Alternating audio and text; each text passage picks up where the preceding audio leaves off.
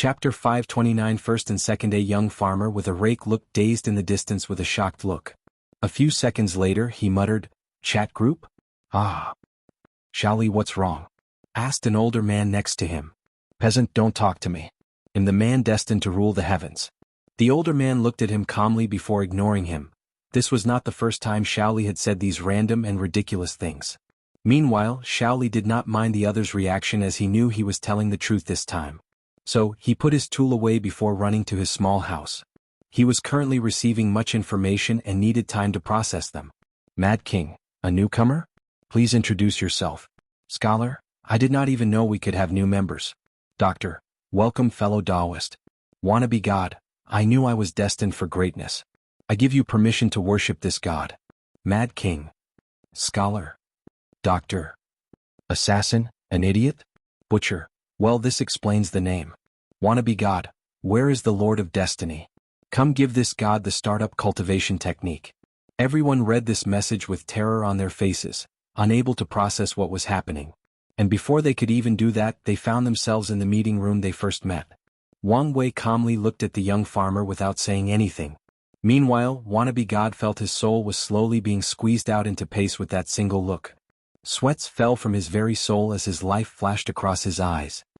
"I can eliminate your entire existence with a single thought before making you regret you ever existed between heaven and earth," Wang Wei said calmly. "Do you know this?" Wannabe God took all his willpower to nod his head.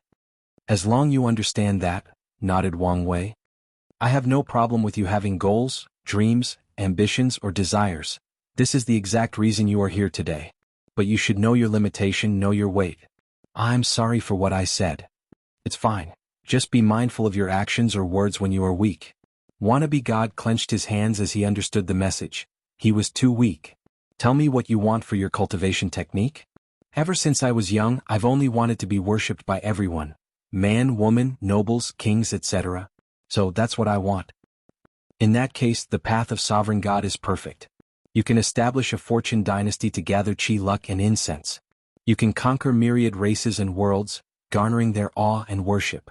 Be mindful though.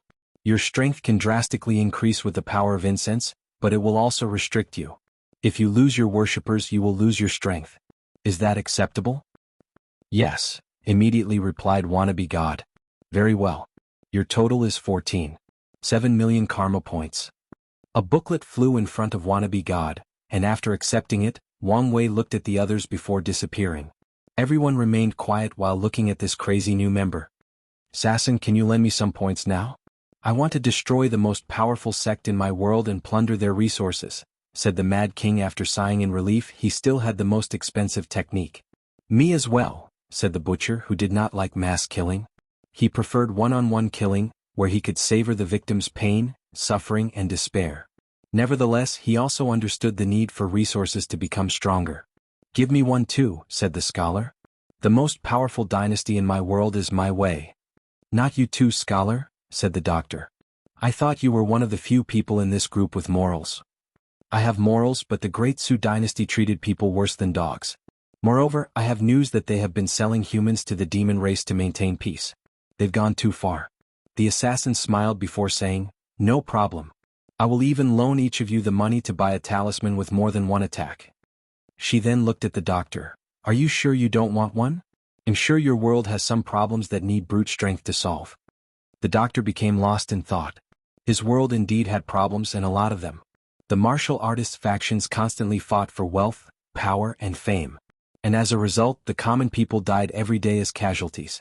Maybe with absolute strength, he could stop the fighting indefinitely or by an extended period of peace and stability. "I also want a loan," said the doctor, making Assassin smile under her hood. "Excellent." Then she gave them the loan. As for Wannabe God, she did not ask him. Wannabe God was a new person, and he had offended the Destiny Lord. She did not know whether he would survive long despite the Lord not minding his behavior. Meanwhile, Wang Wei watched this interaction. After the exchange, these people went on a killing spree, and as expected, they acquired some innate herbs. Each had 2, with the Mad King acquiring a shocking total of 4. Each group member exchanged their 2 innate treasures. One was to pay for their initiation debt, and the other to pay for their cultivation debt. It's a shame the Mad King did not exchange the last 2 treasures. Now, only the last resource group is left, muttered Wang Wei after taking out the innate resources. He only needed 10 more innate herbs for the last incarnation, which alleviated the warning signs his intuition gave him. Nevertheless, he would not stop his business of raising leek as some protagonist in his past life would call them. After all, he now had ambitions to convert all the materials in his main body into Chao level ones. Wang Wei looked at the people in the chat while muttering, "Now that all of you are rich, you will stop relying on me. This can't be allowed." He accessed the original 5's fate line and added a few Nexus fate events that would force them to use the points in their hands and continue relying on his power. He also took his time with the Mad King since he wanted the remaining 2 innate resources. As for Wannabe God, he was still in his early stage of development, so there was no need to make things difficult for him, at least not yet. Finally, Wang Wei focused on his puppet, who was still searching for worlds with innate treasures to steal. Unfortunately, he did find nothing as of yet, and Wang Wei was not surprised. It would not be surprising if these 6 people's worlds were the only place in the Martial Supreme World community with innate resources. At least in the lower realm. For example, Wang Wei has been searching the lower realm of the Myriad Emperor world community for many years but found nothing, even with his divination. Furthermore, he knew the reason he could gather these resources so quickly was a combination of his Tao Overlord's luck being on the rise and his strategic mind. From now, things will require a bit more effort. Through the Trials token, Wang Wei received the news that a dinner party with all the Trials participants would take place a week from now. So, he used this time to gather as much information as possible through Shadow 2. As he expected, the information was not much, mainly since some world communities might have used the same tactics. Nevertheless, he still gathers some crucial basic information. For example, 12 world communities participated in this trial, counting the Myriad Emperor. Of these 12 communities, Wang Wei paid attention to 2, Star Beast World Community and the Emperor Tao World Community. The Star Beast World tied the Myriad Emperor World for the number of Eternal Emperors, 8. Furthermore, the entire Endless Void acknowledged that their cultivation system has the greatest battle prowess. It's a shame that even their quasi-emperor could only live up to 50,000 years due to that system. As for the Emperor Tao World, they are first on the list with a total of 10 Eternal Emperors. Of course, Wang Wei did not take the list seriously as he knew the Myriad Emperor used to be first, but too many Eternal Emperors died, plus the one or ones hiding in the Forbidden Lands do not count. Shadow Toe acquired some basic cultivation techniques from these world communities, so Wang Wei wanted to know about them. The Star Beast World's cultivation system is very rudimentary. It is divided into 9 ranks. The first stage of cultivation is to condense a rank 1 Star Beast body, usually between 5 meters to 100 meters. And every time the cultivator rises in rank, the bodhi's height will increase to the point of being as big as galaxies. The entire system involves increasing the size of the body. What makes it the strongest battle-oriented system is the process of condensing these bodies. The Star Beast World's cultivators use anything under heaven and earth to increase their ranks. Spiritual herbs, ores, energy of any kind, laws, souls, flesh and blood, heart demon, etc. Anything they can find, they will absorb to increase their body's size. So, fighting any of them is like simultaneously fighting a fleshly body master, energy-controlling expert, and soul savant. Then there is the constant, non-stop fighting of that world because of how precious every single piece of resource is. Every Star Beast cultivator is fighting madmen. They have to, otherwise they won't get the resources to cultivate. With such a short lifespan, how does their heaven will battle operates? Thought Wang Wei before searching for the answer in the information. From the information, Wang Wei knew that the Star Beast cultivators exchange many life-extending resources with other world communities so they can live long enough until their heaven will battle. If not, they will seal themselves before their lifespan runs out. As a result of this circumstance, the Star Beast world is very friendly to immortal base world communities since they usually have the most resources related to longevity. After reading this, Wang Wei's eyes lit up as he thought of a business opportunity. The Star Beast world might have connections to other world communities, but what about the lower realm? He does not think the Great and Middle Thousand world will have a way to contact them, so he wanted to target them. So, he decided to meet someone from the Star Beast world to get some information. Chapter 530 Fate Palace. Wang Wei did not immediately leave as he wanted to understand the cultivation system of the Emperor Tao world, which was attractive to him. The first realm is the body tempering realm, involves training and purifying the body. The unique part about this realm is that they constantly destroy and rebuild their bodies, similar to some cultivation techniques in Nirvana. Energy Sea realm is a realm similar to the Divine Sea realm, which focuses on gathering and condensing energy.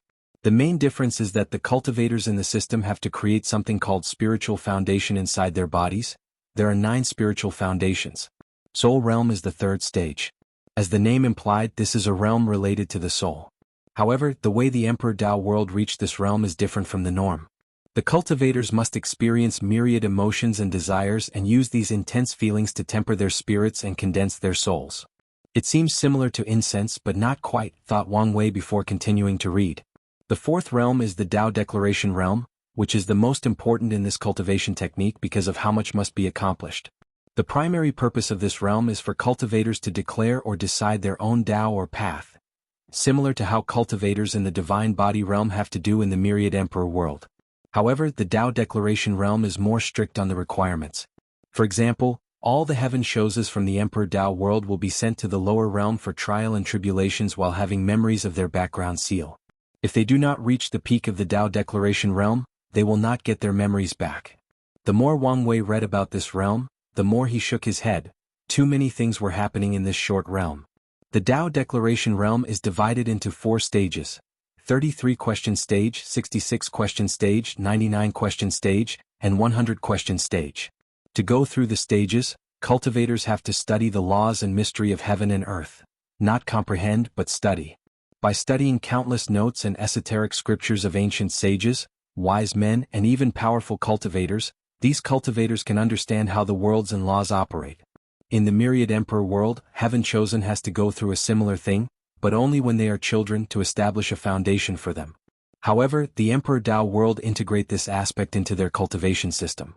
In the first stage, 33 question, cultivators must study enough about the body to temper it to the point of withstanding the law.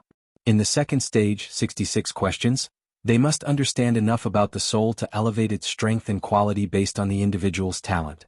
In the third stage, 99 question, sublimate the soul into the law soul, similar to primordial spirit or true soul. In the final stage, and the stage where the upper realm geniuses could unseal their memories, they have to elevate the previous energy in their bodies to a higher one. While doing all this, these cultivators also have to find their Tao or path and have enough conviction in their decision to move to the next realm. Otherwise they would be stuck in this realm. I understand the purpose of the soul and Tao Declaration realm is to temper the state of mind, willpower, and Tao heart, but it seems too much is happening at once, commented Wang Wei before continuing reading. The fifth realm is the law realm, further divided into sensing law, see law, touch law, and comprehend law. This is a step-by-step guide on comprehending and wielding the law. This is the basic realm that involves the laws found in many cultivation systems. The only noteworthy aspect is that some heaven chosens are rewarded with something called law essence by heavenly Tao if they are powerful and talented enough. The law essence can nourish their bodies to make them stronger and boost their comprehension of specific laws. After comprehending 50% of their primary and 40% of minor laws, the next step is to condense them in the spiritual foundation into cores, hence the name of this realm, law core. The law cores can be created for one law, multiple, or one core for all the laws, similar to how Wang Wei fuses the different law aspects of fate into one. Wang Wei realized that this spiritual foundation system provides great battle strength to cultivators in this stage because of law resonance. These cultivators can have multiple cores inside their bodies, then use them to resonate with each other or the laws of heaven and earth and borrow their power. So, the cultivators in the Emperor Tao world are most likely very versatile in their fighting methods. The seventh realm is the domain realm, where the law cores are condensed into a domain seed. And just like the myriad emperor world, cultivators must focus on expanding and controlling their domains. The eighth realm is the incarnation realm. Through deeper comprehension, the domain seed has turned into fruits of law in the first stage of this realm. And in the second stage they ripened into incarnation of self. Cultivators do not have to consciously manipulate laws at this stage, as the incarnation will do it for them. The ninth stage is the true self realm, where the cultivators fused with their incarnation, boosting their control of the laws to another level. In each cultivation stage, cultivators condensed a spiritual foundation for a total of 9. And to reach the quasi-emperor realm, they must fuse all 9 spiritual foundations into an Emperor Tao foundation. During the fusion, cultivators can experience everything that previously occurred in their lives, thus sublimating their state of mind and Tao heart in the process. Additionally, during the fusion, the Emperor Tao world cultivators will slightly boost their comprehension to elevate their understanding of the Tao. According to rumors Shadow 2 gathered, This boost will remain in some cultivators after acquiring the heaven will while comprehending the Grand Tao source, but there is no proof yet. After reading the entire thing, Wang Wei compared the origin system with the spiritual foundation system. The overall difference is how these two systems approached laws. The origin system focused more on a deeper understanding of the law, while the spiritual foundation system focused more on subtle control of the law. For example, the higher energy created in the fourth stage of the Tao Declaration realm is fused with laws comprehended in the next realm. This is not the same for origin essence, which served as a boost and power source for cultivators to use the law. Meanwhile, the Emperor Tao world cultivators fuse their energy with the law to better control. They use their soul, spirit, body, and even energy to control the law. The downside to this method is that if something went wrong with these cultivators' energy, their control of the law would decrease. And if something went wrong with their laws, they would be almost useless. Meanwhile, if something went wrong with the origin system cultivators' energy, they can still use their laws to fight. And if something is wrong with their laws, they can still use their energy to fight. Furthermore, because of how the Tao Declaration realm functioned, there are bound to be many cultivators forever stuck in that realm, meaning that the myriad Emperor world has way too many high-level cultivators than the Emperor Tao world. However, they have higher quality cultivators. And if Wang Wei had to choose which system was better, he had to admit it was the spiritual foundation system, despite some of its flaws, especially when it comes to the boost with comprehending the Grand Tao source, if it's true. He could foresee that they should have a higher number of second and first-class great emperors throughout their history than the myriad Emperor world. As for the reasons they do not have even more eternal emperors, it could be because of luck or because the myriad Emperor world has gone through many hanging catastrophes that force geniuses from all walks of life to rise. Or the boost does not apply to understanding Tao will and existence. Or a combination of the three. After analyzing this cultivation system, Wang Wei had many thoughts and ideas. The first one was to create something similar to the spiritual foundations with his incarnation. He would call it Fate Palace. Instead, and his purpose is that when they fuse, it can sublimate his understanding and control of Fate Tao. This might be how I can reach a golden law tree, thought Wang Wei with excitement before rapidly calming down. To accomplish this, he would also need to learn from the incarnation of self concept of the spiritual foundation system and recreate it. Countless thoughts flashed across his mind on how to accomplish these things. He could tell by doing this that he would elevate his force control skill to a higher level when it comes to law. The only problem facing him now was that he only had a quasi-emperor tier cultivation technique from the Emperor Tao world. He wanted to have at least one emperor scripture before proceeding with the plan. Another thing to put on the schedule is to optimize the origin system, he muttered. Wang Wei had long planned to do so, and the reason was not that he learned another system was better than his home world. Based on his plan, the environment of the myriad emperor world will revert to ancient times, meaning that the ancient clan and their cultivation system will flourish. Unfortunately, Wang Wei also acknowledged that the origin system could not compare to the ancient one in an environment full of innate qi and maybe even chaos qi. So, he could foresee that the majority of cultivators would switch to that system if nothing were done, thus destroying the Qi Lucy foundation of the Tao opening sect. Wang Wei would not let that happen, so he needed to optimize the origin system. Now, with this inheritance trial, he can access some of the best cultivation systems in the endless void and learn from them. Chapter 531 The Commerce Hub. You dirty hairless monkey, said a humanoid hyena looking at a group of people. He spat in front of them before continuing, You humans disgust me. You're lucky the trial does not allow fighting before the competition begins. After saying that, the hyena walked away to see a handsome young man with beautiful long silver-gray hair.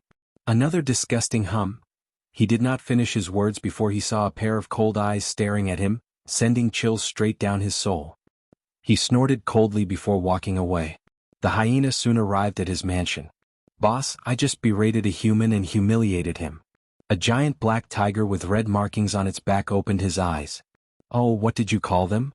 I called them disgusting hairless monkeys and harassed them for over an hour.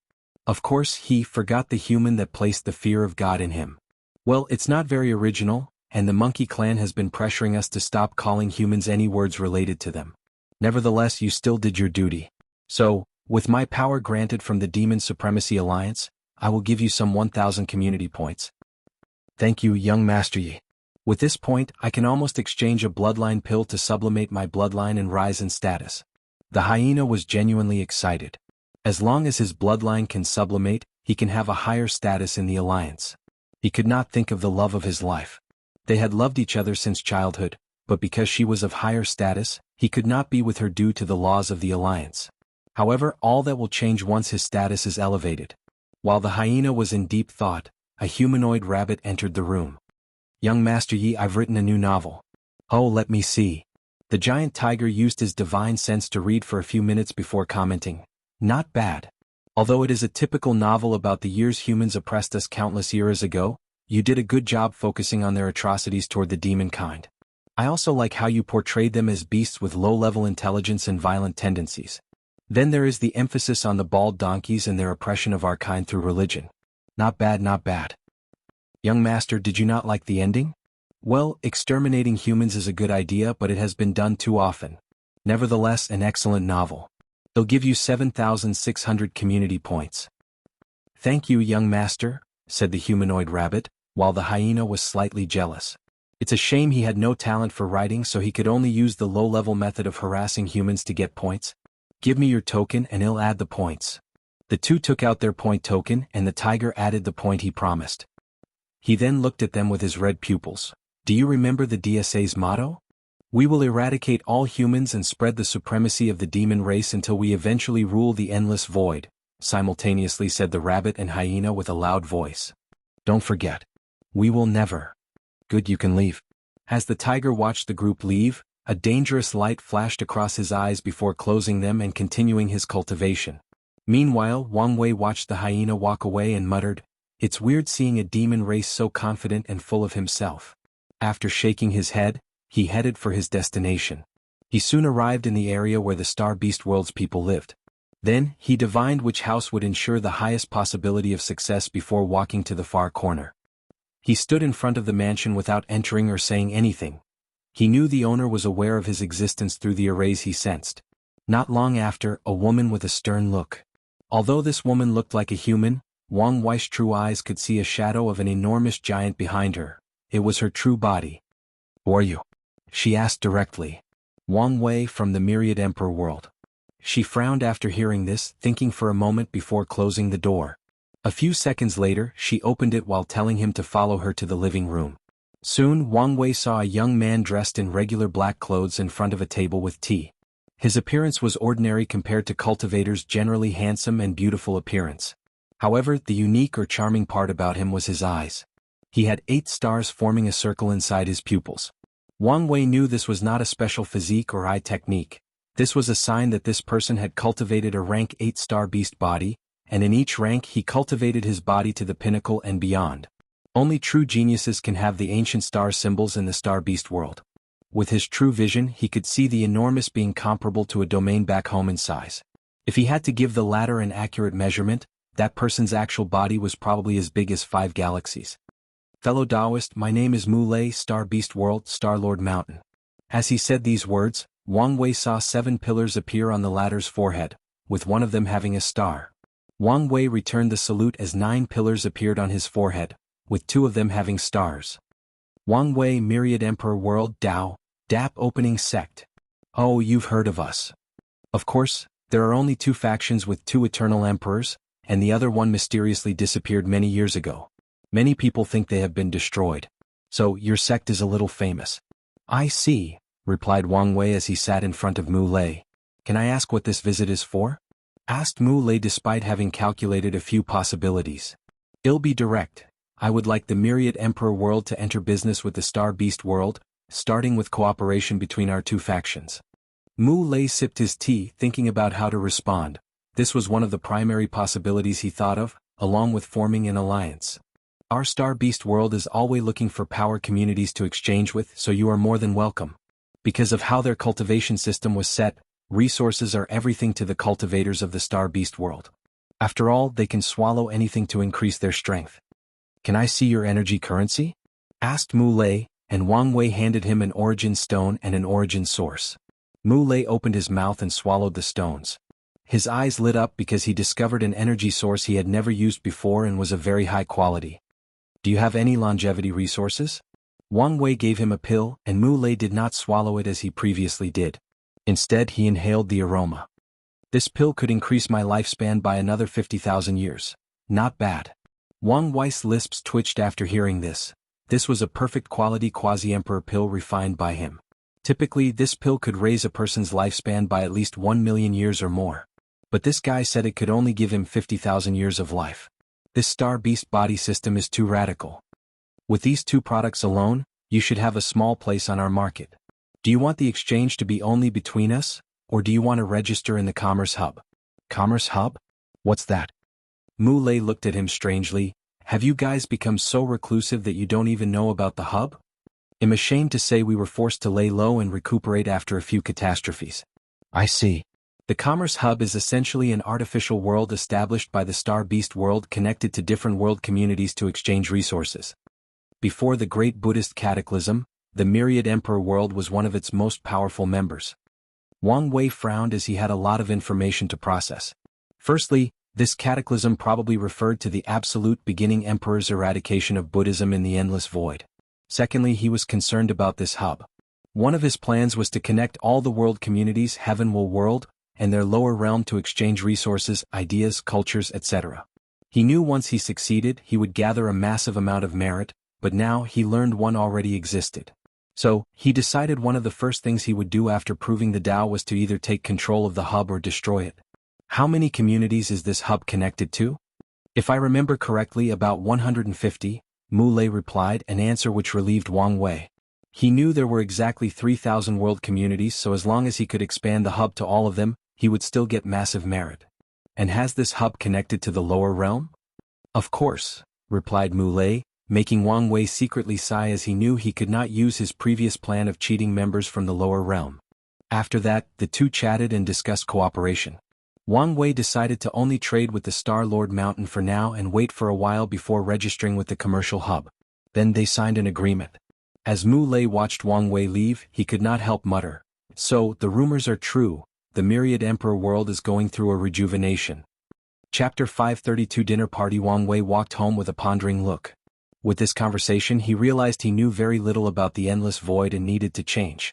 So, after returning home he contacted Ancestor Wuxia and asked him about the commercial hub. That thing? I remember the devil race destroyed it during that era. I guess they rebuild it. So, the sect has not been part of the hub since the incense era? That's probably correct. After the devil catastrophe, didn't anyone think of rejoining? Back then many of us died or were injured, so no one really cared about the endless void. What about after you recuperated? By then we had to worry about the rise of the Emperor Enlightening Academy, the 9 Emperor Curse, and the Heaven Devourer Emperor, so no one really cared or thought about such a thing. Wang Wei sighed, knowing there was no point in focusing on things like this. What he needed to do was focus on the future. Speaking of the 9 Emperor Curses, what happened? I've never felt its power. After you entered the Dui realm, Heavenly Tao removed most of the curse's power. And after you became an outlaw, it completely removed all its influences. Do you know the reason? We have calculated a plethora of reasons. The eternal destiny of this generation, the upcoming change of era, the fact you stripped the spirit of epic from the academy, and even that lad's Tion's presence. Anyway, the real reason does not matter. What matters is the fact it's removed. That's true, nodded Wang Wei. What do you think of the sect's alliance with the Star Lord Mountain and eventually rejoining the commercial hub? You're the sect master, so you can decide these things on your own. And as the sect master, you can dispatch most of the immortal powerhouses in case you want someone to station at the hub. All right. When Wang Ju returns from her retreat, I need someone to help spread the Fate Shadow Guards throughout the endless void. And using the hub as the starting point is a good idea. That's fine. Then the 2 ended the conversation. Not long afterward, Li Jun ran into the house with excitement all over his face. What happened? I got some information that may be useful for you. Then he handed Wang Wei a talisman, which contained an image of him fighting other trial members. How did you get this? Wang Wei knew it was forbidden to fight before the competition began. I convinced these people to fight me through the dream technique. Brilliant, said Wang Wei as he watched these battles and experienced how these power systems functioned. The trial did not only contain people from 12 world communities. The 12 main communities like the Myriad Emperor World, Star Beast World, and Emperor Tao World had at least 3 participants, but the others would only have 1 or 2 participants. From what Wang Wei knew, at least 30 to 40 communities participated in this trial. So, Li Jun's information was crucial to him. So, he rested inside for the next few days while viewing these battles. It's a shame that many world communities were smart enough to decline Li Jun's invitation since they knew the importance of information. Finally, the day of the dinner party arrived. Sect Master, Elder Li Jun has left for a while now, said Shadow 2. I know you're trying to remind me not to be late, but I have my reasons, said Wang Wei, who fixed his black martial clothes and appearance. He wanted to wear a white one for this trail but changed his mind considering his clothes would have the blood of his enemy on them. Although it was a magical artifact with self-cleaning capabilities, he decided otherwise. Sometimes it's good to leave the blood on for intimidation and boost the aura. Blood looks better on black clothes than on white ones. Suddenly he sensed it was the right time, so he headed to the destination. Meanwhile, Shadow 2 was momentarily confused. From what he knew about the young master, he was not one of these people who liked grand entrances or flashy displays of power. At least, most of the time that was true. Wang Wei got into his carriage and flew to the center of this small world where the dinner took place. After showing his token, he walked inside after putting his chariot away. And as he expected, he was the last to arrive, making everybody glance at him. Hello, fellow Taoists, Wang Wei said as he cupped his hand and bowed slightly. His voice traveled throughout the entire venue, forcing everybody to focus more on him. As such, Wang Wei senses numerous gazes, curious, intrigued, sneering, disgusted, and even killing ones. Interesting, said another voice that traveled through the entire room, shifting the people's gaze toward the far left of the room. Even Wang Wei had a severe look on his face as he gazed at the person who spoke. It was a handsome young man dressed in a loose long white robe with blue designs. His long black hair was in a top knot, but he also had a ribbon around his forehead to keep his hair. The young man ignored the gazes surrounding him as he looked at Wang Wei.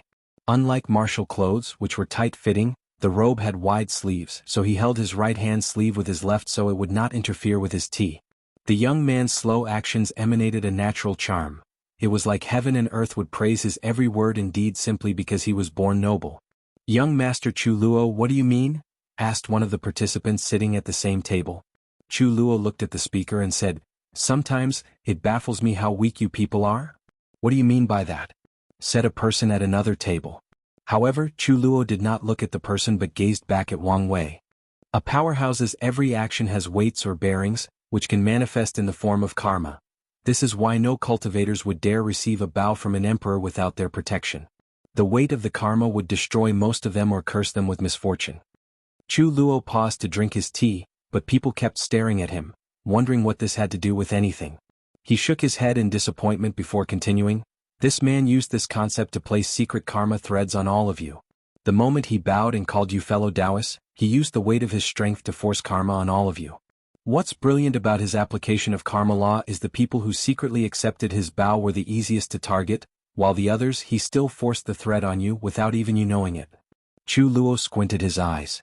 He did not say that such a method would require a great deal of control of karma but also great intelligence to capture the mindset of all the people in the room.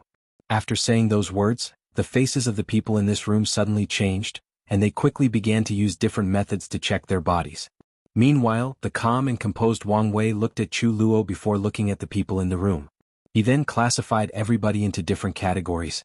The first group was people who instantly realized what he did, and to his surprise, there was another one beside Chu Luo in the back with a hood covering their faces. The second group was the people who could detect his action after being revealed and used their own method to cut off the karma thread. The third group was the people who could detect the thread but did not have the means to remove it. And finally, the people who could not even notice it. With a gentle smile, Wang Wei walked to the Tao opening sections to the far right, where the other participants gave him a fierce look. All 5 of them belonged to the second group. What's wrong? You seem more serious than before? Asked Li Jun through divine sense despite the gentle smile on Wang Wei's face. That guy who spoke, he is dangerous. Well, since he could detect your method, he should be quite powerful. No, I mean he gives me the same vibe as D. Tian. Are you serious? Does more than one of such a monster truly exists? Most likely, remember the hints I've been getting to finish my incarnations quickly? Most likely it's because of him. Li Jun looked at Chu Luo's table with a severe look. He understood what kind of monster D. Tian was. His big brother was on his way to reaching that level of monstrosity, but he was not there yet. I have an idea on how to gather some information about him, he said. Oh. After hearing his plan, Wang Wei's lips twitched. I doubt that would work. I bet he also has an alliance with the other people to prevent information leaks. No, this guy gives me an arrogant and overconfident vibe. I doubt he would care about information leak. Well, go for it. I promise not to say anything to Liling. Wang Wei sensed something and looked in the back of the room, where the hooded figure seemed to be staring at him intently. However, Wang Wei only squinted at him before ignoring him. Meanwhile, the hooded figure did not stop staring for a few seconds. Fate-dominating Emperor, I have finally found you. No matter what it takes, I will kill you before you grow up and save all sentient beings in all heaven myriad worlds. Chapter 533. The rules. Wang Wei felt that he had forgotten something, and right when he was about to try to remember, a bright light appeared in front of the room, and an odd woman wearing a mask appeared. She had the same mask as Lord Spirit, half smiling naively and the other full of cunningness. Unlike Lord Spirit, this woman had a lower body but appeared slightly transparent, like a phantom. She opened her mouth to speak and a deep male voice came out. Welcome, fellow heaven chosens from the endless void. No one cared about the anomaly between her voice and visage. The cultivating world was full of weird and strange things. To make things easier for everyone, you can call me Lord Spirit and I will be in charge of the trial. Now, before you can enjoy your dinner, I will tell you the rules of this inheritance. There are 8 categories to be tested: fleshly body, soul, energy control, comprehension, Tao heart, willpower, battle prowess, and one final test that I can only say is vital. Lord Spirit paused to give everybody time to process the information before continuing. Based on your result in each category, you will receive points that will determine your ranking. Be mindful that the last test is precious and worth plenty of points. It could be the determining factor of this inheritance trial. Any question? Is it true the Deceiving Heaven Longevity Sutra is an insurgent scripture? Asked someone. That is correct. So, any lucky ones who go home with it will significantly contribute to your factions.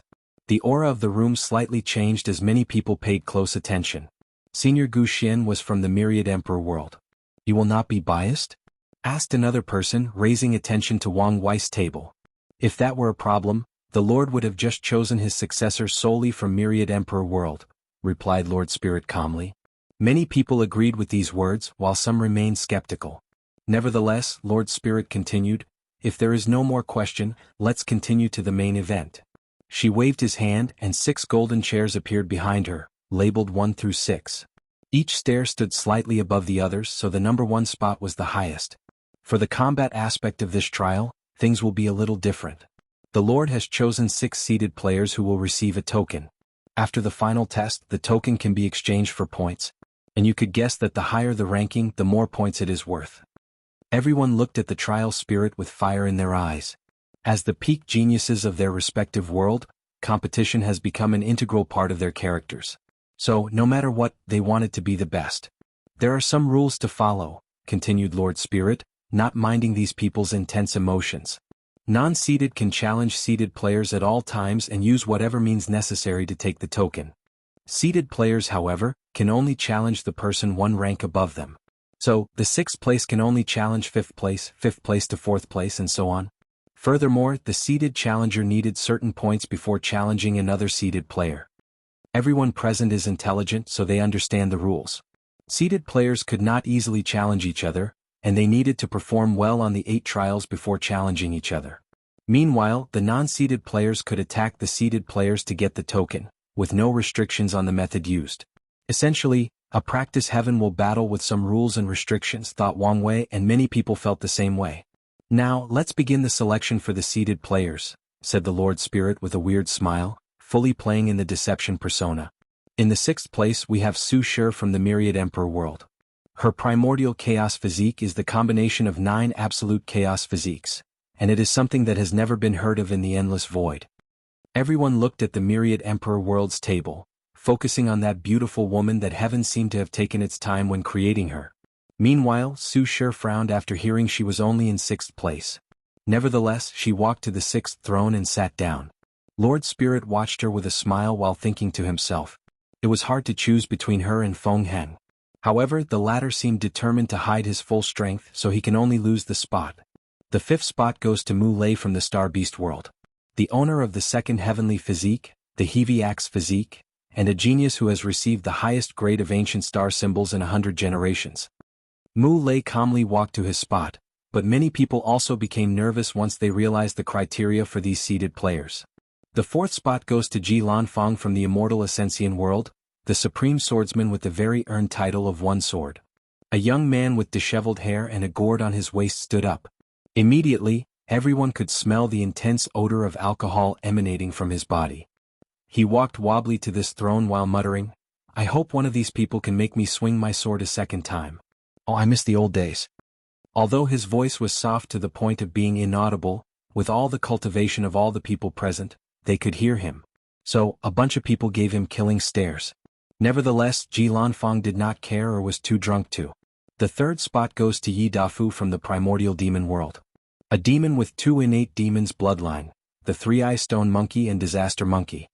A monkey wearing dark and gold armor, holding a red pole on his shoulder, looked at the people in the room. "Your father is only third? I want to see who is so bold to be above this monkey. Anyway, they will taste my staff." After saying that, he jumped in the air, did a flip and landed on his chair. Many people looked at him with a severe look. The three-eye spiritual monkey and the disaster monkey were 2 innate demons known for their extreme battle prowess. Back in that era, in some world communities, they were the leader of innate demons instead of dragons and phoenixes. Now, they actually met someone with both these bloodlines and he could only be ranked third. Everyone wanted to know who was above him. In the second place we have Wang Wei from the Myriad Emperor world. Owner of the fate puppeteer physique that he created himself and acknowledged by Heavenly Tao. On top of all that, he is a true Power Tao powerhouse of the second level. Wang Wei walked to his spot, already expecting this outcome. He sat on his throne looking at the monkey, giving him a fierce gaze. For a brief moment he thought this monkey was Sun Wuken's clone or something because of how he behaved himself. Mu Lei looked at his new commercial partner with a slight surprise as he did not expect the latter to be this powerful. He is also a true Power Tao cultivator, but he has only recently entered the first level and slowly walking his way up.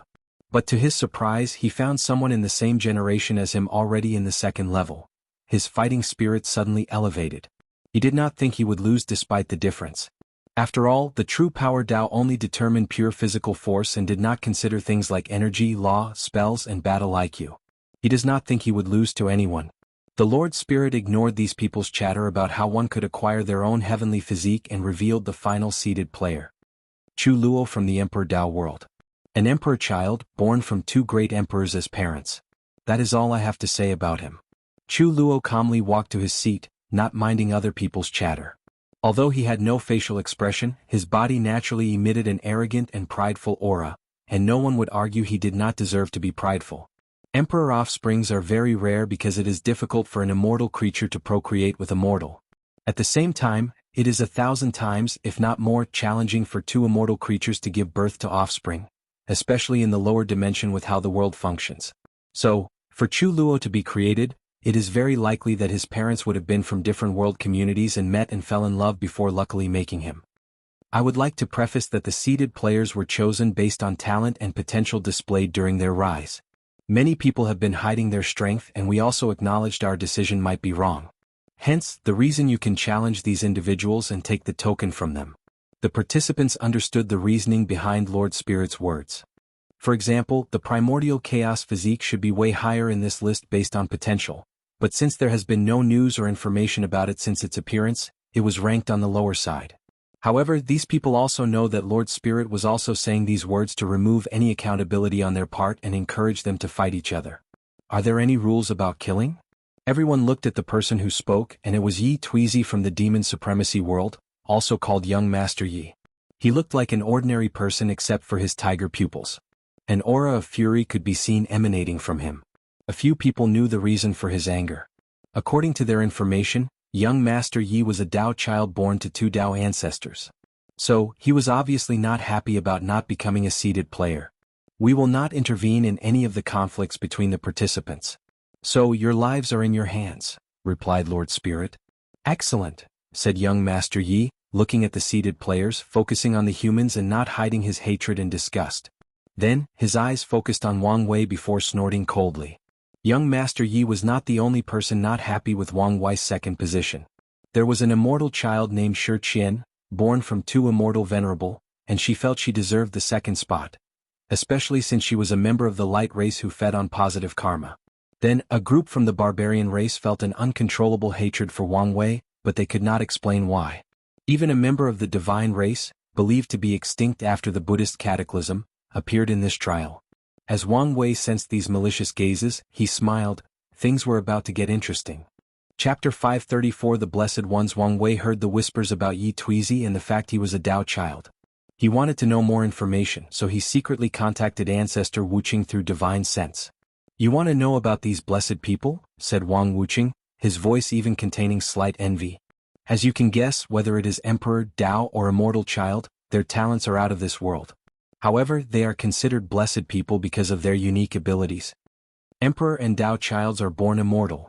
The moment they are conceived, they do not have to worry about lifespan, unless their parents sealed them." "That made sense," commented Wang Wei. "After all, they were born from two immortal beings or higher dimensional creatures." "What about immortal childs?" "They are not immortal. They can live to the limit of mortal lifespan, which is 1 yuan epoch." Wang Wei was slightly surprised, but considering that 1 yuan epoch equaled 1,269 trillion years, these immortal children were essentially immortal since they did not have to worry much about lifespans. "So, the highest lifespan any cultivation system can grant is 1 yuan epoch?" asked Wang Wei.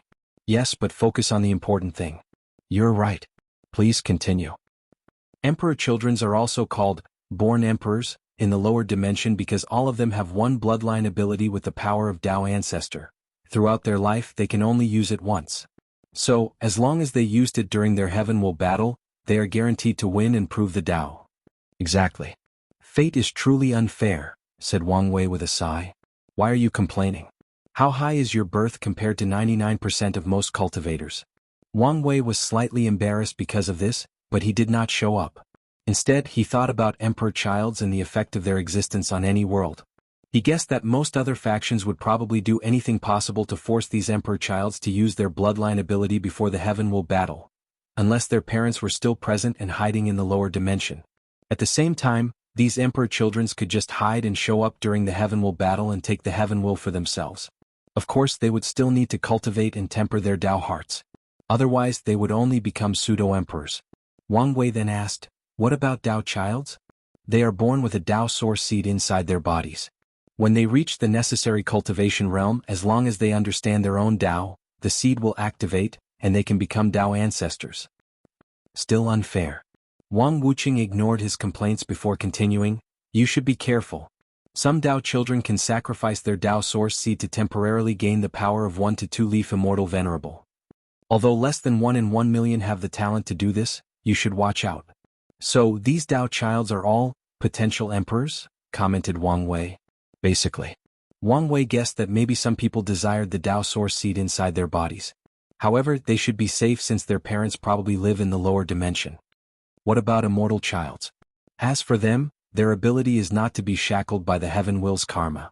So, they can fight in each generation without the need of a great emperor to wash away karma for them.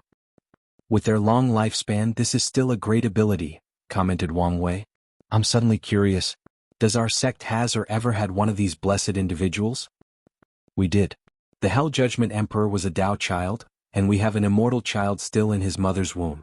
If you did not come along, he would have been our solution to the 9 Emperor curse. The Hell Judgment Emperor was the Wang clan's 4th emperor and the sect's 7th great emperor. He lived during the Devil era and cultivated the Tao of Judgment, which significantly affected the Devil race because of their sins." Wang Wei suddenly realized the majority of the sect's emperors were during the Devil era. Qiyuan Emperor and Sword Emperor were during the Ancient Emperor era. Ancient Desolate Emperor, the 3rd Emperor, was during the Incense era.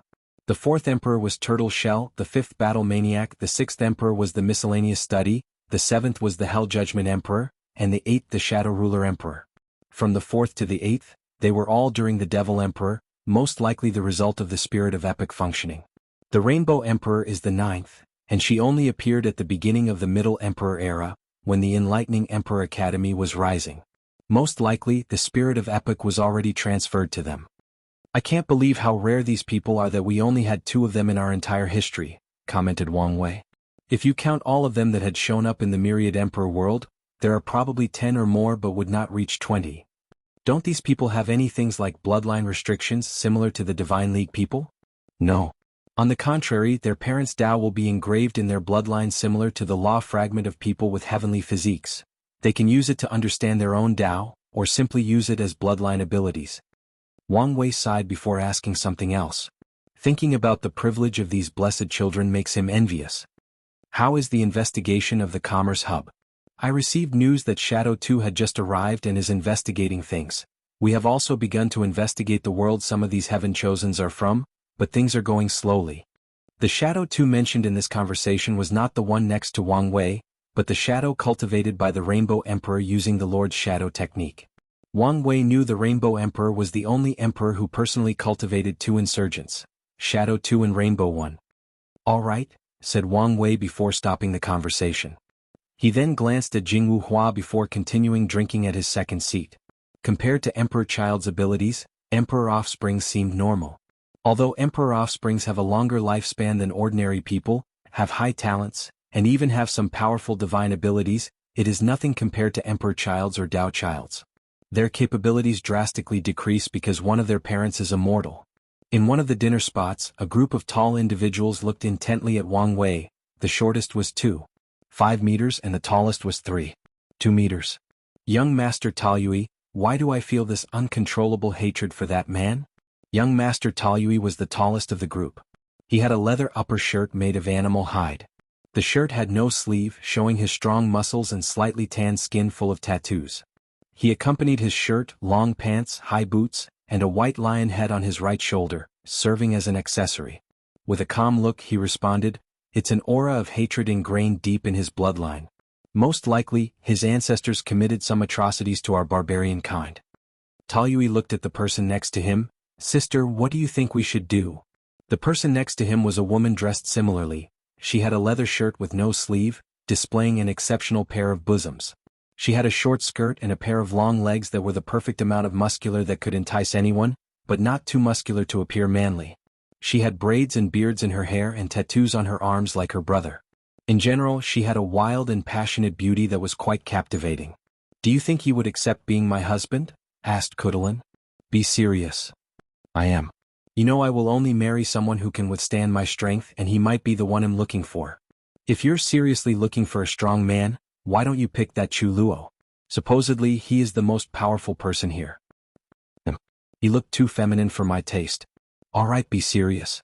What do you think we should do about this hatred? Should we attack him?"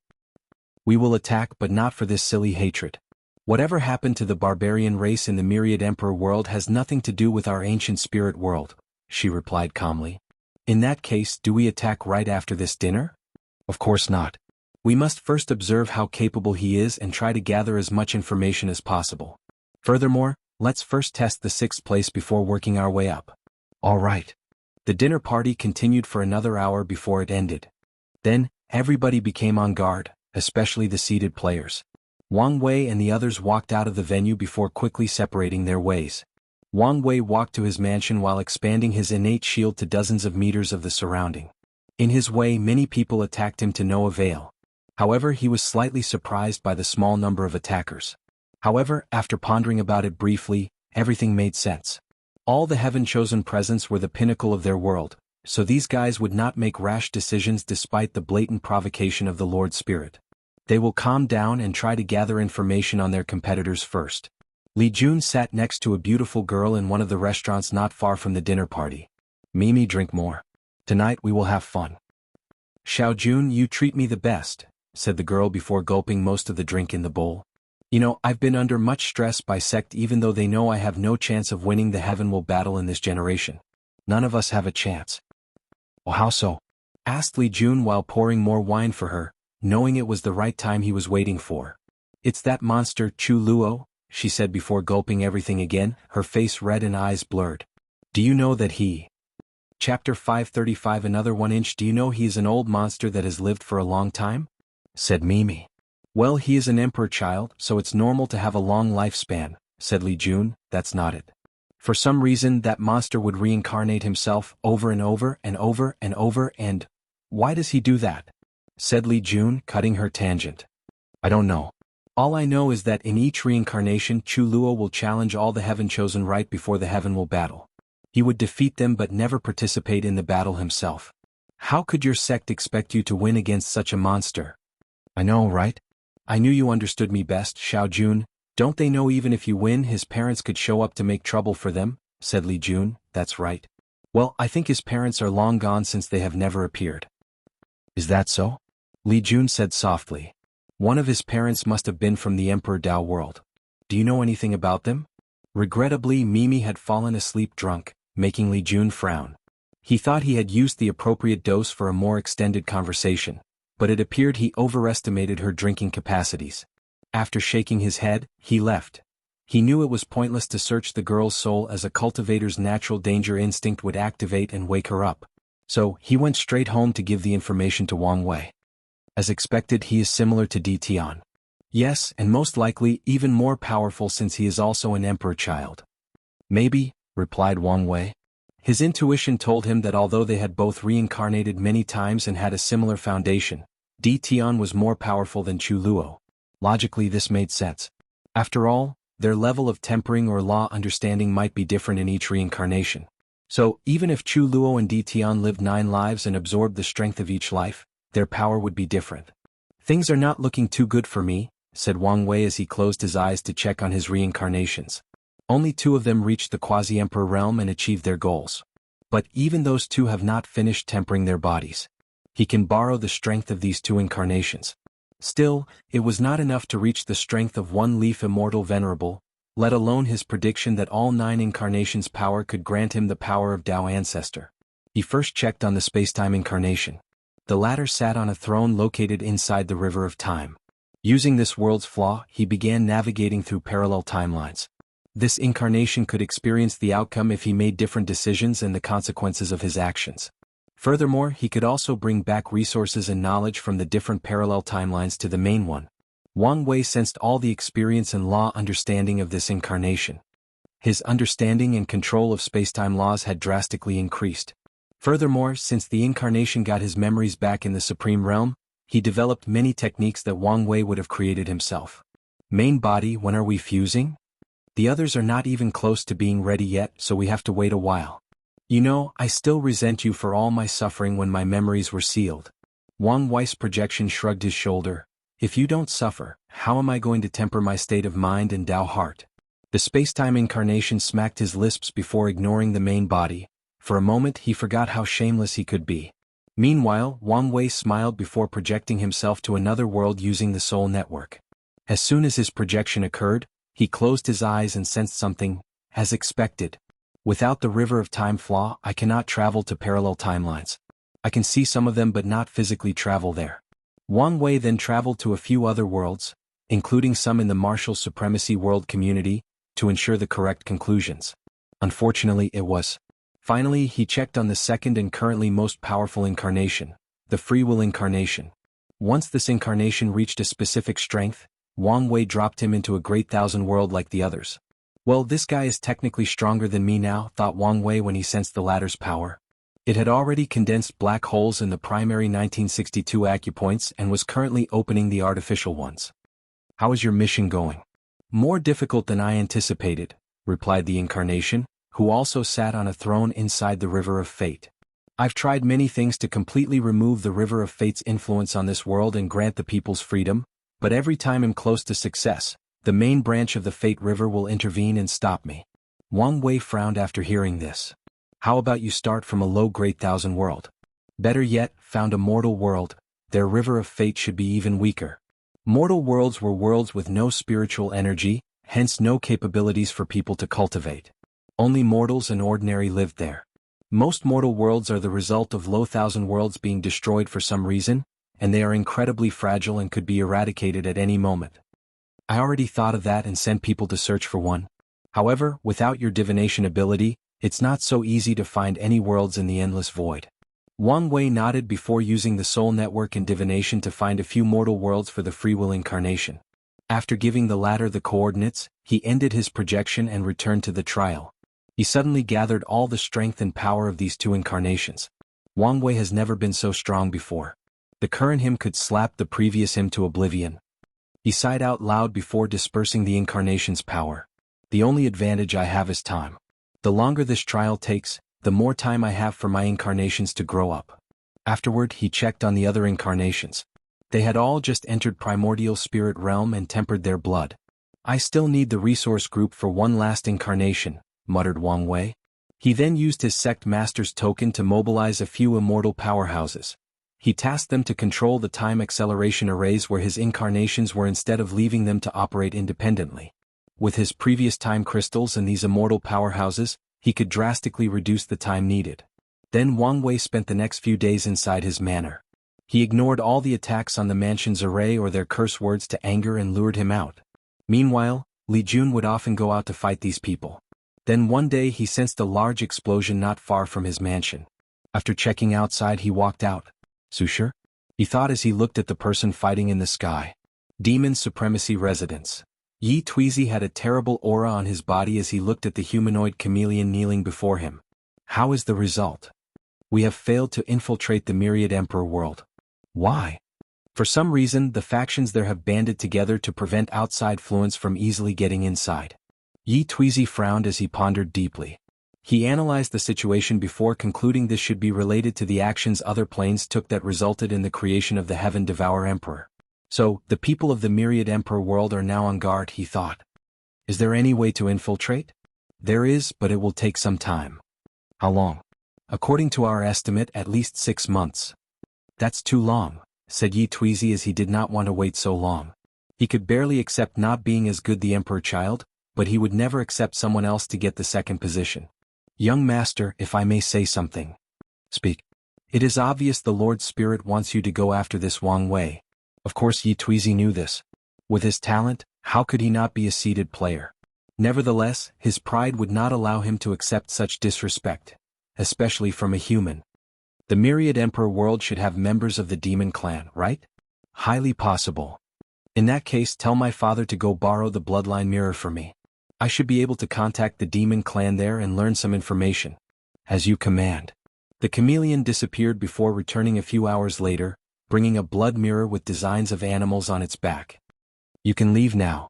Young master, you should know even with your status, the Demon Supremacy Alliance will not allow you to use such a high-level chaos treasure without surveillance. Yi Tuizi frowned with annoyance but did not say anything more. He took a drop of blood from his body and used it to activate the mirror, then used his divine sense to impute the Myriad Emperor world's coordinate. A few minutes later, a face appeared in the mirror. Who are you? How did you contact me and bypass our tribe's formation? Yi Tuizi did not waste time. He displayed his bloodline aura and transmitted it to the person on the other side. Such pure and noble bloodline. Your Excellency, I am the Black Tiger tribe's chief. And who might you be? I am the next patriarch of the Hell Tiger clan, Yi Tuizi. I need some information from you. Then the two chatted for over half an hour before ending their communication. However, Yi Tuizi was not happy. Although he gathered the information he needed, he failed to establish diplomatic relations with the Myriad Emperor world's demon clan. When he brought the topic up, he could see the slight fear in the latter's eyes. The fear of humans. How disgusting. With this brief interaction he could summarize how terrible the lives of the demon race were in that world and how much they were oppressed. It does not matter. I can still take my time for the alliance. As for this Wang Wei, although he is powerful, it is not enough for me to be too weary. Suddenly Yi Tuizi felt something and walked out of his mansion. Someone from the Myriad Emperor world is fighting the barbarians? This should be fun. Chapter 536 Su Shi vs. Barbarian Siblings. Wang Wei looked at Li Jun, who had just landed next to him. He was in terrible shape. He had blood all over his face and bare upper body. He had purple spots on his left arm, indicating someone had poisoned him. How are you in such a terrible state? These participants are crazy. They'll do anything to kill people in their ways, Li Jun said with excitement. After seeing this fighting madman enjoying himself, Wang Wei ignored him and focused on Su Shi's battle. The two barbarian leaders, Taoyui and Kudalin, stood before her, displaying aggressive auras. So, you guys think I am a soft persimmon you can pinch easily? Su Shi said, releasing an ancient aura full of power, vicissitudes and nobility, a primordial aura. Yes, we do, replied Kudalin. Brother. Then the two rushed toward her. Taoyui punched her in the face while his sister went for a kick on the ribs. Unfortunately for them, a black aura naturally came out of Su Shi's body and bounced their attacks back, sending them flying away a few meters away. They immediately frowned as they sensed that the aura injured the part of their bodies touched. The injury was not severe and instantly healed because of their fleshly body, it was still abnormal. The two siblings looked at each other and communicated through their eyes. Immediately afterward, they went on the offensive again. This time they mobilized their fleshly Bodis blood energy to protect themselves. Meanwhile, Su Shi did not want to fight for long with these people and revealed all her abilities. She opened her mouth to sing a beautiful and melodic piece of music. Blood spilled from Taoyui and Kuchelin's eyes as the sound wave from Su Shi's voice instantly destroyed their eardrums and even attacked their brains directly. Despite the tremendous pain of this attack, Taoyui summoned a giant bow more than 1.5 meters long. He pulled the strings and his muscles bulged in the process, showing how difficult of a process. Swish! The arrow traveled countless times the speed of light, heading straight for Su Shi's throat. She flew in the sky to evade without stopping to sing. Nevertheless, the arrow followed her. So, she changed direction many times in the sky, but to no avail. In the end, she slapped the arrow away. At that exact moment, Kudelin replaced the arrow's position, holding a black axe and slashing it down. Boom! Su Shi crashed to the ground, destroying numerous houses in the city. However, after the dust of her crash blew away, she appeared before everyone, not even a scratch on her beautiful skin. She raised her head to look at the two calmly. Then her surroundings seemed blurry as if the passage of time was slowed down. Then she suddenly appeared next to Kudelin to punch her. However, the barbarian reacted in time and disappeared. Shadow displacement. So, her main Dao is law, thought Su Shi, who did not stop her punching her action despite her opponent already gone. Then something magical occurred. The spot where Kudelin disappeared suddenly changed, and she reappeared right before Su Shi's punch. Time reversal? Her last thought was before her head exploded due to the punch and her body crashed to the ground. At the same time, Taoyui's arrow hit Su Shi's heart. However, it did no damage. The moment the arrow came a few seconds close to touching her clothes, it decayed and disappeared since it was made from Taoyui's energy. Sister, we can no longer hold back, suddenly yelled Taoyui as the tattoos on his arm lit up. Then, a dragon-like creature appeared behind him. It had a pair of wings, a deer's head and a snake's tail. Philian, thought all the spectators. It is common knowledge that most demon races came from innate demons. As such, there is a particular group of demon races called primogenitor demon. They were the first demon clan created by the innate demons and were crucial to the innate acquire war. Many people believe the primogenitor demons to be the perfect combination of innate and acquired lifeforms. And during the war, many of them sided with the acquired species and became a real problem after acquiring the heaven will. Their contribution to the war was on par with degraded demons, innate demons who abandoned their innate nature to become acquired races. Many of them did that to infiltrate the heaven will worlds, where only acquired races could prove the Tao and weaken that side. Others did it to escape the shackles of being an innate life form. For example, three-legged golden crows are degraded demons. However, they usually do not like that name to refer to themselves. Meanwhile, an enormous wolf with black fur and a snake for a tail appeared above where Kudelin landed. The wolf's fur appeared as if they were constructed from shadows themselves. Shadow Snake Wolf, another primogenitor demon. Kudelin flew to the sky, her tattoos glowing and her head perfectly intact. The Shadow Snake Wolf turned into a picture rune on her chest, and Taoyui did the same. Suddenly the aura of these two increased. Wing God arrows. In many worlds different races referred to Philian as the god of wind. Today Taoyui showed the reason. Thousands of arrows descended on Su Shi at speed hundreds of times faster than the speed of light. Furthermore, once they arrived before her, they turned into these enormous tornadoes capable of destroying all matter, energy and even laws. They could destroy worlds. Nevertheless, she remained calm as she had the utmost faith in her husband's primal chaos art. However, she did not want to reveal the extent of her fleshly body for now, so she waved her hand. Then, all these arrows stopped midway in motion as she had reverted them to their state of inertia. Suddenly, Su Shi frowned as she sensed something directly attacking her soul and ignoring her Bodhist defense. Numerous tentacles suddenly appeared inside her sea of consciousness and attacked her primordial spirit. Controlling the shadows created by soul? What an ingenious application of shadow law. I should not underestimate my opponent. A bright light appeared in her sea of consciousness, dispersing all the shadows, which tried to fight off the light to no avail. All of these actions occurred in a blink of an eye, but it was still enough time for the barbarian siblings to go on the offensive. Spatial Wind Arrow. Taoyui's arrow bent spacetime as it traveled toward his opponent. The ripple created by bending spacetime generated wind made of space itself that could shred any matter, energy, or spiritual power. Shadow Confinement. A black dome covered Su Shi to prevent her escape, but the arrow easily passed through it. Nevertheless, she remained composed. The siblings sensed a terrible danger right before the arrow hit her, but it was too late for them to react. They suddenly found themselves inside the black dome, facing Talu's arrow, while their opponent was outside. Boom! The black dome exploded and the siblings fell from the sky, their bodies mutilated and their souls injured. Everyone knew they would not get back up. What exactly did she do? Asked Li Jun. I could sense the subtle power of time, but I could not completely detect her actions. Time exchange. She exchanged their time to achieve spatial displacement. With your reaction speed, you would not fall for this move. The siblings underestimated her. I see. Can you do that? Of course, and I can even do it better.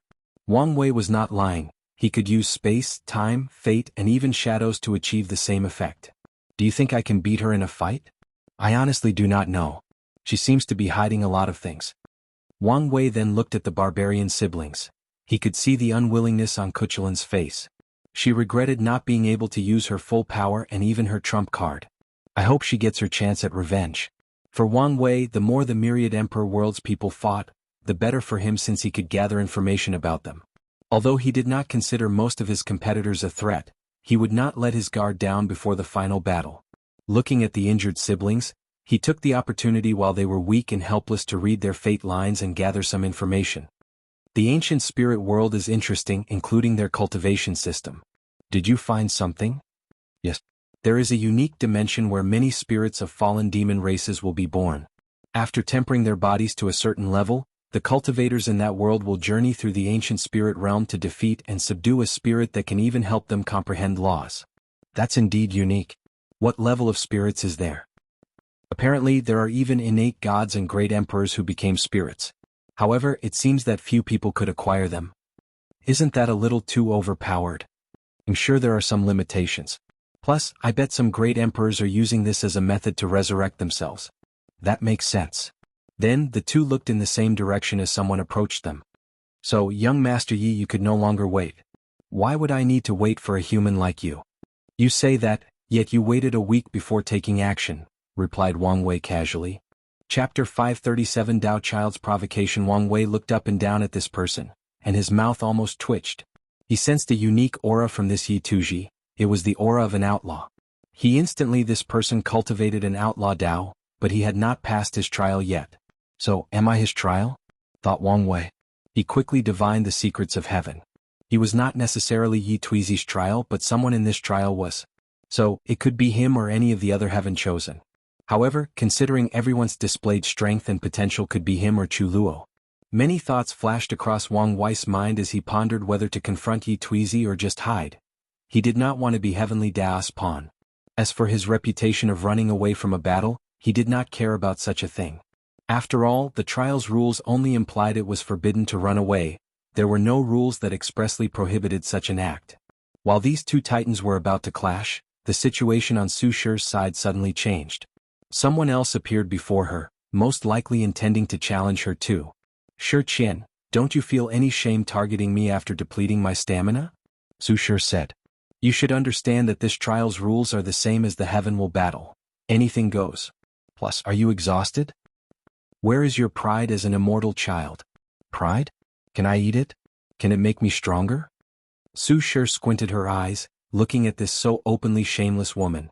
Many thoughts flashed across her mind as she analyzed the situation. Then, without hesitation, she took her token and threw it to Shi Qian, an act that surprised her. This was a calculated move on Su Shi's part. The sixth-seated place was unique as too many vied for this position. Although she had confidence in herself, she did not want to reveal too much of her strength before she saw how the other parts of the competition took place. Of course, Su Shi would not give up this trial. The deceiving heaven longevity art was too valuable for her. She did not want this technique to contribute to another insurgent technique in the academy.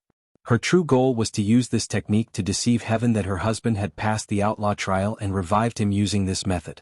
If not, at least deceive heavens that he failed his trial but survived. Su Shi did not know whether this technique could accomplish something like this. However, this was her first chance at reviving him, so she wanted to try no matter what.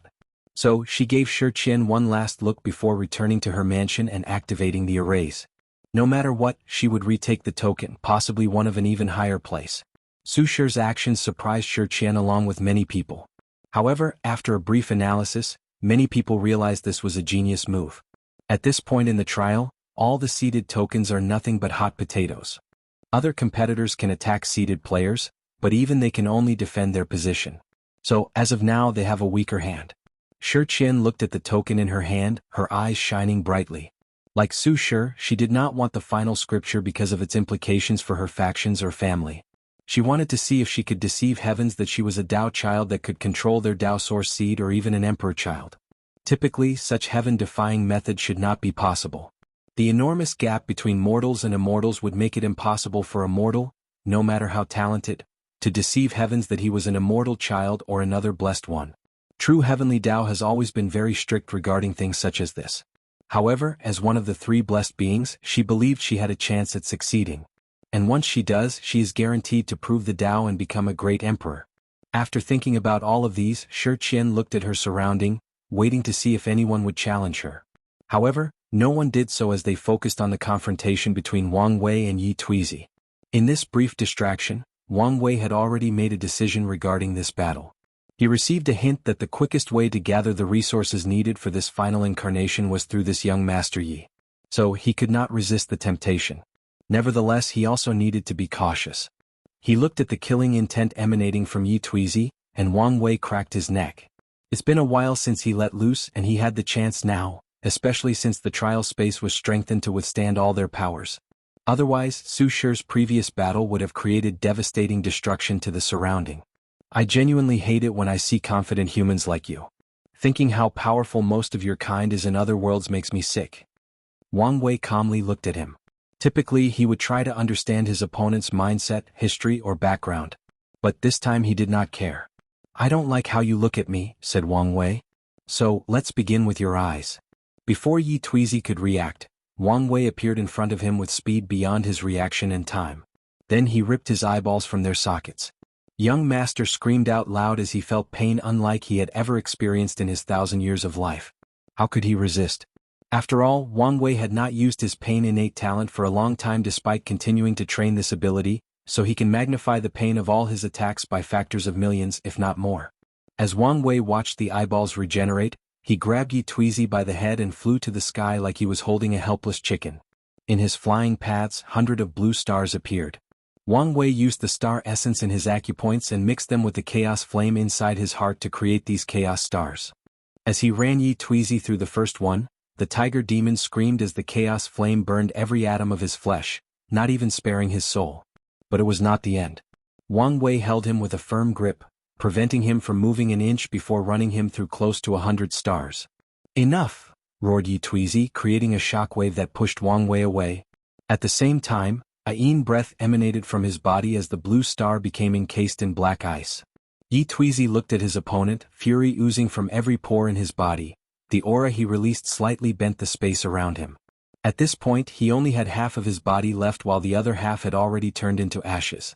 Young Master Yi opened his mouth to instantly swallowed 5 of the chaos stars before Wang Wei placed them away. Then, in an instant, his body regenerated. God of Death's judgment.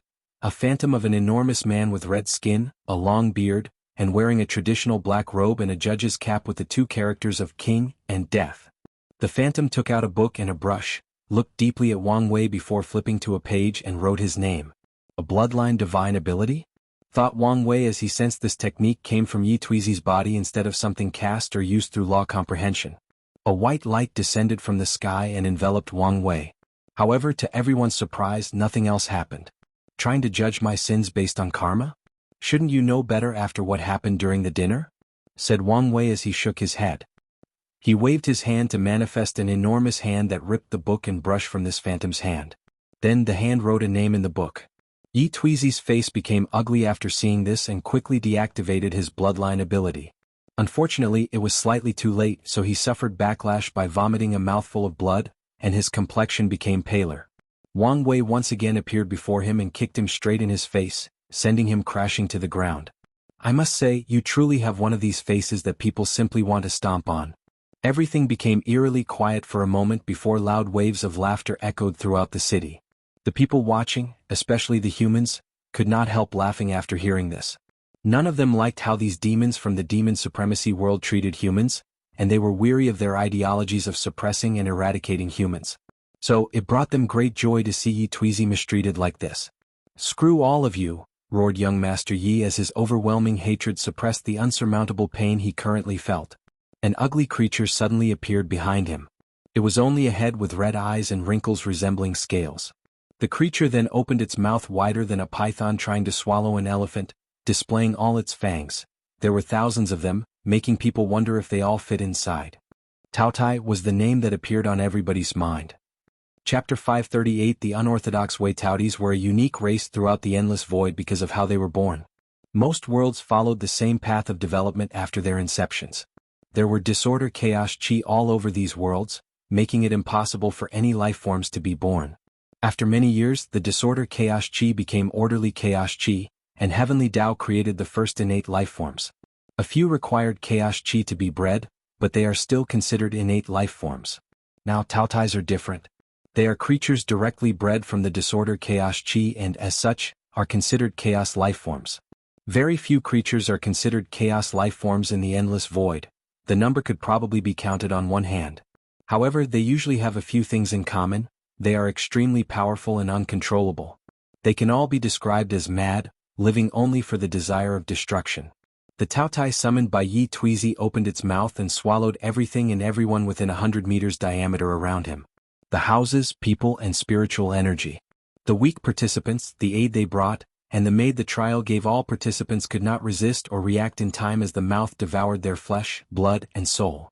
A little provocation and this guy turns almost everyone against him, thought Wang Wei. So far, there has been an unwritten rule not to involve innocent people like the maid or the people working in the city in this competition. But Yi Tuizi did not care and broke the rule. Many people Euro, including his kind from other worlds Euro, will officially turn him during this competition. With just one move he becomes alienated. Wang Wei looked at the Taotai with calmness. He was not scared since he knew it was not the real thing. Otherwise, he would have run away and called for his ancestor. The beast was only a manifestation of Yi Tuizi's law of devouring. Yi Tuizi healed his cracked skull and took a deep breath to calm down.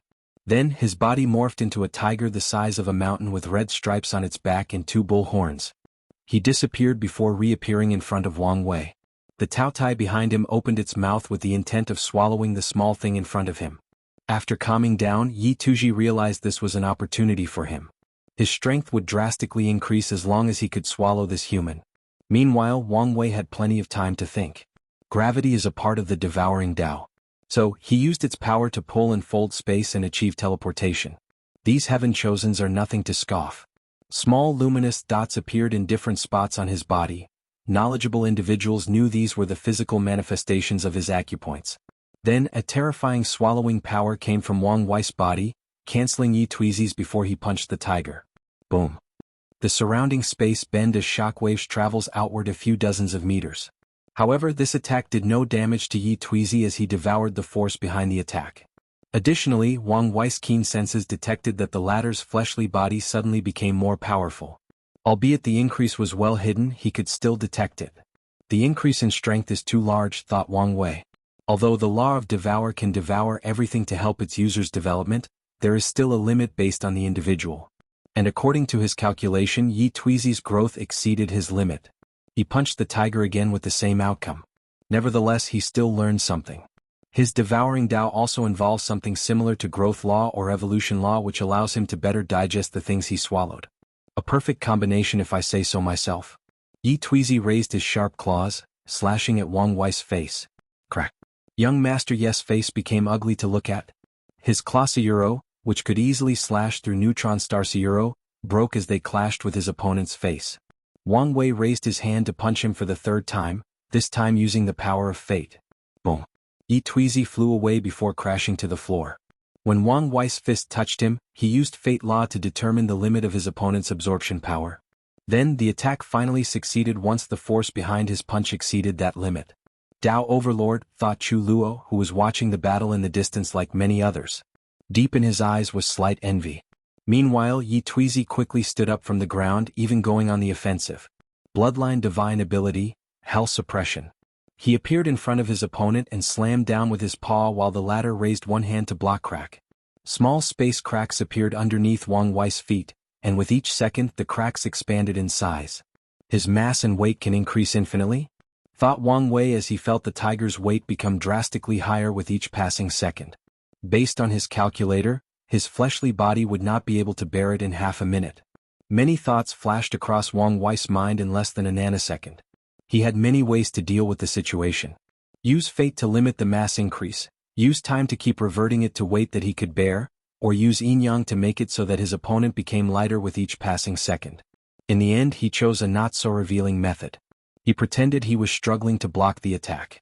And at the exact moment Yi Tuizi's mass reached the limit of his fleshly body, he activated the gluttony swallowing scripture to absorb all the tiger's mass and weight and convert it into energy to increase the size of the more than 500 supermassive black holes inside his acupoints. Wang Wei felt it. In just a few seconds he increases his from 25,000 dragon elephant force to 50,000. So, now, he could destroy 50 million middle thousand worlds with one punch. Regrettably, he was still in the second layer of the true power Dao realm. At the same time, Wang Wei quickly sealed his increased strength since he felt he did not have proper control. Meanwhile, Yi Tuizi's black fur became slightly pale after having his strength swallowed. More importantly, he felt humiliated losing to someone else regarding the laws of Devour. Nevertheless, he acted quickly. He used the store power he kept in case of emergency to return to his peak state before continuing attacking. Bloodline Domain, Lord of Hell. Wang Wei suddenly felt the world around him change. He was no longer inside the Trials City floating in the air. He was now standing in a pool of lava. He could feel a creepy wind blowing around, containing the sound of grieving souls. Ordinary cultivators would have their spirit and soul affected by the wind and sound, but he did not care. Above his head was an enormous wheel with the character Good and Evil displaying its might. A terrifying devouring power emanated from everywhere, trying to devour everything that makes up his existence. The laws inside his body became extremely difficult to mobilize, the same for the origin essence inside his divine sea. If it was not for the quality of his soul, he sensed that even his spiritual power would have difficulty being used. A domain that combined his bloodline and his law? Thought Wang Wei looking in the distance where Yi Tuizi had a humanoid shape, sitting on a throne with a book and pen floating before him. Without wasting time, he ordered his army composed of creatures with ox heads and horse faces to attack his opponent. In his domain these creatures were endless and as long as he could tire his opponent, he could swallow him. Wang Wei quickly analyzed the situation before deciding to use overwhelming force to break this domain. After all, the environment was literally working against him. However, he stopped as he suddenly had a divine hint to use the power of a domain as well to break free. He knew these hints were a manifestation of his luck and destiny laws. They would give suggestions to do things that would be beneficial to him. So, Wang Wei wrapped his body with a slight power from the free will incarnation's domain and became free from the restriction of a domain. With this method he quickly escaped Yi Tuizi's bloodline domain. In the distance, Chu Luo squinted his eyes after seeing the method Wang Wei used to escape. The unorthodox method of the Nine Extremities Foundation, he muttered. Suddenly, the second-seeded player became an eyesore as he remembered two of his greatest failures. His parents informed him of the Nine Extremities Foundation as they encouraged him to walk that difficult path. They first suggested he use the unorthodox way since it was less time-consuming. They told him the 3 requirements for using this method. Firstly, the soul must be of sufficient quality. As an emperor child and with his parents' resources, he quickly met the requirement. The second requirement was to enter the Duyi realm. After learning about this secret cultivation realm, he developed a way to reach it, and with the protection of his parents, divine punishment thunder was not a big deal. Where he failed was the last requirement, having a tiny amount of understanding about his existence. He did not need the level required to be an eternal emperor, but enough so that when he fused with the other clones, there would be no problem, backlash, or loss of strength. Unfortunately, even after his father Euro, a pseudo-eternal Emperor Euro, preached his understanding of existence to him, he could not comprehend anything. His parents did not blame him since it is rare for anyone to understand anything regarding existence, without the heavenly will presenting the concept to any individual. To do so beforehand would require not only immense comprehension but also luck and maybe even the perfect environment. Nevertheless, Chu Luo never forgets the fleeting disappointment in his parents' eyes when he failed after numerous attempts. Ultimately, he had no choice but to use the orthodox method and reincarnate himself over and over while condensing a unique Tao inheritance seed that contained all his strength, bloodline, comprehension, etc., before absorbing it in his subsequent lives. Chapter 539 Survive? Yi Tuizi rushed out of his domain heading straight for his opponent. Despite not being inside, the domain still boosted all his strength. It only lost the effect of suppressing his opponent. Then the black tiger's eyes suddenly glowed red. Bloodline ability, Avasi Hell.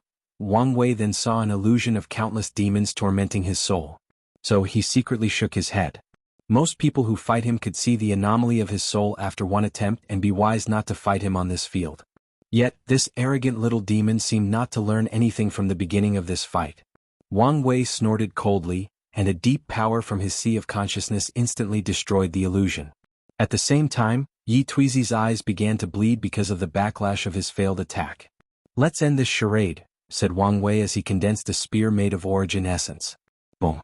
The air exploded as he threw the projectile with unimaginable force. The clouds in the sky scat because of the sheer power of the throw, and as the spear traveled to its destination, it left a trail where space-time curved. Yi Tuizi's pupils dilated as he watched death rapidly approach him. Everything began to move in slow motion so that he could see every detail of the spear's trajectory. Unfortunately, his body could not move. Move, damn it, move. This can't be the end.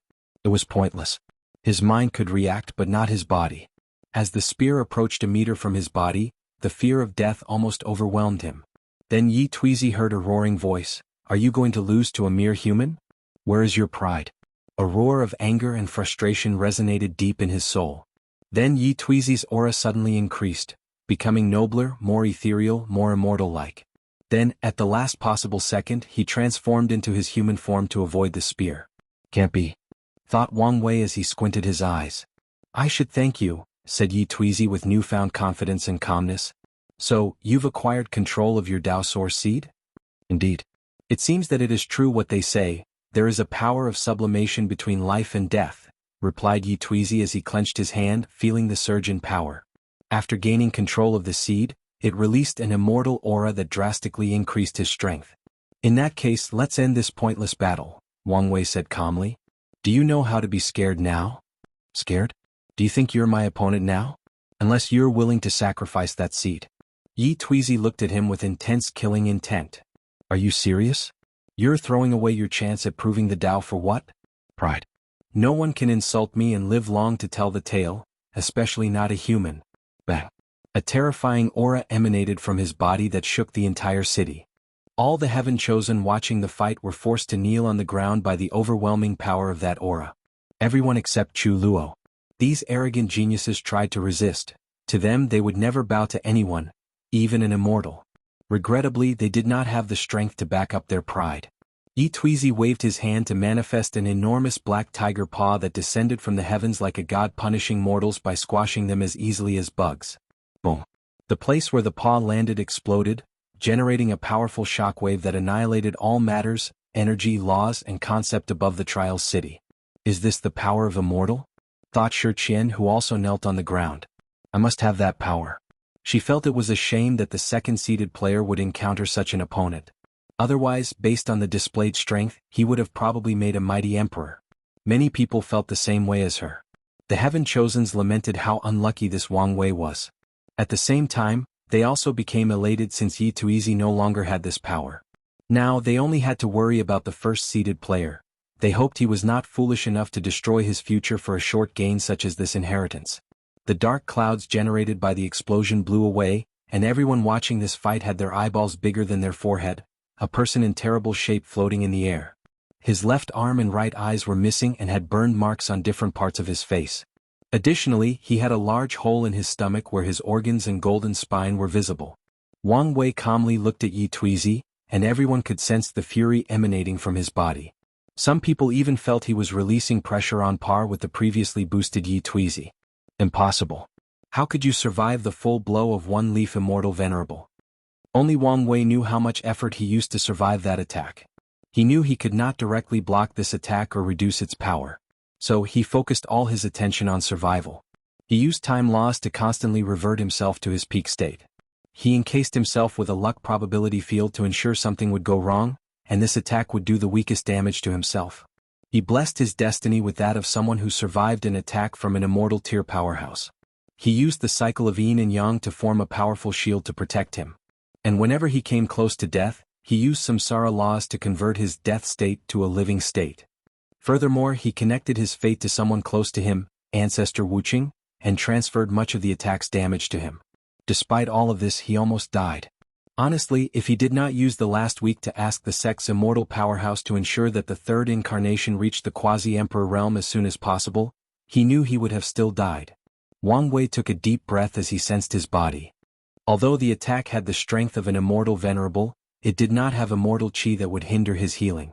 So, in a few seconds he returned to his peak physical state. He even activated the runes in his clothes to regrow them back. Then he instantly appeared before Yi Tuizi. As the tiger demon looked at those gray eyes, he felt a fear embedded deep in his bloodline. It was the fear when humans used to be the ones at the top of the food chain. His instinct took over and he wanted to run away. However, he was unable to move as the space itself restrained him. Wang Wei did not waste his time as he unleashed a barrage of punches on Yi Tuizi's face. He punched the latter more than 1,000,000,000 times in less than a second without holding back. High screams of agony echoed throughout the city. The sound was worse than a pig being butchered. Oddly, Yi Tuizi's head remained intact despite all these punches. And this was not an accident. Wang Wei used his own power to reinforce the tiger's head so he could withstand his punches.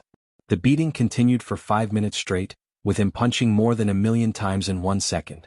So, for the next 5 minutes, these heaven chosens had to hear the demon squealing as if he had worked on his brother having sex with his wife. It was simply heartbroken. 5 minutes later, Wang Wei stopped as he took a deep breath to calm down. Then he opened his mouth and inhaled. A white light emanated from Yi Tuizi's body and entered his mouth. He absorbed the latter's lifespan. Now, what will happen if I absorb the lifespan of an immortal creature? Let's find out, thought Wang Wei. Not long he discovered his answer. He could only absorb 1 yuan epoch of lifespan, a total of 269 trillion years. Then Yi Tuizi dried up like a mummy. He is still immortal, but his Tao foundation is destroyed, thought Wang Wei as he observed him. Now he needed to know what to do with him. Yi Tuizi must die, but he cannot die in his hand. The demon supremacy world is very aggressive toward human-dominated worlds. So, based on the information he gathered by reading Yi Tuizi's fate line, they will definitely use this opportunity to invade the myriad emperor world. They have done this before. Although the different demon tribes often fought with each other, they were incredibly united in their hatred and opposition to the human race. Usually, the myriad emperor world would not fear any plain invasions. What Wang Wei worried about was that the demon supremacy world used the excuse that they were only after the Tao opening sect. With the political landscape of the myriad emperor world, the other sects might abandon their unity and let them invade just to weaken the Tao opening sect. And Wang Wei would not let that happen. At the same time, his fury must be appeased. So Yi Tuizi must die, but not in his hands. So, he took a copy of the latter's soul imprints. After years of analyzing, he discovered this was what his soul network used to connect to other world communities. As long as he accesses the demon supremacy world community, he can plan for Yi Tuizi's death. All these thoughts quickly flashed across his mind as he made a decision. Then he threw the tiger demon's body to the ground like he was throwing a rag. Then a middle-aged man suddenly appeared and caught young Master Yi. He quickly checked his body and became relieved when he discovered that only his foundation had been destroyed. He then looked at Wang Wei. Every inch of his body wanted to slap this kid for what he did to his son. However, he could sense a terrifying aura locking him from the shadow. He knew if he made the wrong move he would be annihilated. The middle-aged man sighed, lamenting his weakness that he was not an insurgent. After that, he disappeared without saying a word.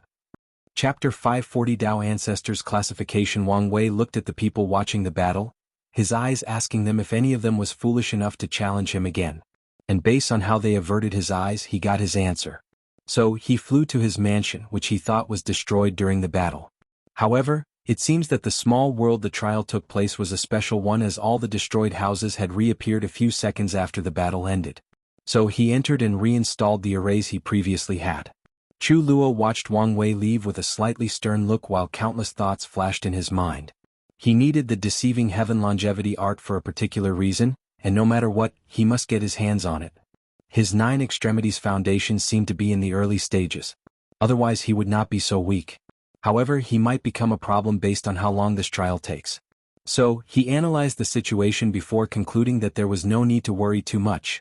The second-seeded player was not as much of a threat to him, at least in the combat department of this trial. The minimum requirement for the 9 extremities foundation to succeed is to have the strength of a Tao ancestor. At the same time, There are different levels or classifications of Tao ancestors based on strength. Anything below that meant the process had failed.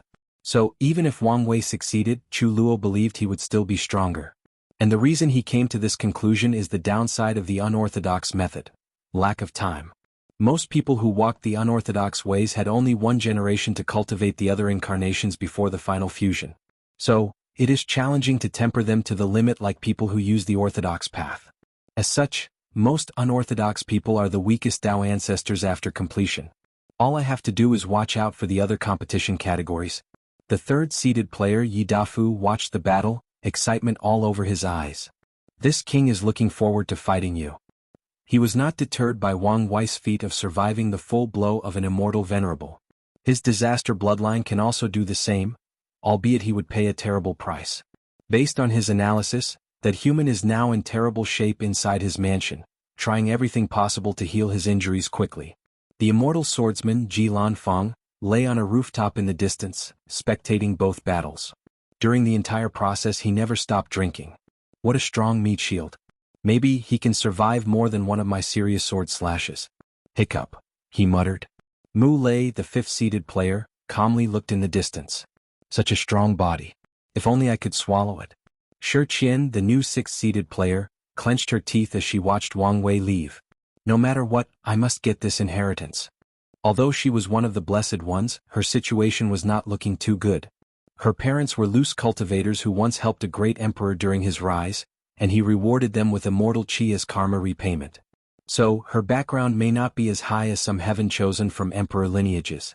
Worse, not long after she was conceived, Shi Qian's father died in some unknown secret realm while trying to get some rare resources for her. So, she only had a single mother to raise and protect her, which has not been easy because many people believe that by absorbing the source of an immortal child, especially one from the light race, they could wash away their karma without the help of an emperor. So, Shi Qian spent most of her childhood in hiding, waiting for the heaven will battle. She believed she could win this generation's heaven will battle with her talent.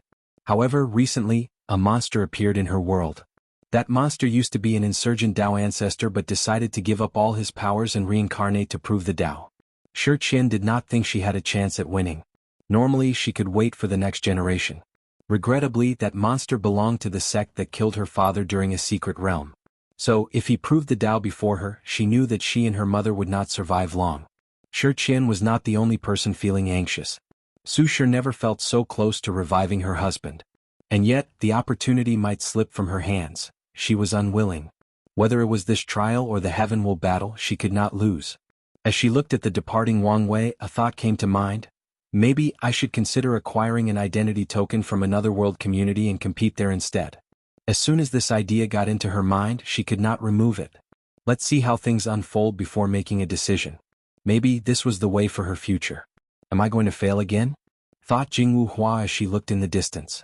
Then she placed her hand on her ribs and caressed them. No, my father predicted this possible outcome and prepared for the worst. I should trust him. Huafeng Huang looked at Wang Wei's back. No one, maybe even herself, did not know what she felt or was thinking. Meanwhile, Tong Ruobing smiled before muttering. As expected of a genius like him. However, it is not guaranteed that the throne will be yours yet. Feng Heng was one of the few people who saw how Wang Wei survived the attack, while all the others only marveled at his power and means. Who would have thought he not only survived the Supreme Outlaw trial, but he became so powerful? I thought Di Tian was my only problem, but now there is another. Feng Heng thought about steps to take for the future to ensure the rise of Buddhism in the lower dimension. It was his mission and he would succeed at all costs. I need to prepare some hidden cards before the final battles, and they have to be ones at the immortal level. Before then, let's focus on our objective. He did not come for the deceiving heaven longevity art. If he acquired it, that would be useful. If not, it did not matter in the long run. Then Feng Heng looked at someone in the distance. The divine race. So, they can show up again after I created some loopholes on the absolute beginning magic. Maybe I can begin to spread the seed of Buddhism throughout the endless void through him. He squinted his eyes as many thoughts flashed across his mind. Let's be cautious and investigate first. The divine race, Liang Shixian, looked at the departed Wang Wei. A unique soul. Maybe he can help me. Then he sensed a gaze and looked in Feng Heng's direction. After looking at the person for a second, he averted his gaze. A hooded figure also watched the departed Wang Wei. I've heard that the fate-dominating emperor was an air-suppressing genius in his youth, but I did not think he would be this powerful. Well, given his accomplishment it would make sense. The hooded figure's face squinted under the hood. It does not matter. No matter what, I will destroy you in the cradle before you can grow up and save the entire Chaos Universe. After entering his mansion, Wang Wei immediately contacted Ancestor Wuqing. Kid, are you alright? Just minor injuries. That's good. So what do you want? What's with the attitude? I'm not very fond of you transferring that attack to me. Common Ancestor, that was probably like a mosquito bite for you. I still don't like it. I apologize, Wang Wei said with a very sincere face. Good, I accept your apology. Wang Wuqian did not know whether he was truly sincere. Can I still do it in the future? Now he knew. Whatever.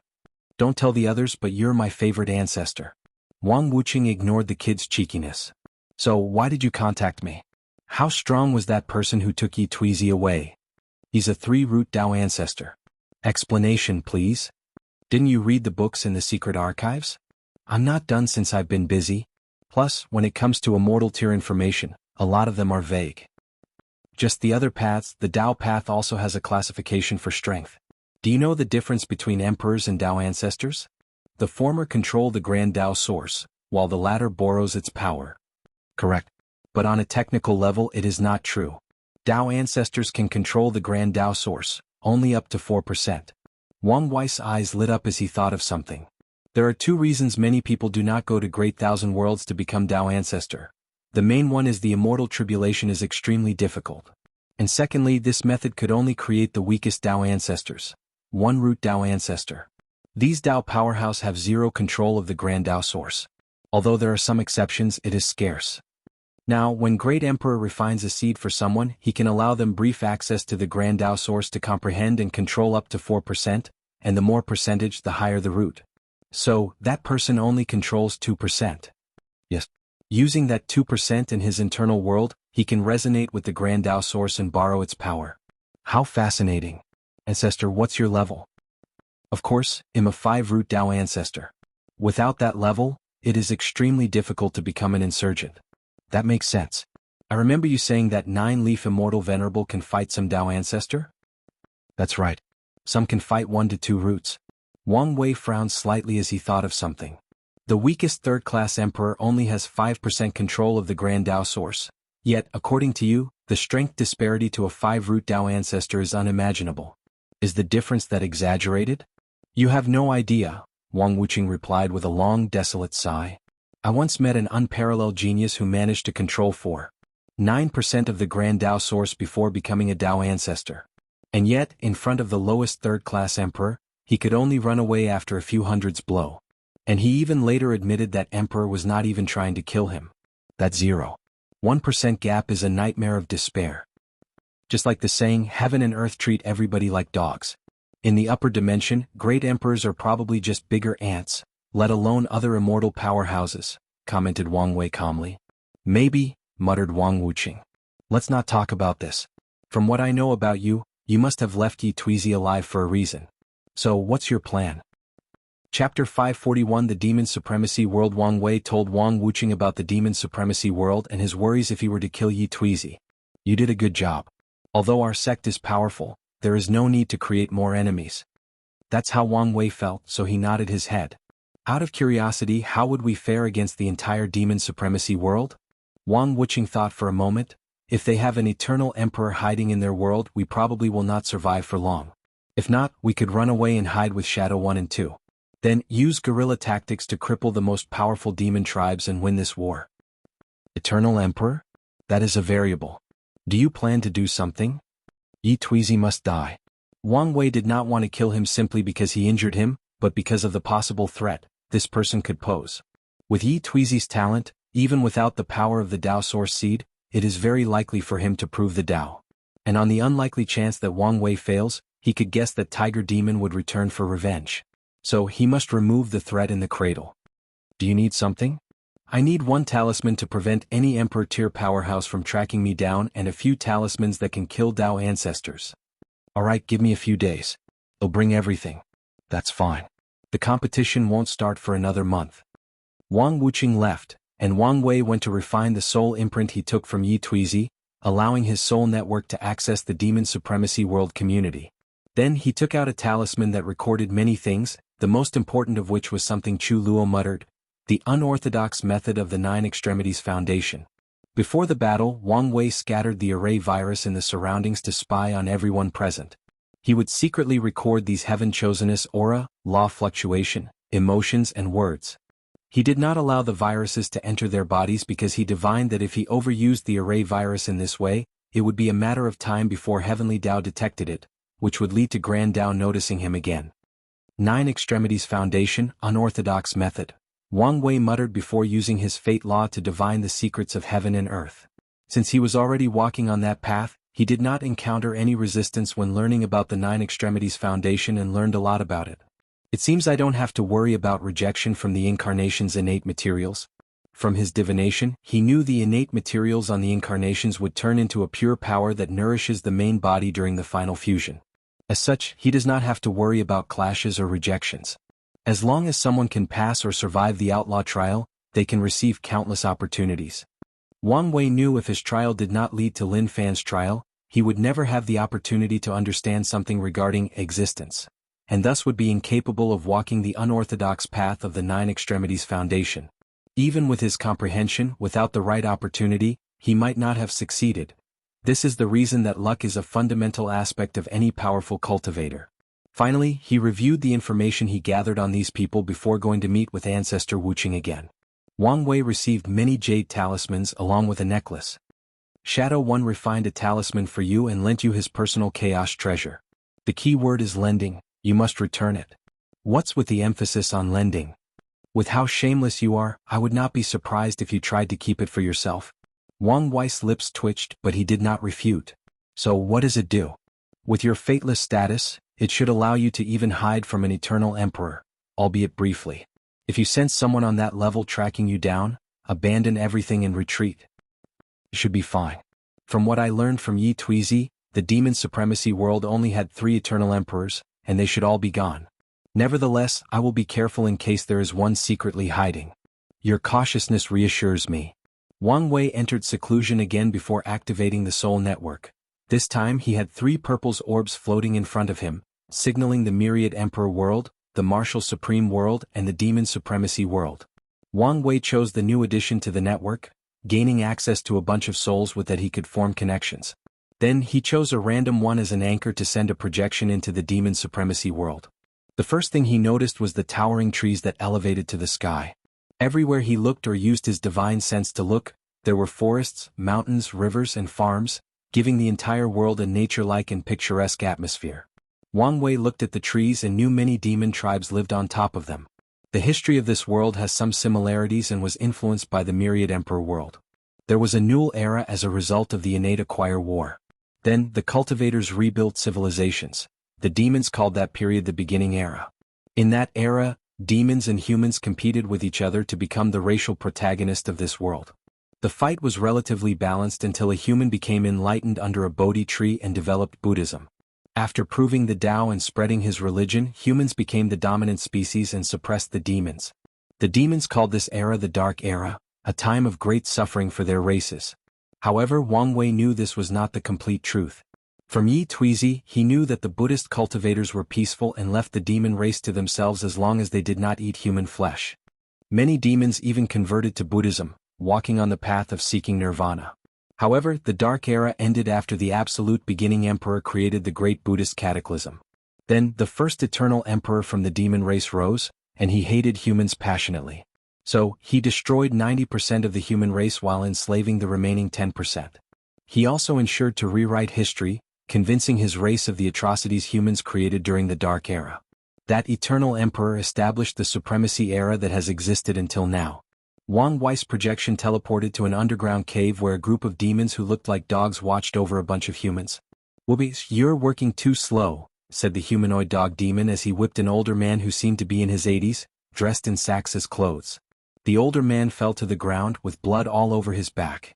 Despite the immense pain, he did say a word as his eyes were numb. He then tried to get up, mustering all the strength possible. Regrettably, although his mind was willing, his body could not. "Are you being lazy?" said the dog demon before whipping him again. The older man fell flat to the ground, unable to move. He looked at the demon, his eyes still numb and unfocused. What are you looking at, you disgusting human? Whoopit. Whoopish. Whoopish. The dog demon whipped him until the luster of life left his eyes. Another dog demon walked to the beater, indifferently looked at the dead older man and said, Team Leader Go, you are killing the slaves too quickly. The tribe might complain. These humans reproduced as quickly as the rabbit tribe, there will be plenty of them to replace. The vice leader shook his head. So what do we do now? Didn't that human have children? Yes, but the only remaining one is 10 years old. Old enough to work. Go get him. Soon a 10-year-old malnourished child appeared. He saw his father's corpse on the ground and his body trembled. Tears wanted to leave his eyes, but he controlled himself. He quickly picked his father's pick and began mining, not uttering a word. Wang Wei watched the older man. He knew despite the latter's appearance he was only in his early 40s. He did not say anything before teleporting to a small village. In some houses, a line of more than 40 demons waited in front of each home. Wang Wei looked at the closest to him, where an ant demon walked out from a house, pulling up his pants and using a cloth as a belt. How was it? Asked a wolf demon in front of the line. As good as usual. The wolf demon laughed heartily after hearing this, then the people behind him followed soon. The invisible Wang Wei looked through the house and saw a human woman lying on a bed naked, her dull eyes full of despair. He could tell she was asking for someone to relieve her of her misery. Wang Wei teleported to another place. This time it was a city full of humans. An elephant demon looked at a kneeling human. Compared to the others he saw, this person's dress was way better than the sacks he saw all the others wear. Did you finish the task I gave you? Asked the elephant. Yes, I have chosen 200,000 humans for the Lord's banquet. Did you properly choose each individual? Yes. I properly bathed, fed, and even chose the ones with high cultivation talent and special bloodlines. The Lord should be satisfied with this meal. The elephant nodded before going to check the chosen people. He secretly shook his head. No one with cultivation realms. Those are the tastiest. Well, I should not expect more from a backward place as this. He then used his space ring to take away all the 200,000 people. And during the entire process the city lord had a smile on his face. Wang Wei calmly watched this before teleporting to another location, which was a school where a heterogeneous group of demon children interacted. The teacher, a lion demon, had a complete human transformation, unlike the others who only looked humanoid. Remember, children, humans are born aggressive. They were born for conquest, destruction, and hatred. This has been proven based on their activities during the Dark Era.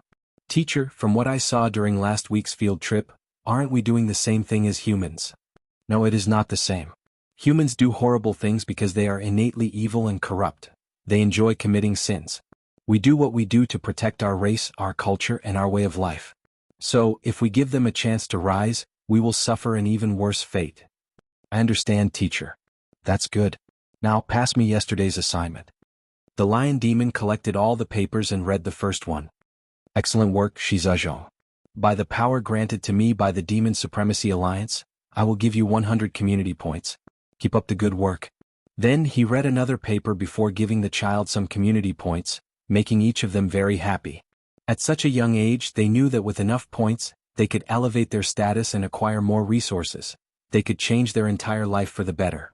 As Wang Wei observed this school interaction that was probably normal throughout this entire world, he sneered. The Supremacy Era, huh? Alright, let's begin the Era of Revolution. Chapter 542 The Revolution. Wang Wei closed his eyes to access the Soul Network. He made the category for his search human and inaccessible ones.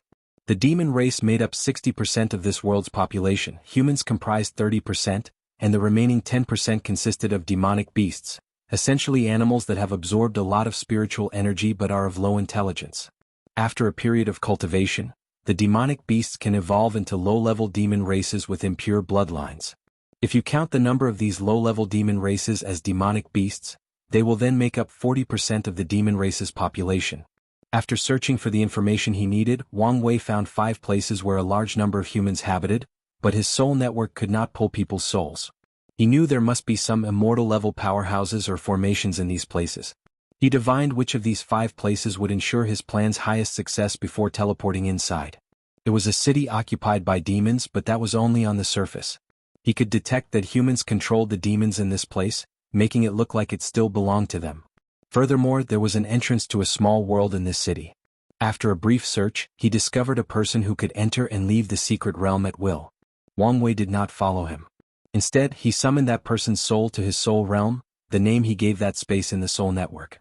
He showed that person his strength and mysterious abilities before telling him to contact his leader. Not long afterward, the poor middle-aged man rushed into the secret realm to report.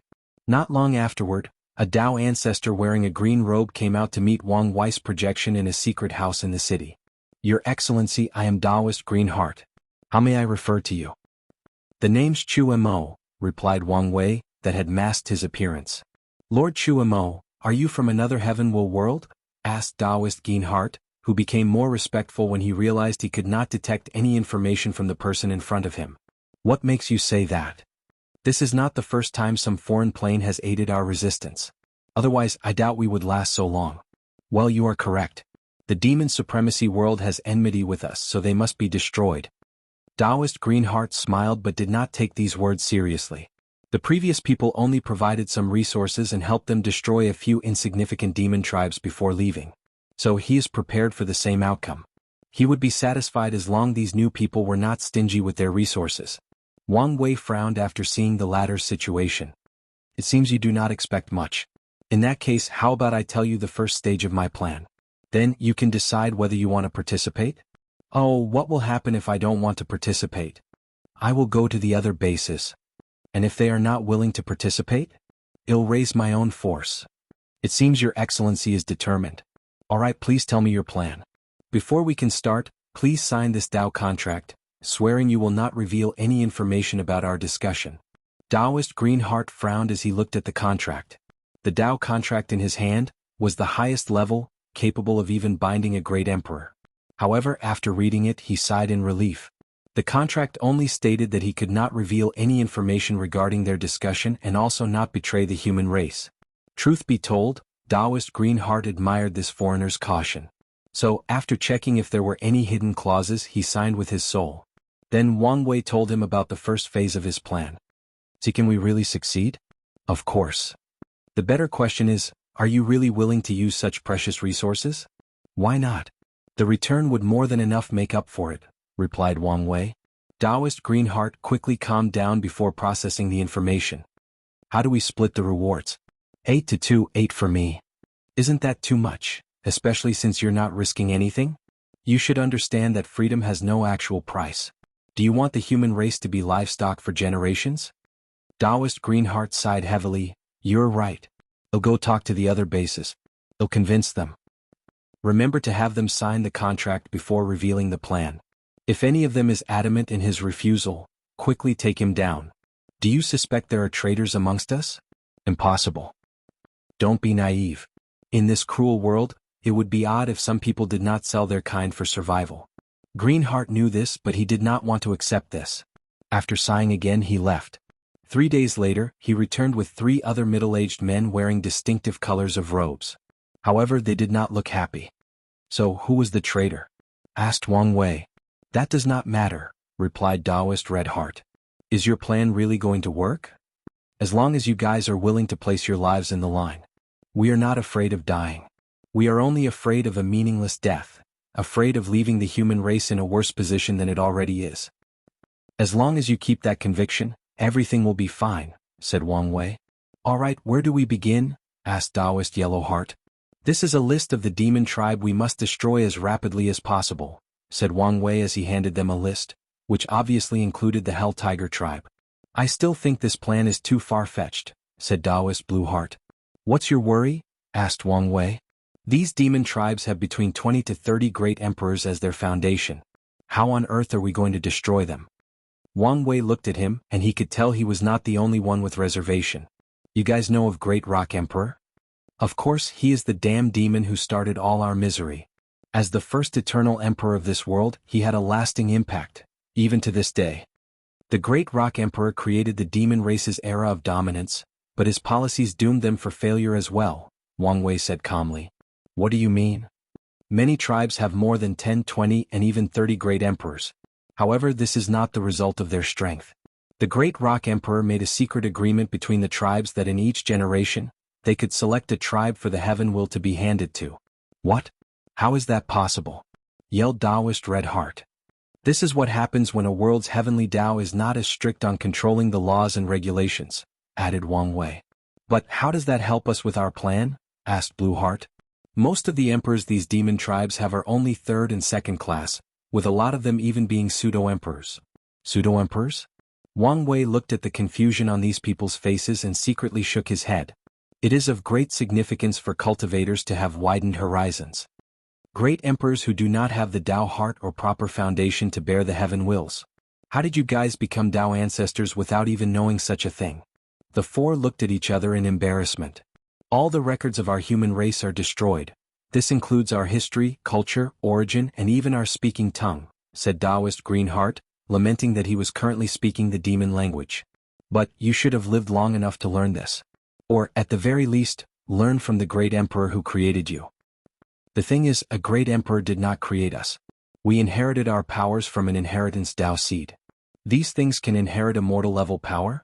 Wang Wei decided to ask Ancestor Wuqing if they had this technology. If not, it would be great to bring it back to the sect. Back to the topic. Because of how weak the emperors of most demon tribes are, they do not have any insurgents. So, with the talisman I gave you, you should be able to destroy them effortlessly.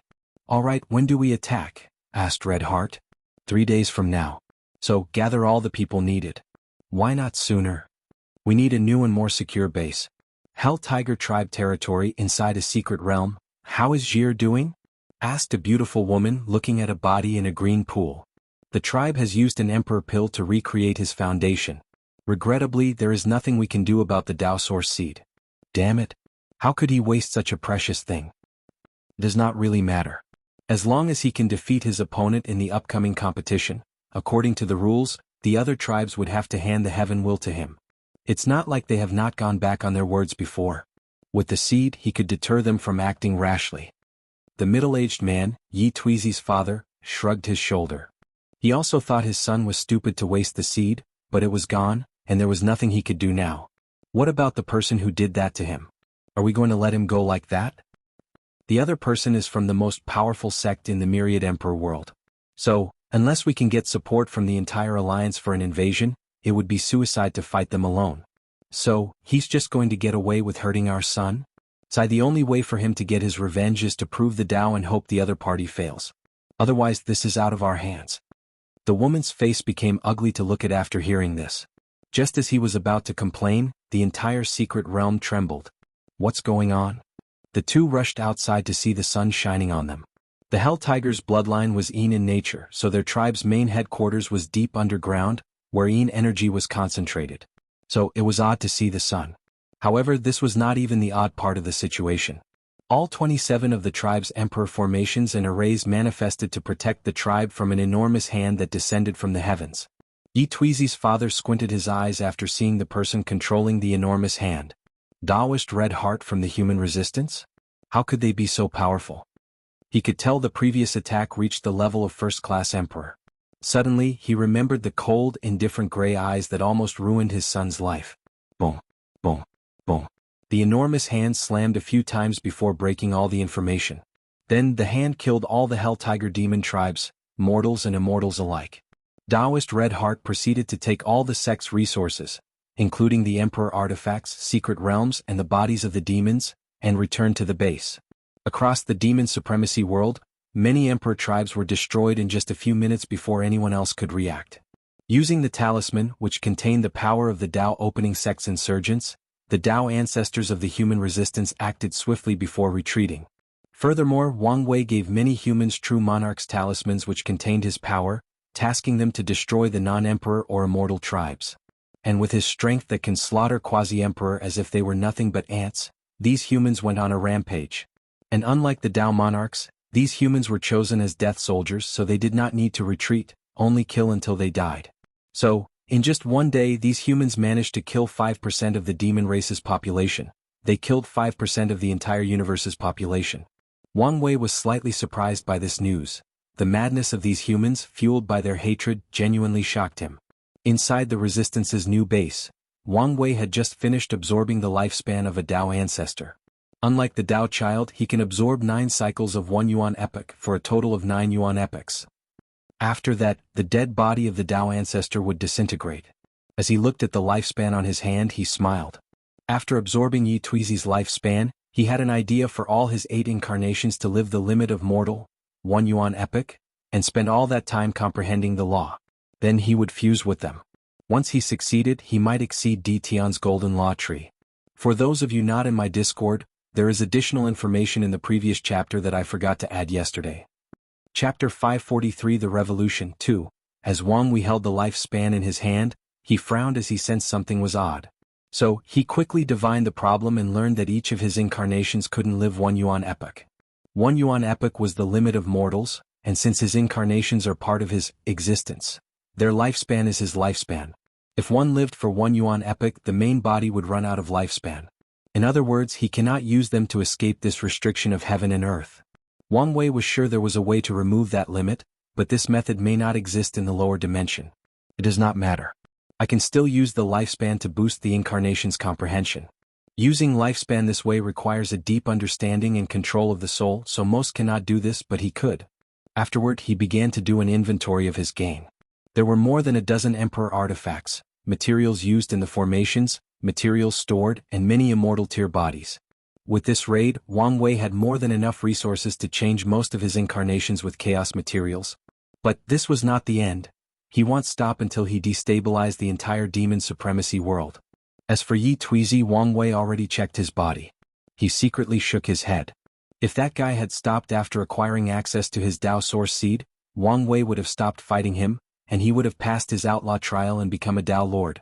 Unfortunately, he let his pride get the best of him. After lamenting how emotions and desires are often the downfalls of powerful and talented people, he finished his inventory and took 80% of the spoils as previously agreed. The colored heart Taoists looked in pain after seeing this, but considering how they accomplished such a feat, they knew he deserved it. Even if Wang Wei asked for more, considering his invested resources, it would be reasonable. Lord Chuamo, what is our next step? Do we attack again? Asked Red Heart. Isn't that a little dangerous? Asked Blue Heart. We don't need to worry about anything with our strength. Wang Wei looked at the two and they stopped talking. How many times can you endure using the insurgent talismans? All 4 remained quiet for a few seconds before Green Heart said, if we push ourselves, probably 3 more times. Wang Wei nodded his head. Giving these one-root Dao ancestors the power of a first-class emperor through talisman is not an easy task since they cannot bear the power. Wang Wei did not immediately explain his next step of action despite having already planned it. He wanted more information. So, he used his spirit particles to read the millions of scriptures these demon tribes kept in their territory, learning of this world's history and secrets. Interesting, he muttered. Sir Chuamo, did you find something? The Great Rock tribe is very capable, despite how they looked on the surface. The 4 looked at each other, very confused. The Demon Supremacy Alliance distributes the heaven will even before the competition. So, why is this world not continue to weaken? Instead, it even gave birth to 2 new eternal emperors. They did not know. The Great Rock clan introduced the Jiaolong and Purple Tortoise clan from other world communities. They found worlds where the demon race is oppressed and on the verge of extermination and brought them back here. How is that helping? Asked Red Heart.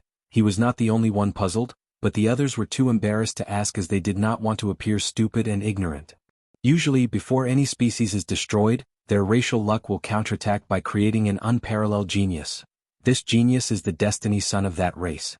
I see. So, they brought the destiny sons of the Jiaolong and Purple Tortoise from another world, then allowed them to prove the Tao in the demon supremacy world, which led to the birth of 2 more eternal emperors, said Greenheart as a look of realization suddenly hit him. Is that why they did not completely wipe out our human race? Probably one of the reasons, replied Wang Wei. This is all good, but what does this information have to do with our next attack? Asked Red Heart. I know for a fact that these 3 tribes have insurgent chosens on par with first-class emperors amongst them. Furthermore, if you look at the great emperors they have cultivated, they have way more first-class emperors than the others. Our plan succeeded because we acted swiftly and had the element of surprise. If we try again, I guarantee these tribes' ancestors will besiege and eradicate all of you. So that's it? In the long term, our actions have only placed a slight dent on the Alliance's power. Of course not. Wang Wei replied calmly. Our second phase is to attack the foundation of the alliance, the low-level demons. Them? Besides their large number they are useless, said Yellowheart. It's exactly because of their large number that they are the foundation of the alliance. Sir, can you elaborate more? Wang Wei did not mind these people's ignorance as he understood they spent most of their lives cooped in this world without access to knowledge and most of their history destroyed. So he further explained. He drew a pyramid in the air with 4 sections. The alliance can be categorized into 4 hierarchies or classes. At the top you have the emperor's tribes. Essentially, the tribes who have given birth to a great emperor. They are considered the tribes with the noblest of bloodlines. I'm not going to talk about the difference between them since it's not relevant to understand my plan. The second class is what I called the aristocrat tribes. They are the demon tribes with no great emperors. They are an easy group to understand. The third class is what I called the wealthy class. These tribes were former low-level demons, but through the system established by the alliance, they have sublimated their bloodlines to be on par with the second class. Some even managed to cultivate a great emperor and enter the first class. Nevertheless, they are in a class of their own because of the discrimination they faced from the second category, despite many of them being as powerful, if not more than the second class. Finally, the lowest category is the low-level demons. They have the highest population, make up most of this world's armies and even workforce. Doesn't humans make up the world's working force? Asked Greenheart. Yes, them and humans. However, the upper echelons make it look like humans are the working force to give these low-level demons the illusion of freedom. The Alliance created the mindset that humans have it worse than them, forcing them to ignore their situations. And by giving them the power over humans, these low-level demons even think they are superior to us, even though they are technically exploited even worse than humans because of their large population. Low-level demons make up 40% of this world's population, while humans make up 30%. And if you discount the 5% of humans belonging to the human resistance, they are indeed the main working force of this world. Sir Chuamo, how do we deal with the low-level demons? We use the Alliance's system against them, replied Wang Wei, who prepared to use an old but effective tactic. I need you guys to find some people to distribute these scrolls worldwide. Warn them that they will not survive. Greenheart took the scroll and after reading it, he squinted his eyes. He had already guessed what the plan was. Wouldn't it be better for us to go? He asked. No, these people are just a distraction. Furthermore, I need you to confront the insurgents of the 3 eternal tribes. I need to know how strong they are before the next phase. All right. We'll get everything ready. Greenheart chose a group of people loyal to the cause and not afraid of death. Then he sent them on this mission. One of the reasons that the resistance could last so long was that they once had a powerful great emperor. He sacrificed his life to leave a few untraceable hideouts for humans. And in the following years, the few great emperor's humans were lucky to have further strengthened the formations in these bases. After arriving, Wang Wei fused the 4 main bases together before establishing many secret realms scattered throughout the world. He then connected these secret realms through teleportation array, creating an underground network where the resistance could travel quickly. Using these secret realms, the chosen people traveled to different parts of the world before leaving strange scrolls near habitats with low-level demons. Heavenly Dog Tribe Territory, a low-level humanoid dog finished peeing in the bushes and pulled his pants up. When he was about to leave, he saw something in the distance. He walked over to pick it up. Bloodline Sublimation Art. He quickly opened the book and read it. The dog demon squinted his eyes before quickly putting away the book and running home. The next day he invited a friend of his to hunt in the forest, and while the latter was not looking, he plunged his hand into his chest, killing him. Then he activated the technique as he absorbed the other's bloodline to purify his. It worked, yelled the dog demon before quickly shutting up, looking and sniffing around. After not detecting anyone, a deep desire suddenly appeared in his eyes. With this technique, he did not have to work hard to acquire community point, purify his bloodline and raise his status. So, he went after his next victim without hesitation. Meanwhile, the colored Taoists fought against the insurgent of the 3 eternal tribes. As expected, they lost miserably. Luckily, they lasted long enough to gather information and escape with a talisman Wang Wei gave them. Soon after that, the Alliance noticed the existence of the humans spreading such a dangerous technique through the world and acted quickly to kill all the distributors and the low-level demons with the technique. Unfortunately for them, they did not see the real threat. Wang Wei never planned to rely on these humans to distribute the bloodline technique. He planned on doing it himself. So, while the Alliance was distracted, he used his soul network to access most of the low-level demons. Then he used a dream technique to pass it to them. As a cautionary measure, he placed some restrictions on these demons.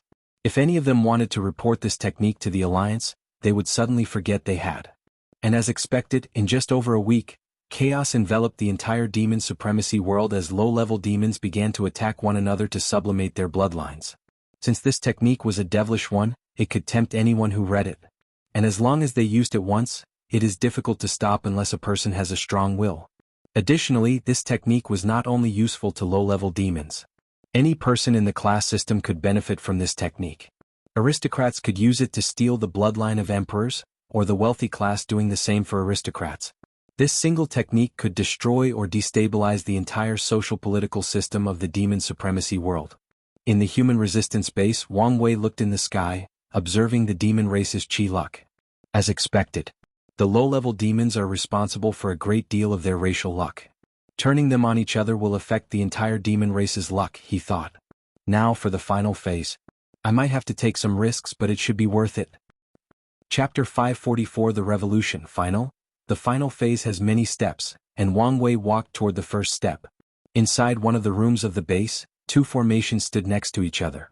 On the left side, a dark red aura kept gathering at the center of the formation. Meanwhile, on the right side, a golden aura gathered. Wang Wei checked the left side since it worked faster than the other. As he looked at the red aura, he could hear cries of despair.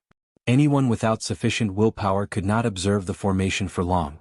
Without saying much, he checked both formations one last time before leaving. Sir Chuamo, what is the next step of our plan? For the next step, I need a few emperor artifacts for sacrifices, said Wang Wei calmly, making the others' eyebrows twitch.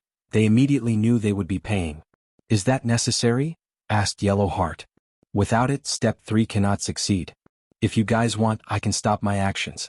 After all, you have dealt a great blow to the demon race. Maybe this success is enough for you. The four became quiet as they secretly communicated through divine sense. Sir Chuamo, how important is the next step? If we succeed, the humans of this world will finally have a chance to overthrow the demon race and even become this world's protagonist. If succeeded? I won't lie, there is a chance of failure. The others frowned as they considered the situation. Although things looked favorable to them, they knew this was not the case. It's only a matter of time before the Alliance quickly regained control of the situation and counterattack against the humans, especially the enslaved ones. Although their resistance took the opportunity to plunder and liberate another 5% of the human population, the remaining one will still suffer terribly. Fine, we agree, said Greenheart, and Wang Wei nodded. The next day he sat cross-legged in a room with a few emperor artifacts floating around him. With the ancestor's clone, the fourth incarnation has reached the quasi-emperor realm and condensed many black holes.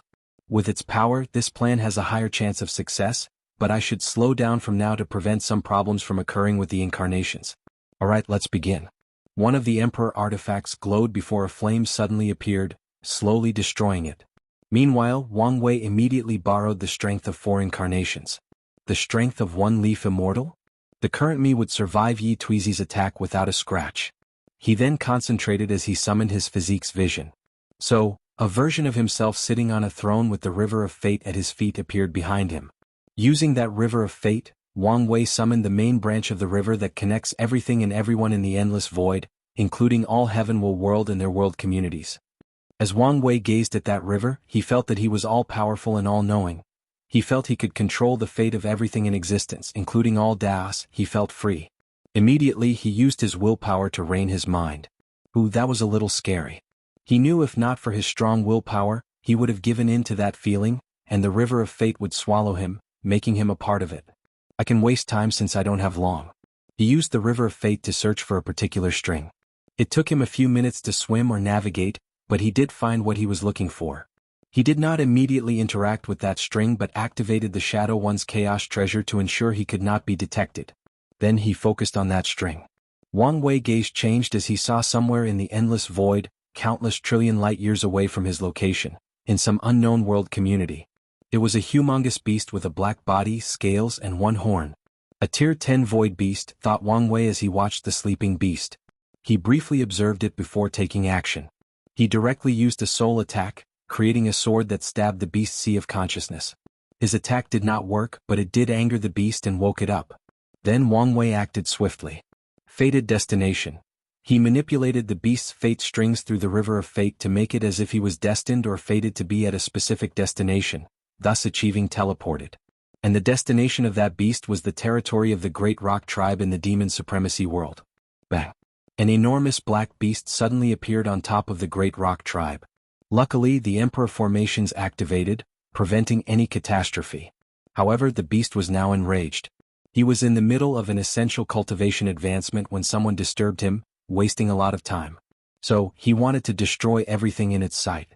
In the human resistance base, Wang Wei opened his eyes, his complexion paled. He could sense that his main Boda soul was injured in the process. Nevertheless, he knew this was not the end. The Void Beast will not be the opponent of the three insurgents of the Eternal Tribes despite being the equivalent of a great emperor. However, Wang Wei chose one with great defense so it could last longer against these three. He also calculated that the other two tribes would not immediately come to rescue the Great Rock Tribe. They would take this opportunity to weaken them and remove their status as the most powerful tribe in this world. Wang Wei looked at the Emperor artifacts next to him. He asked for 7 for this plan but only used 2. So, he did not hesitate to pocket the other 5 as payment for his services. As for the other 2, they turned into powder after being sacrificed to boost his fate ability. "Sir Chuamo, are you alright?" asked the colored Taoist once he exited the room. "There is no time to waste. Remember the plan?" "Yes.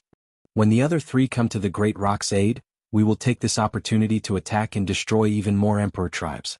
"Good. Now I have something else to do."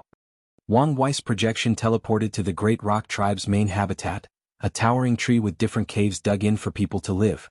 The higher a person lived on the tree, the higher their social status. Before the start of his plan, he stuck one of his spirit particles on one of the tribe's members so his projection could secretly infiltrate. Once he arrived, he began to divine something and even activated his luck, ignoring all the rocks flying around with scared expressions.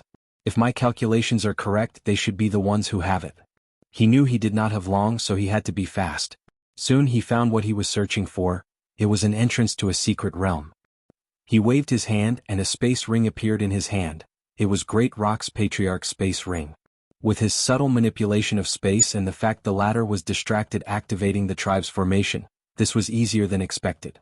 He took out the Patriarch's token from the space ring but immediately frowned as it was connected to its owner and unusable by others. So, he looked in the direction of the Patriarch and copied the latter's fate.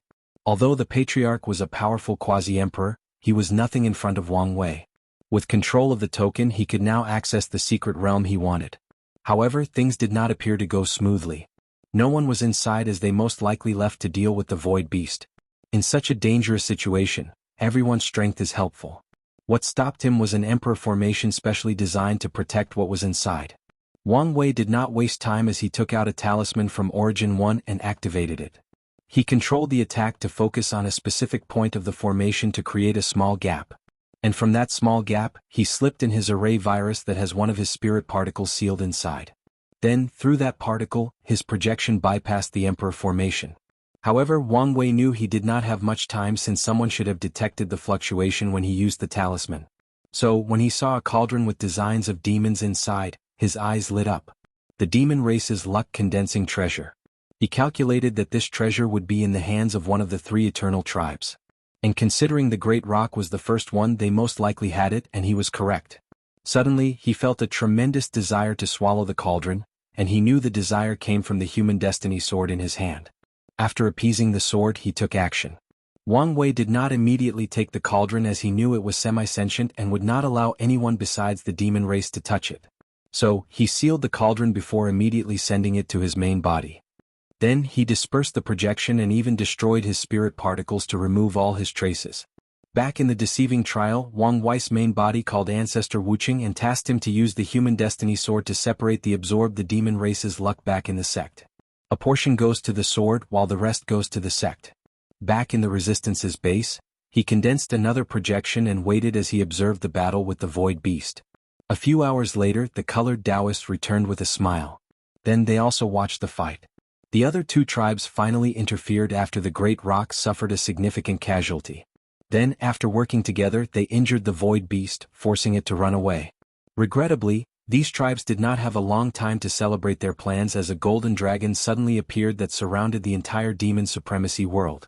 The dragon, with the character for demon on its back, roared in agony in the heavens before dispersing into countless motes of lights. Following this, all demons, no matter their status, felt overwhelming grief as if something had been stripped from them. The pain was as unbearable as their mother passing away. The human destiny sword is way more important than people realized. I cannot believe they just let something like that in Sun Jialong's hand. Wang Wei knew without the sword he could not absorb all of the cauldron's luck. The best he could do was to slowly weaken the demon race's luck through time.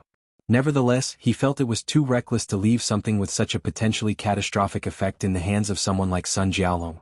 When I become emperor, I must find a better place to hide this thing. Otherwise, if someone used the same tactic I did, the humans in the myriad emperor world would suffer. Sir, did you do this? Yes, replied Wang Wei calmly. If you want humans to have a chance in this world, the best way to do so is to remove the demon race's status as this world's protagonists. Now that their chi luck is no longer condensed, many problems will occur, and their status as protagonists will slowly disappear. Now you have to take the opportunity to rise. From the bottom of our hearts, you have the heartfelt thanks of the human race, said all four-colored Taoists, even bowing deeply to him. I accept your gratitude. Now follow me, we still have a few finishing touches. Wang Wei brought them to the room with the two formations. He pointed to the one on the right. This formation will gather all the grievances, pain, suffering, and hatred of humans since the supremacy era to condense a powerful weapon that is highly effective against demons. I call it the demon slaughtering sword. I believe when it's born, it would probably be on par with an innate treasure of the highest rate, if not more powerful. It will be your greatest reliance in this upcoming fight. He then pointed to the right. This formation will condense the human's luck, ensuring your prosperity. Furthermore, I've cast a luck spell with the formation to create a racial son of destiny. They should be an extremely talented individual born to lead humans to prosperity in this world. I've ensured they will be born in this generation, but you don't have much time to train him before the heaven will. Nevertheless, as long as that person can prove the Tao, the humans of this world will be set. That person has a high chance of winning with the demon slaughter sword, the destiny sword, and how the demon race is currently in shambles. We cannot thank you enough, said Greenheart. No need for thanks. Tell that person they owe me a favor, and I will come to collect the debt in the future. Sir, with all you've done for us, we will go through hell and high for you. Wang Wei nodded. Finally, the last point you have to consider is the lower realm. The four immediately began to listen. The Alliance has essentially conquered the majority of the lower realm, with countless worlds under their control. Although it looked like they were in danger now, give them enough time, and they could replenish their low-level demon population and even recondense their race's luck dragon. Not to mention the large human population in these worlds. So what should we do? The same tactics we used to deal with the low-level demons, spread chaos amongst them. Now you can do it yourself or pay me to do it for you. What's it going to be? These Taoists' lips almost twitch. A few seconds ago they were all emotional and thankful. But now they were back to doing business. Sir, we will pay, said Greenheart, knowing this was the best option. Wang Wei nodded before talking about his payment from their 20% of the agreement. Then he went back to the room. The main body acquired a drop of a soul tear, an emperor-level resource of the sect. So, his injuries were healed in just a few hours with enough medical remedies stored in his body. So, he used his soul network to access all the worlds in the Demon Supremacy World community. Usually he could not see all of them since they were not from his community. But, the demon race's chi luck he recently stole connected to many worlds in the lower realm. So, he could divine their position and gain access to them through his soul network. So, he began to instill the demonic bloodline improvement arts in the minds of all the low-level demons across many small, middle, and great thousand worlds. The process was exhausting, but he finished in 4 days.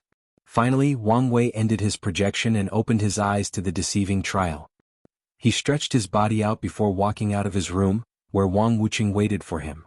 Kid, I don't know what to say. He honestly did not know how to describe the past month's events. Chapter 545 The First Test. Body Wang Wuqing thought of all the Emperor artifacts the kid sent back to the sect. Although many of them were pseudo-Emperor artifacts, the materials were still valuable, not to mention the immortal powerhouse's bodies, resources, and luck. He once decided to test the kid's ability to gather resources, but he never thought it would reach this level. In just over a month, he destabilized an entire Heavenwell world and almost brought a mighty race to its knees. It's not as big of a deal as you make it. Most of this plan's success is because of the situation of the Demon Supremacy world, Wang Wei replied with a smile. How many people do you think can analyze the entire situation of a world in a few days, infer information from their billion years of history, then come up with a way to destroy them from the very core of their civilization? I know I can't do such a thing. Alright, I won't be humble anymore. I know I'm awesome, said Wang Yi with a smug look. Awesome? You mean a profiteer? After I killed Yi Tuizi, my vendetta was finished. So, everything I had to do after that had to be properly compensated. Plus, I've even gone easy on them. Easy? What else could you have done? I was going to use a scare tactic to sell them a few Dao Ancestors puppets made by Miscellaneous One at an absorbent price. But I felt bad for them, so I stopped. Wang Wuchen became speechless. He genuinely did not know what to say. You would have been a great merchant. Wang Wei smiled. In his past life, he was a businessman, so he knew when to take an opportunity or how to satisfy a client. Did the sect send the chaos treasures for all my incarnations? Regrettably, that is not possible. What's the issue? Wang Wei asked. Although we have the resources, they cannot all be used on you. So, we decided to give you enough chaos materials for 3 incarnations. As for the rest, we will give you emperor materials on par the best chaos treasure we have. Wang Wei frowned as he pondered. After a quick analysis, he realized this decision made sense. Chaos materials were scarce, unlike emperor materials that can be cultivated with the presence of a great emperor. He even suspected that Miscellaneous One could use many of the pseudo-emperor artifacts he brought back to combine and cultivate true emperor artifacts. So they accepted the decision. That's fine. What about the luck? What's the plan? We decided to slowly inject it into our sect's chi luck to prevent detection. However, the final decision is in your hands, said Wang Wuqing. It's a good idea.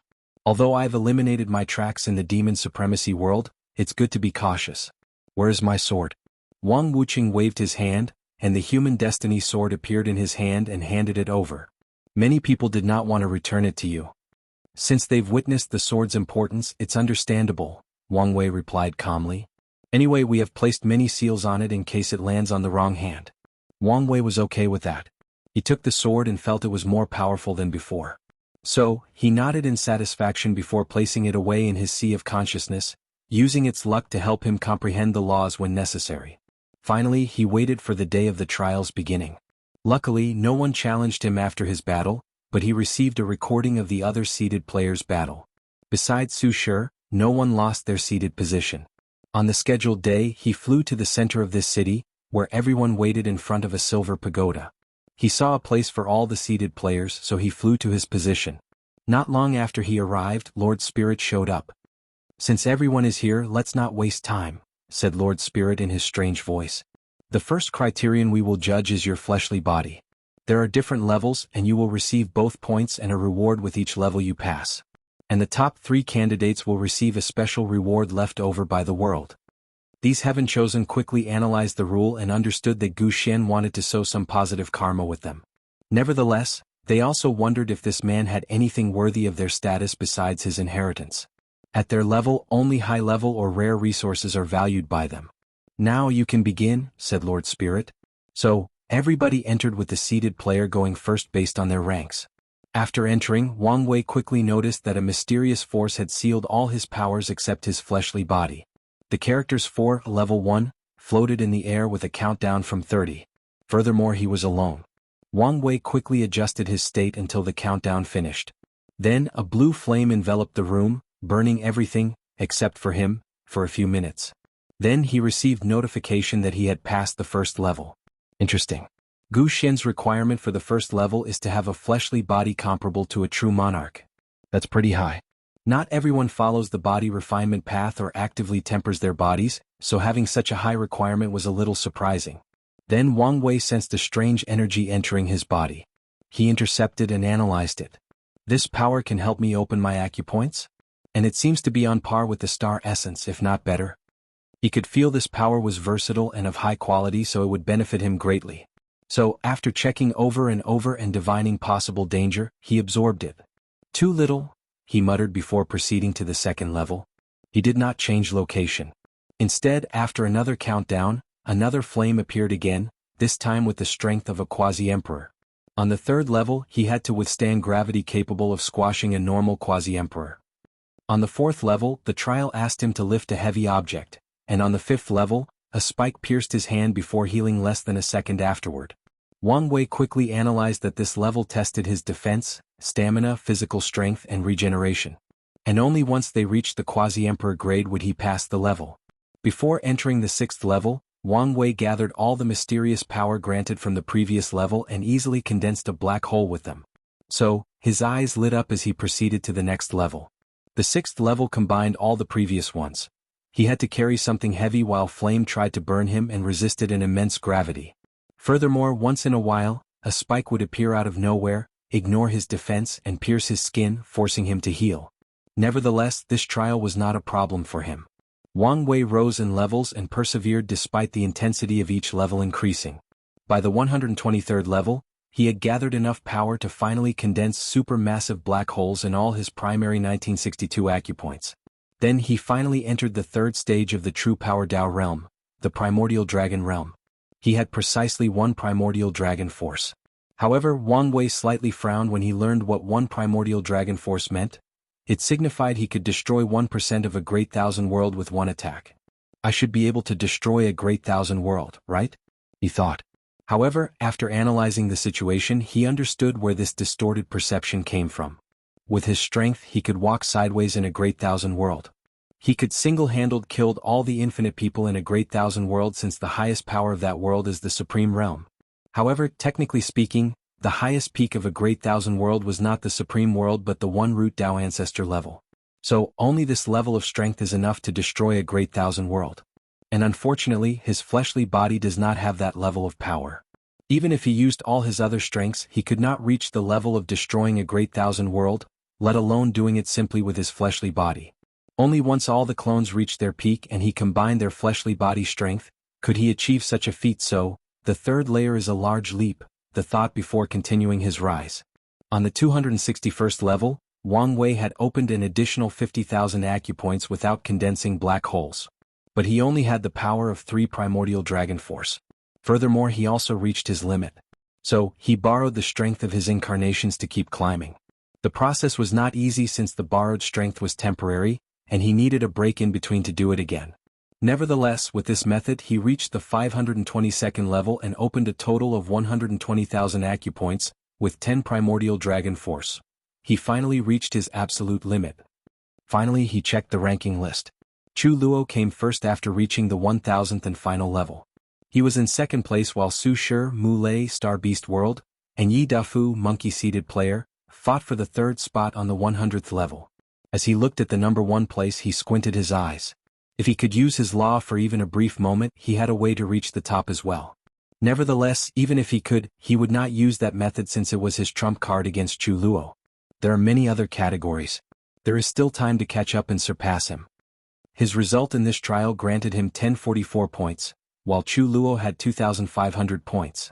The 2nd seeded token was worth 40,000 points, but the number 1 gave 100,000 points. So, as long as he does better than his opponent in the upcoming trials, he will still be the final winner. If all fails, he will just take the first token for himself. Chapter 546, The Second Test. Sol Su Shi was in a separate room for her test. She had now reached the 98th level, taking the 3rd spot. However, she knew it would not be long before her other 2 competitors caught up and surpassed her. She then focused on the first 2 positions and squinted her eyes. She did not say anything but concentrated on her reward for this trial. With this power, I should be able to begin building the immortal aperture. The primordial chaos art and the primordial chaos physique are perfect for each other. Her husband thought of absorbing the other physiques in the first place because of a secret page left in the scripture that people with absolute chaos physique could only access. The primordial chaos art is an excellent body refining technique divided into 4 layers: yellow, profound, earth, and heaven. In each layer, the cultivator will create something called apertures inside their bodies, which is an energy organ or hidden treasure of the body like meridians, acupoints, or orifices. As such, in the first layer they would create the yellow aperture, then the profound aperture for the second and subsequently for the other layers. Each apertures will temper the cultivator's body to an extreme height, and based on the cultivator's willpower, the tempering is different for everybody. Spiritual chi and other resources are required to cultivate any aperture. Still, it's best to use the chaos aura released from an owner of the absolute chaos physique as the foundation of the aperture. For most cultivators, the primordial chaos art only had 4 layers. However, there is a hidden fifth layer for the primordial chaos physique. The physique owner can use the natural chaos chi created by their bodies to condense an immortal aperture. According to the scripture, this technique can allow someone to break the boundary between mortal and immortal and reach the battle strength of 1 to 3 leaf immortal venerable. Su Shi reviewed the information about this art one last time before beginning. She lamented that if this technique's fifth layer were not restricted to only people with the primordial chaos physique, it would be an even better body refining technique than the ancient desolate body refining scripture. She concentrated on the power inside her body to begin building the immortal aperture. She could sense 4 small spaces inside her body similar to her divine sea, and each space contained a black gold rune. The lowest one was not that complicated, but the heaven aperture was as intricate as the best quasi-emperor formation. Su Shi knew this was another difficulty in cultivating this technique. It is impossible to do so without some talent for divine runes. Using the unknown power of the trial, she opened the 5th treasured space, as they were called. Her body shook slightly as the power generated by opening that space traveled throughout her body, destroying everything in its path. Then, the destruction healed and increased her fleshly body strength in the process. Immediately afterward, she used the remaining energy and the chaos chi that her physique condensed to build the immortal aperture, constructing thousands of interconnected divine runes. Regrettably, she only had the resources to make 1/10 of it. The incomplete immortal aperture trembled as it released a power that began to temper her body and elevate it to a higher level. The pain was unbearable to 99% of cultivators, but it was nothing to her as she did not even grunt. To Su Shi, there was no greater excruciating pain than losing the love of her life. After an unknown amount of time, the process ended. So, Su Shi clenched her hands to feel the power coursing through her veins. She felt her strength, endurance, regeneration, and defense greatly enhanced. She believed that once she finished creating the immortal aperture, she would have the strength of a 3-leaf immortal. By then, I will also be able to survive the attack of a 1-leaf immortal. Better yet, I can easily defeat one, she thought, reminiscing about that previous shocking battle. She stood up, feeling better than before. I cannot believe this technique is an incomplete one. She knew from her inherited memories that the creator mentioned higher layers such as Tao aperture, chaos aperture, and primordial aperture. She could not fathom how powerful someone would be after creating these apertures or the resources needed for them. It does not matter. After I prove the Tao, I can search for the remaining of this scripture. And, before anyone asks, no, Wang Wei will not get his hands on this scripture. He cannot have all the good things. Su Shi then proceeded to the next level. She reached the 145th level with her newfound strength, taking the 3rd spot. As for Yi Dafu, he came in 4th in the 110th level, and Mu Lei came 5th in the 105th level. In his trial, Wang Wei finally received the notification that the competition had ended, and as the 2nd place holder, he had a special prize. Then a book appeared in front of him. 12 Zodiac Powers. He flipped through the book and his eyes lit up slightly. The book was a battle technique that used his acupoints to recreate the 12 Chinese zodiacs and allowed a cultivator to display many powerful and weird abilities. This is the perfect technique to allow me to display the power of my fleshly body to its full extent. He was satisfied with this reward. Suddenly he heard Lord Spirit's voice inside the pagoda. The minimum required points for a seeded player to challenge another is 500 points. Unfortunately, only the 2nd seeded player acquired enough points. So, we will immediately begin the 2nd round of the trial. Every participant can have 2 points for each level they reach, and the 1st seeded player had an extra 500 points. Since no one other than these two reached the 250th level, the competition continued. The environment changed and Wang Wei found a massive pillar of jade divided into 5 before him. He received the instruction to instill his spiritual power into the pillar, so he did so after checking things. The first section that indicated a standard quality of soul lit up. A few seconds later, the remaining 4 sections show the classification of a soul's quality: bronze, silver, gold, and jade. Wang Wei easily lit up all 5 sections before waiting. A few minutes later, a new list appeared in front of him. Wang Wei, Peak Jade Quality, Unknown Soul Mutation 2000 points. Chu Luo, Peak Jade Quality, Samsara Mutation 1500 points. Liang Shixian, Peak Jade Quality, Incense Mutation 1440 points. Ji Lanfeng, Advanced Jade Quality, Sword Mutation 1200 points. Jingwu Hua, Medium Jade Quality, Yang Mutation 1100 points. Shi Qian, Peak Jade Quality 1000 points. Tong Ruobing, Peak Jade Quality 1000 points. Feng Heng, Peak Jade Quality 1000 points. Su Shi, Low Jade Quality Chaos Mutation 990 points. Yidafu Peak Golden Quality The Eye Mutation 950 points. Mulay Peak Golden Quality Star Mutation 900 points. Kudalin Advanced Golden Quality Golden Light Mutation 890 points. Dalyui Advanced Golden Quality Golden Light Mutation 850 points. Everyone reacted to this list differently. Chu Luo frowned at the fact he was not first but did not focus too much on the result since he still held the overall number 1 position. Nevertheless, he wondered why this trial could not identify Wang Wei's mutation.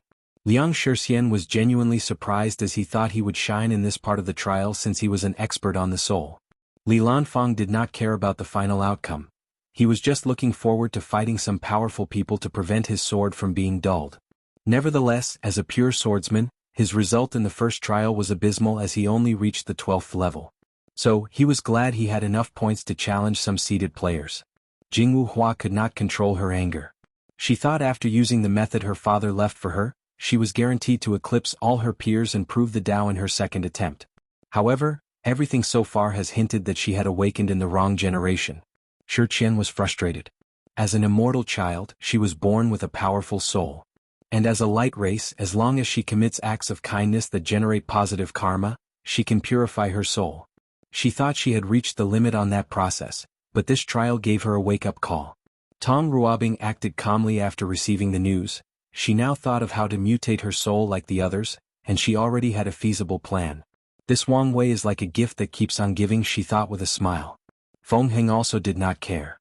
He hid the mutation of his soul to prevent others from discovering his Buddhist nature. Su Shi frowned as she figured out the reason she did not have a higher quality soul. She did not inherit everything from Lin Fan since she did not cultivate all the laws he did. For example, he understood soul law but she did not. So, she decided to find a way to raise the quality of her soul. Yi Dafu and Mu Lei were not surprised by this outcome. They both focused more on their bodies than their souls. Nevertheless, they still decided to make up for this shortcoming once they returned home. Wang Wei watched the results while analyzing the list. He instantly could tell that Feng Heng should be higher on that list. However, he focused on something else that caught his attention: the soul mutation of the barbarian siblings. He found it odd to be golden light when it should be related to the ancient spirit they contracted.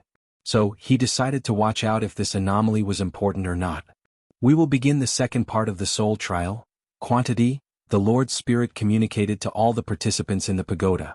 Then the pillar in front of them changed, removing the sections. The participants then began to instill their spiritual power without stopping.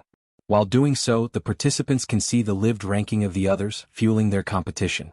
Half an hour later, the third spot and below had a result, but Wang Wei and Chu Luo were still fiercely competing for the first spot. After an hour, Wang Wei had reached his limit, and he could tell he would lose in the quantity department, but he did not want to. So, he slightly removed the seal in his primordial spirit and accessed some spiritual power from his past life to compete with Chu Luo. Then, after another hour, the Spirit Lord suddenly decided to give both of them the first spot and award them 1,000 points each. The third spot did not change as the divine race. Liang Shixian took it but not by much. The fourth spot went to Jingwu Hua, who tied for the same points as Shi Qian. Finally, the group left the pagoda and everyone became tense. Chapter 547 Wang Wei vs Yi Dafu. Lord's Spirit appeared in front of everyone before distributing tokens to each participant. And as long as they inject their divine sense inside, they can see the number of points they have. The next trial will take place a week from now, and we will also do 2 at the same time and maybe more.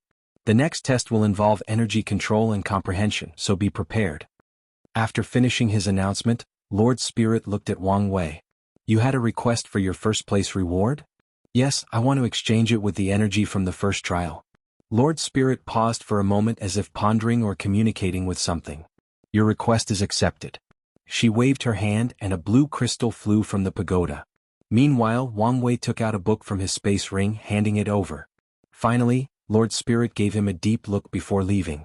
Immediately, the situation became tense as all these heaven chosen stared at each other. Finally, Yi Dafu walked toward Wang Wei. This Monkey King would like to challenge you. Little monkey, don't waste your points. I'm out of your league, said Wang Wei. This handsome monkey thought he was the most arrogant person in the endless void. But today I finally found someone more arrogant than me, Yi Dafu replied with a sneer. Alright, give the 500 points battle challenge. The monkey demon took out his token and exchanged 500 points before flying into the sky, and Wang Wei followed him. All the other participants calmly watched from a distance. While holding his red hole, Yi Dafu's dark gold armor shone brightly as the sun reflected on it.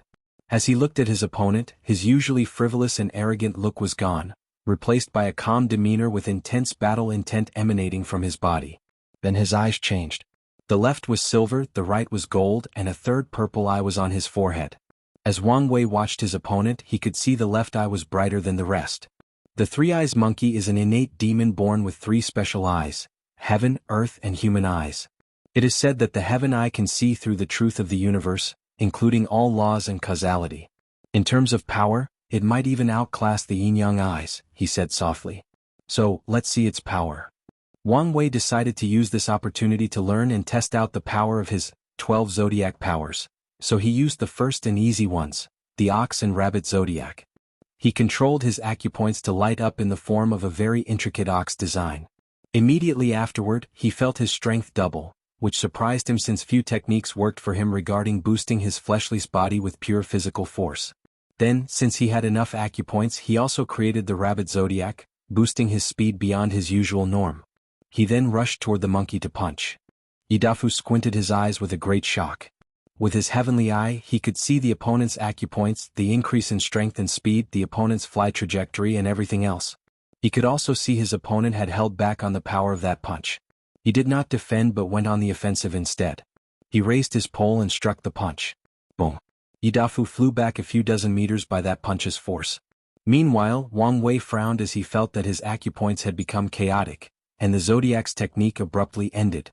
His eyes lit up as he realized what had occurred. His opponent targeted the weak spot of the technique, forcibly ending it. And since this was the first time he used this technique, he knew he had numerous flaws in the application. So, he instantly modified the flaw the opponent targeted before going on the offensive again. Boom, boom, boom. The clash of these two generated shockwaves that disturbed the clouds. However, Yi Dafu was not happy. It did not take long for him to realize his opponent's tactic, using his heavenly eye to cultivate this new technique.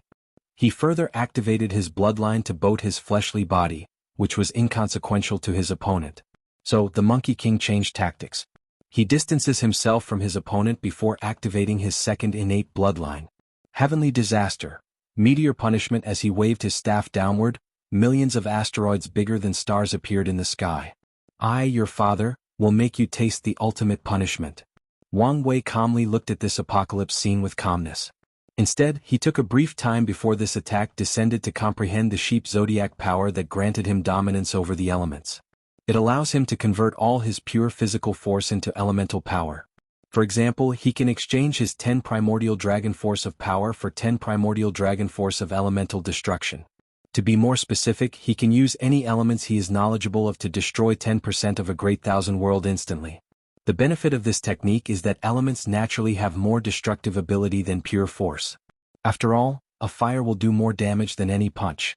So, as long as he can train the sheep zodiac to a higher level, he might be able to do 11 or more primordial dragon force damage with only 10. All these thoughts flashed across his mind in a period that can only be described as brief. Then he blew to the sky, instantly freezing all the meteors before they broke into pieces. As the large ice debris fell on the city, a formation appeared to protect them from creating even more destruction. Meanwhile, Yi Dafu knew he had encountered a formidable opponent. Usually, he easily bullied most of his opponents from the other races with his powerful body. As for the demon race in his world, 99% of them cannot even raise the resistance to fight him after he releases the noble aura from his bloodline. Only a few people can make him serious, and no one has yet to force him to go all out. But now was the right time. Earthly Eye. Population. The Monkey King's right shone as he activated its ability. Then numerous monkey clones suddenly appeared, all with the same aura. Wang Wei's lips twitched after seeing this. He did not care that there were 250,000 clones, all with the same battle strength as the main body. He only found the specific technique absurd coming from a monkey demon. Are you sure you're not related to Sun Wukong? He asked. Who's that? Asked one of the Yi Dafu. The Great Saint equal to heaven. The Great Saint equal to heaven? What a domineer name.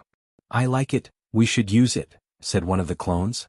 Better yet, let's call ourselves the Great Emperor above heaven. That should be our emperor title. Agree. Agree. Soon they all agree on their future emperor title, leaving Wang Wei speechless. Alright, let's focus on this battle, said one of them. Then they rushed together toward their opponent to gang up on him. Wang Wei smiled with an odd smile.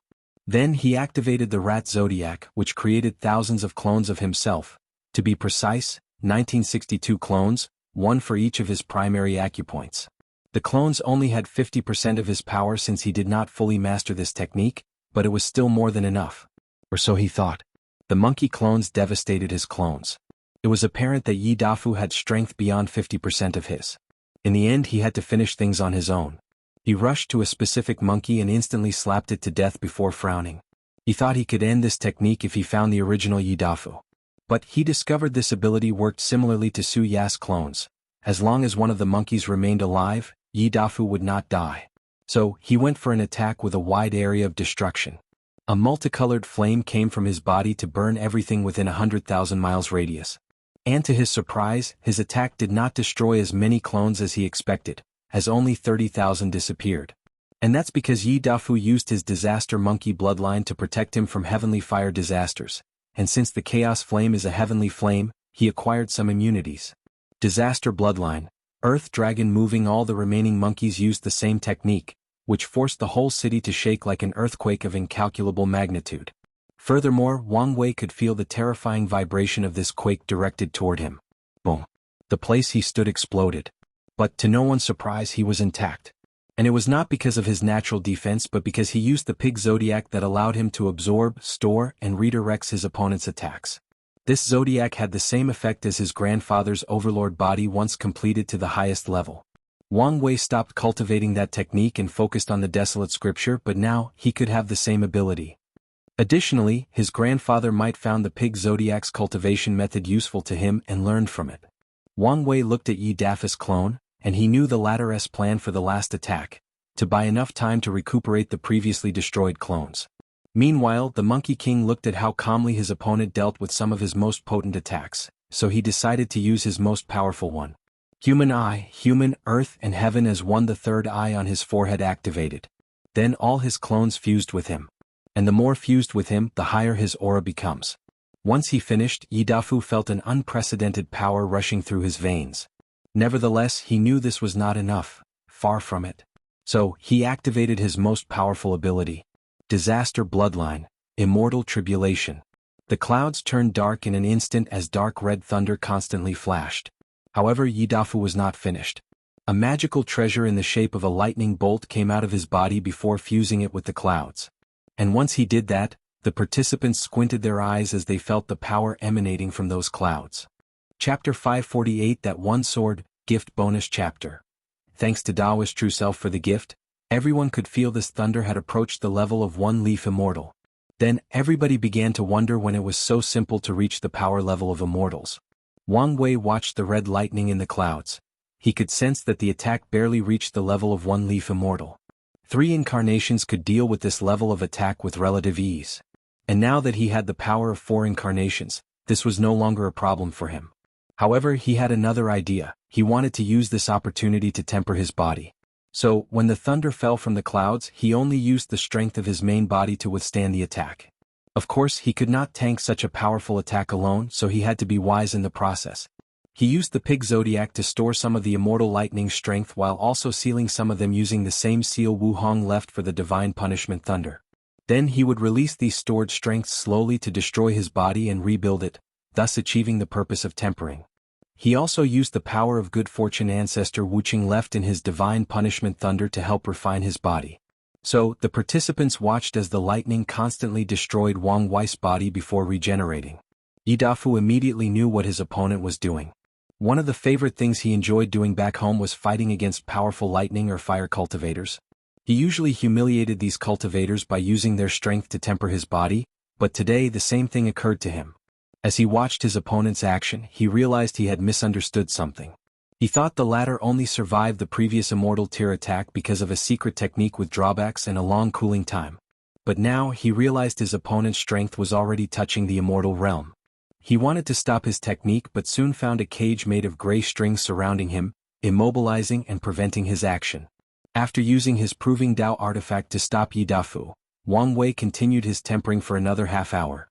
Then the clouds dispersed and he healed himself one last time. 15 primordial dragon force, not bad, he thought to himself before looking at the Monkey King, who looked different.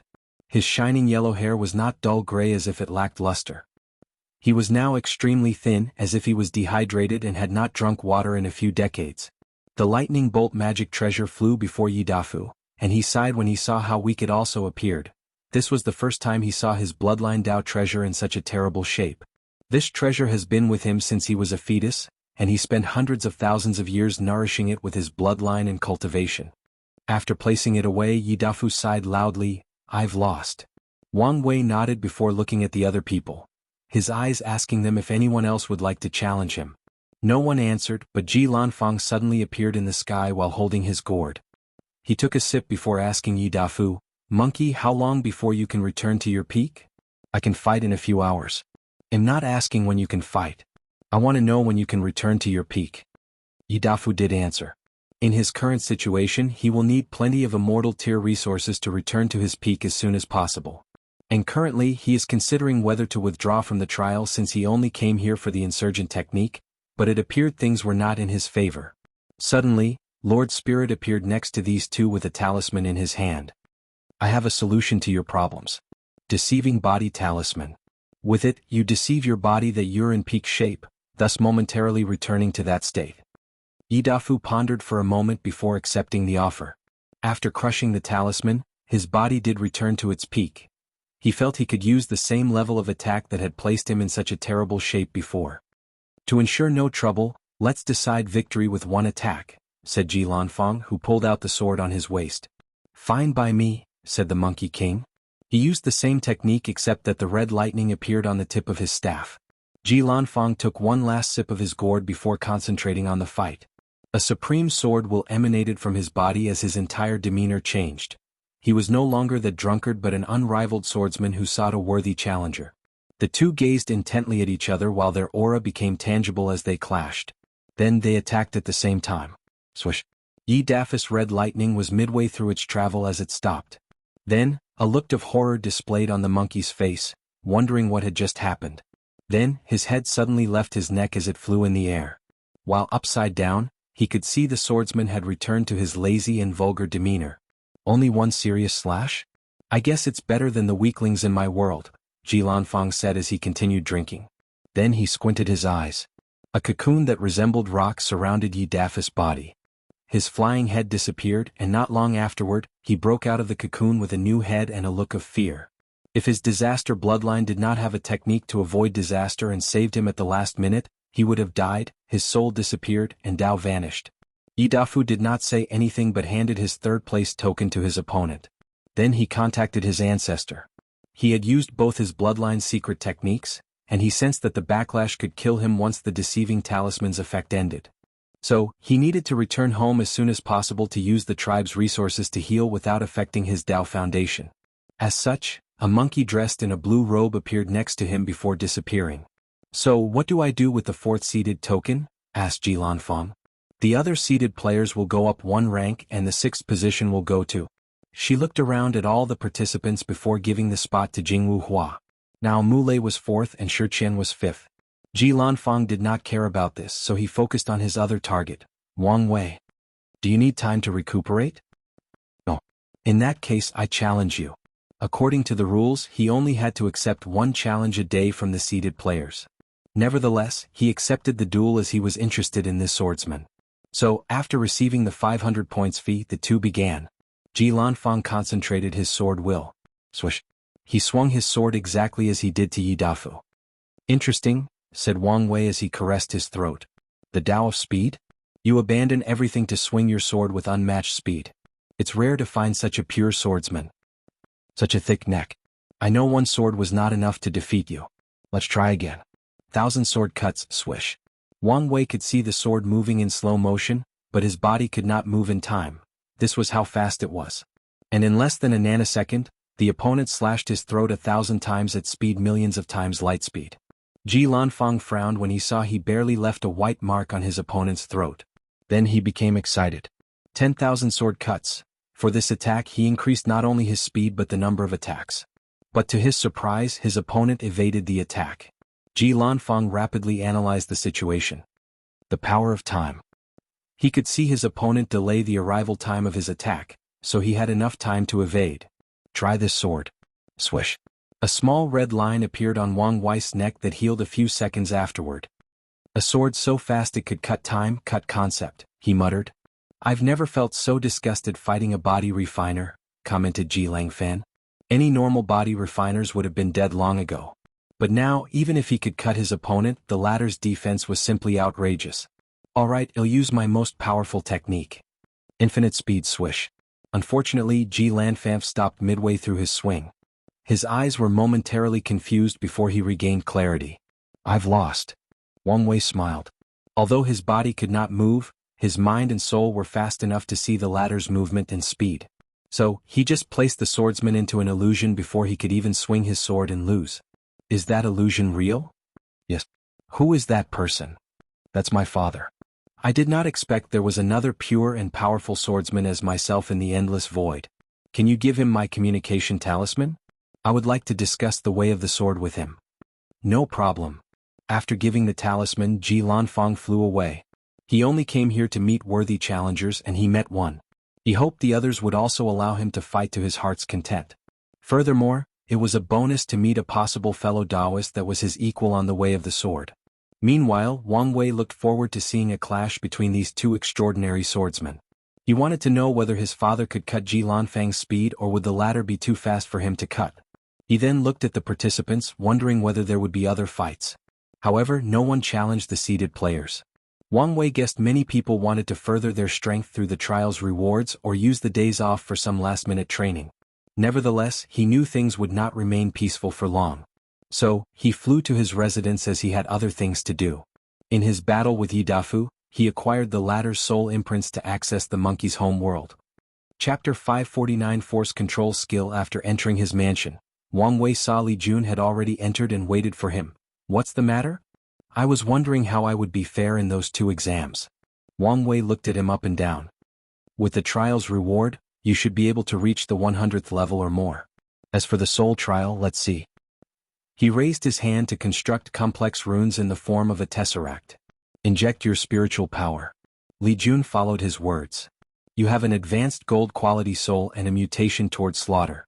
The result makes sense, especially the slaughter mutation, Li Jun said with a wry and slight desolate tone.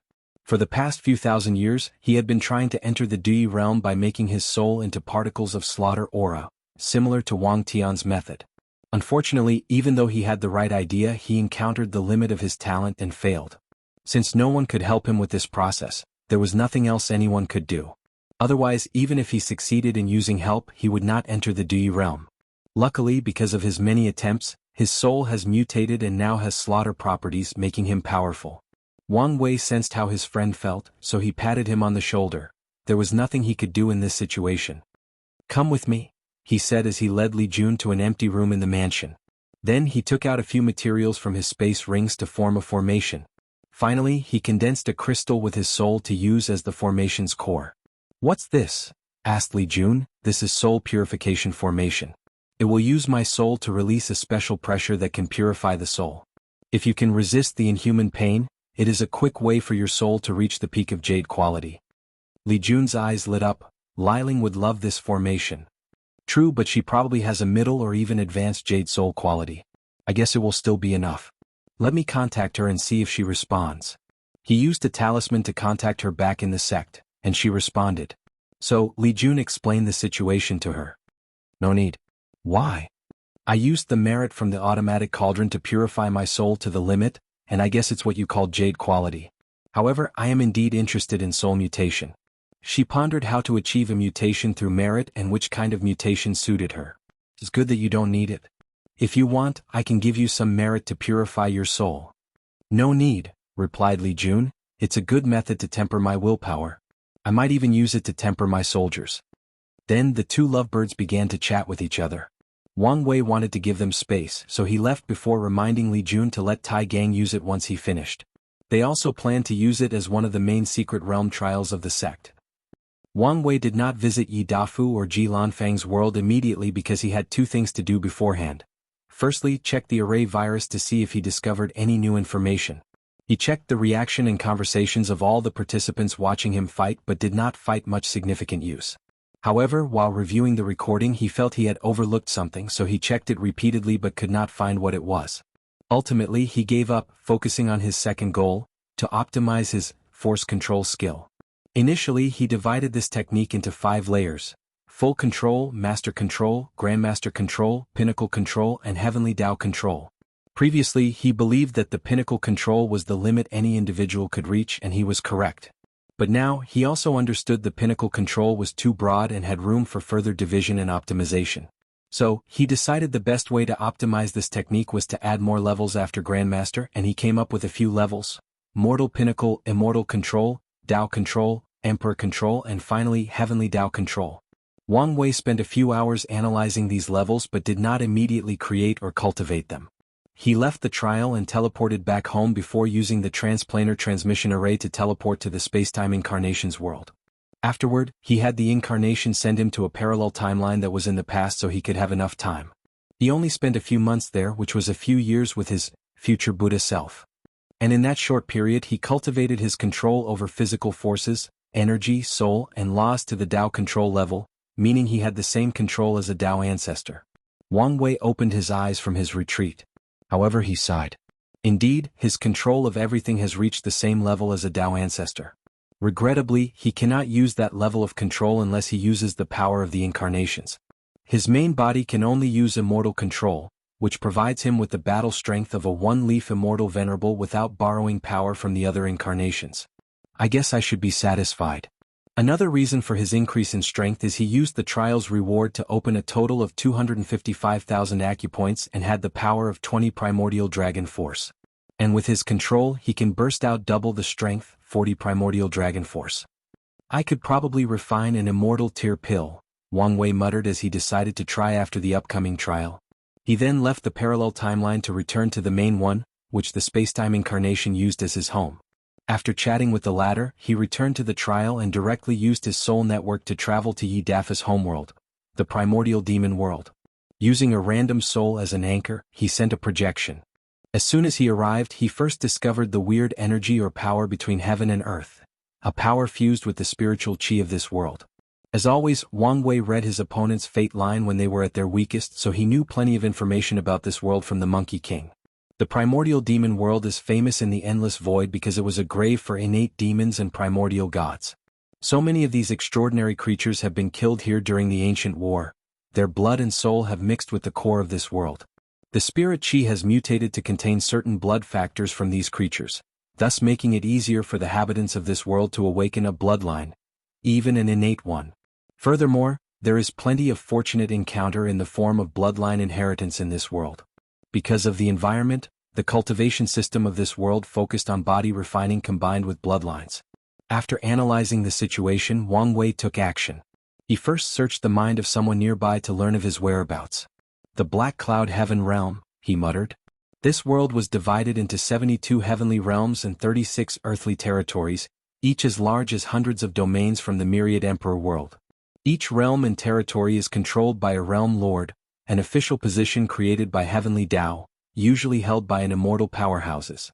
As long as these realm lords keep their territory safe and preserve the safety of the people, they can receive some merit at the end of the terms to speed up their cultivation. The law and order of this world are strict, so I should be more cautious, he thought before taking action. He activated his chi luck to search for a fortunate encounter. He wanted an emperor tier cultivation technique for this world. After finding what he wanted, he teleported deep into a mountain a few hundred kilometers away. He discovered a book left by a loose cultivator who died after stealing the book from a secret realm. Wang Wei then read the cultivation system of this world.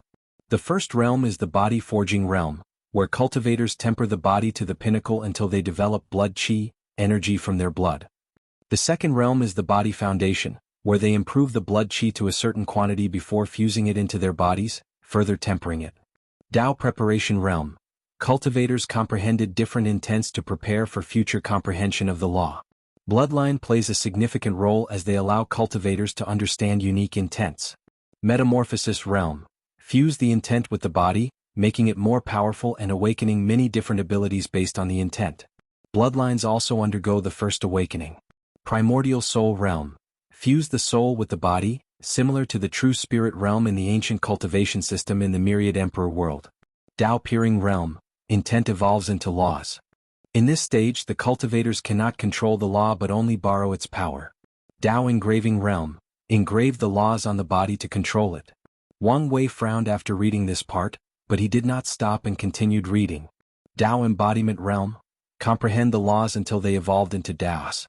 In this stage, cultivators no longer have to adapt to the laws of other worlds before they can use their powers. Yidafu was at the peak of this realm. Primordial God realm / innate demon realm. Cultivators will experience a pseudo-atavism in this stage. Whatever bloodline they have inside their bodies will activate to the fullest, granting them a powerful body that copies primordial gods and innate demons. If someone does not have a bloodline, they would be extremely weak in this stage. After reading the cultivation technique, Wang Wei had many thoughts as he reviewed the system in its entirety. Chapter 550 True Power Tao, thanks to Gordon_4421 for the gift. Firstly, when it comes to lifespan, the overall lifespan is similar to the origin system, except powerful bloodline gave these cultivators an additional 10 to 30 million years of lifespan in the quasi-emperor realm, which was only the peak of the innate demon realm when their bloodline had been sublimated to the peak. The primordial demon cultivation system is more impressive than even both the origin and spiritual foundation system regarding battle prowess. However, they are too restricted by the environment. Without the special blood factor between heaven and earth and all the bloodline inheritances from ancient times, this system cannot be adequately cultivated to its full extent. Wang Wei can even predict in a few eras, once all the innate demons and primordial gods' bloodline inheritance have been discovered, this world will begin to go downhill in terms of overall strength. Even the unique bloodline factor in the environment won't last forever. By then, the cultivators will have to change their system or accept being the weakest of the primordial god realm individuals with no bloodline. He can even predict the vast difference between the primordial demon heaven world and the lower realm. The majority of cultivators there are probably the weakest versions since they have no bloodline or specific environment to grow. Another major downside to this system, especially for Wang Wei, is the Tao engraving realm. In most cultivation systems, there are 3 standard ways to control the law: soul, body, and energy. The origin system used the soul, the spiritual foundation system used energy, while the primordial demon system used the body. The problem with using the last one is that it prevents any cultivators from entering the true power Tao realm. Body refiners are classified into 3 categories. At the top are the people who enter the true power Tao realm by tempering their pure physical powers to a certain height. The second level is for the body refiners who understand the laws of powers. Through understanding the law, body refiners can increase their strength, stamina, defense, regeneration, etc. Increasing these stats separately can also boost their comprehension of power laws in a cycle of self-improvement. The second level of body refiners can be as strong as the first level. They follow the same philosophy of using strength to break myriad laws. That's the essence of the Tao of power. However, the body refiners in that level cannot enter the true power Tao realm and eventually open that gate. Nevertheless, considering that there might not be a single person in the lower dimension that has opened that gate, it is a much better choice for most body refiners, not to mention how difficult it is to walk the path of true power Tao. The first category's only advantage is that the heaven will grant them a significant increase in strength without taking away their qualification in the true power Tao realm. The boost is not enough to open the gate but enough to increase in layers in the true power Tao realm. Meanwhile, the second category can only comprehend the power grand Tao source. The third level consisted of body refiners that used their bodies to control the laws. Whatever laws they comprehend will spread through every corner of their body, baptizing it over a long time. These body refiners also cannot enter the true Tao power. The Tao engraving realm made it impossible for the cultivators of this world to walk on the path of true power Tao. After analyzing everything, Wang Wei placed the technique away and focused on his goal of coming here.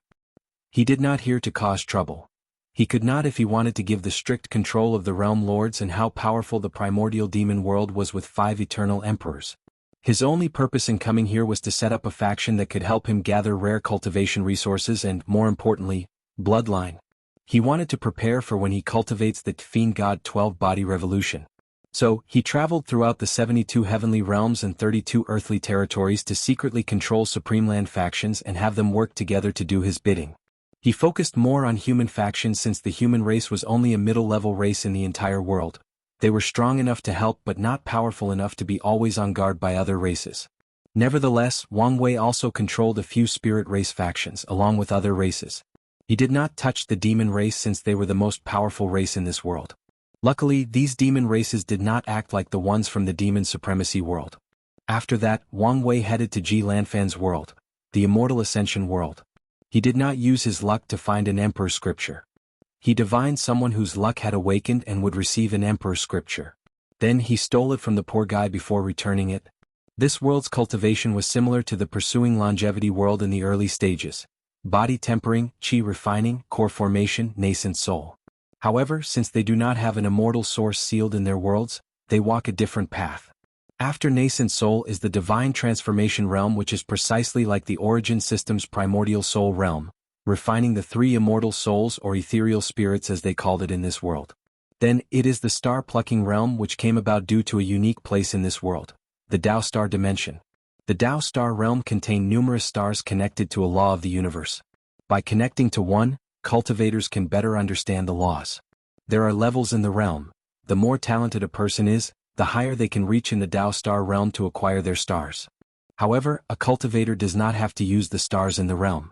Instead, they can create a unique star for themselves if they have a special law or Tao. Ji Lanfang is a perfect example. Afterward, they will enter the body integration realm, where they fuse their stars with their bodies. Subsequently, they will undergo 9 tribulations in the tribulation realm. Each tribulation further elevates their lifespan and understanding of the laws. Finally, it is the Tao treading realm where cultivators use their stars to create a heaven path toward the grand Tao in their bodies. Once they reach that path's end, that's the quasi-emperor realm. And after acquiring the heavenward world, the path will lead to the grand Tao source. Wang Wei could tell that whoever created this Tao treating system wanted people to become emperor or even Tao ancestors on their own without the heaven's will. Regrettably, the heaven path led to nowhere. The only thing it accomplished was giving cultivators an extra lifespan of about 5 million years. So, this system is slightly better than the origin system regarding lifespan, but the general battle prowess is similar. This system is interesting and might be worth studying in depth, he thought, pondering how he could fit some information in the optimization he would make to the origin system after proving the Tao. After his contemplation, he went to do what he came to do. His main objection was finding primordial star energy, as he felt this world might be the one with the highest possibility of having it. So, he searched everywhere through controlling luck or divination. He did find a small amount in a secret realm, but not as much as expected. Should I search the immortal realm? Thought Wang Wei. The immortal ascension world was divided into the mortal and immortal realm. As long as someone reaches Tier 7 void-shattering realm, they can ascend to the immortal world. However, most cultivators do not do this for the simple fact that all the immortal tier powerhouses are forced by heavenly Tao to live in the immortal realm.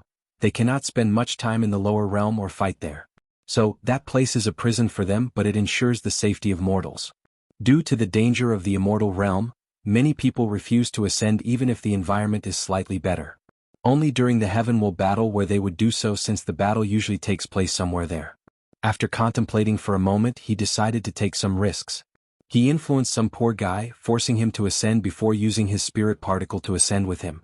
With this method, he was undetected and avoided people's eyes. After all, this world also had 5 eternal emperors. Then he went on his search for primordial star energy. He found more than the mortal realm, but not as much as he wanted, enough to condense a few dozen black holes. So, he created many secret factions as he did in the primordial demon world to gather resources for him, but also to prepare for his plans after he became emperor. Afterward, he was curious whether the lower realm could access the Tao star dimension.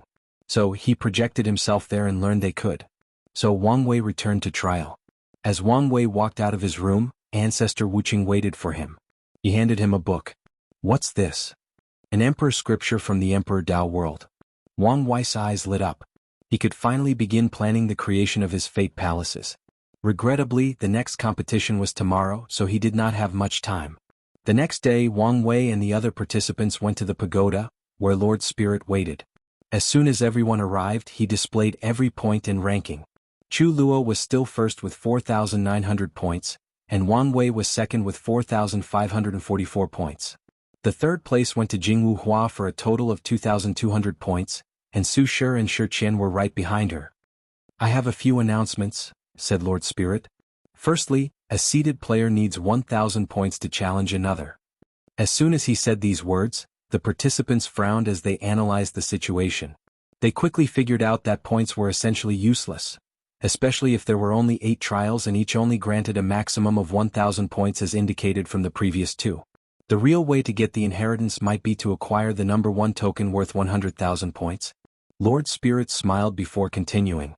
We will get through the next 2 trials today, and each one will be worth a maximum of 1,000 points. This information confirmed the participants' conjecture. The next 2 trials will be energy control and comprehension. Now let's begin. Everyone walked into the pagoda. Chapter 551 Saint, "Oh, I almost forgot," said Lord Spirit. "I know the sudden rule change might affect how many of you view this trial." The participants wanted to roll their eyes. With the new rules, most of the 8 trials are essentially useless. As long as they performed the bare minimum to acquire enough points, everything else did not matter since they could win this trial by taking the number 1 seeded token. And if they applied the rules correctly, they probably do not even need the points. Lord Spirit smiled as he read these people's minds through their facial expressions. For the next trial, the first place prize is extremely precious, so you should do your best. Additionally, other prizes may be as valuable as this one in the other trials. "What's the prize?" asked someone. "All I can say is if you get your hands on it, it is enough to remove any regrets for not acquiring the final inheritance." Everyone squinted their eyes as they became more serious. Lord Spirit smiled cunningly before telling everyone to begin the subsequent trial. After entering the pagoda, Wang Wei could sense different types of energy or qi floating in the environment. He sat cross-legged and closed his eyes. The first part of the test was to control basic spiritual qi available in every world across the endless void. First, he had to control it to do many complex shapes to show the level of his control. Then he had to use them to cast spells or other techniques. He had to create the largest destructive power using the smallest amount of energy. For example, 1 string of spiritual qi could create 1 ton of TNT in terms of destruction. An expert in energy control can use 1 string to cause 100 ton of TNT. And a person at Wang Wei's level could use 1/10 of a string of spiritual qi to create at least 100,000 tons of TNT damage. After doing so, Wang Wei then proceeded to another energy. Although he could not recognize what it was, he knew it was of a higher level than spiritual qi but not quite at the level of innate qi, so he did the same process. Mold it before using it to display different levels of damage using the smallest amount possible. The process was slightly more difficult because of the higher quality of the energy, but he did not have a problem. There were 10 different energies, and each one higher than the others. Some of the ones in the higher level seemed to have wills of their own, making them even more challenging to control. Nevertheless, the entire trial was worthwhile of his time since it allowed him to apply his force control skill and become more adept with it. Then he waited for the result. A few minutes later, Lord Spirit's voice echoed in his trial room. "We have an unexpected result. Young Master Chu Luo and Young Master Wang Wei tied for first place." Many people sighed after hearing this. They had already begun to suspect these 2 might be in a league of their own. Meanwhile, Chu Luo was not happy. He had almost finished his 9-extremity Dao Foundation, having absorbed 90% of all his power from all his reincarnations.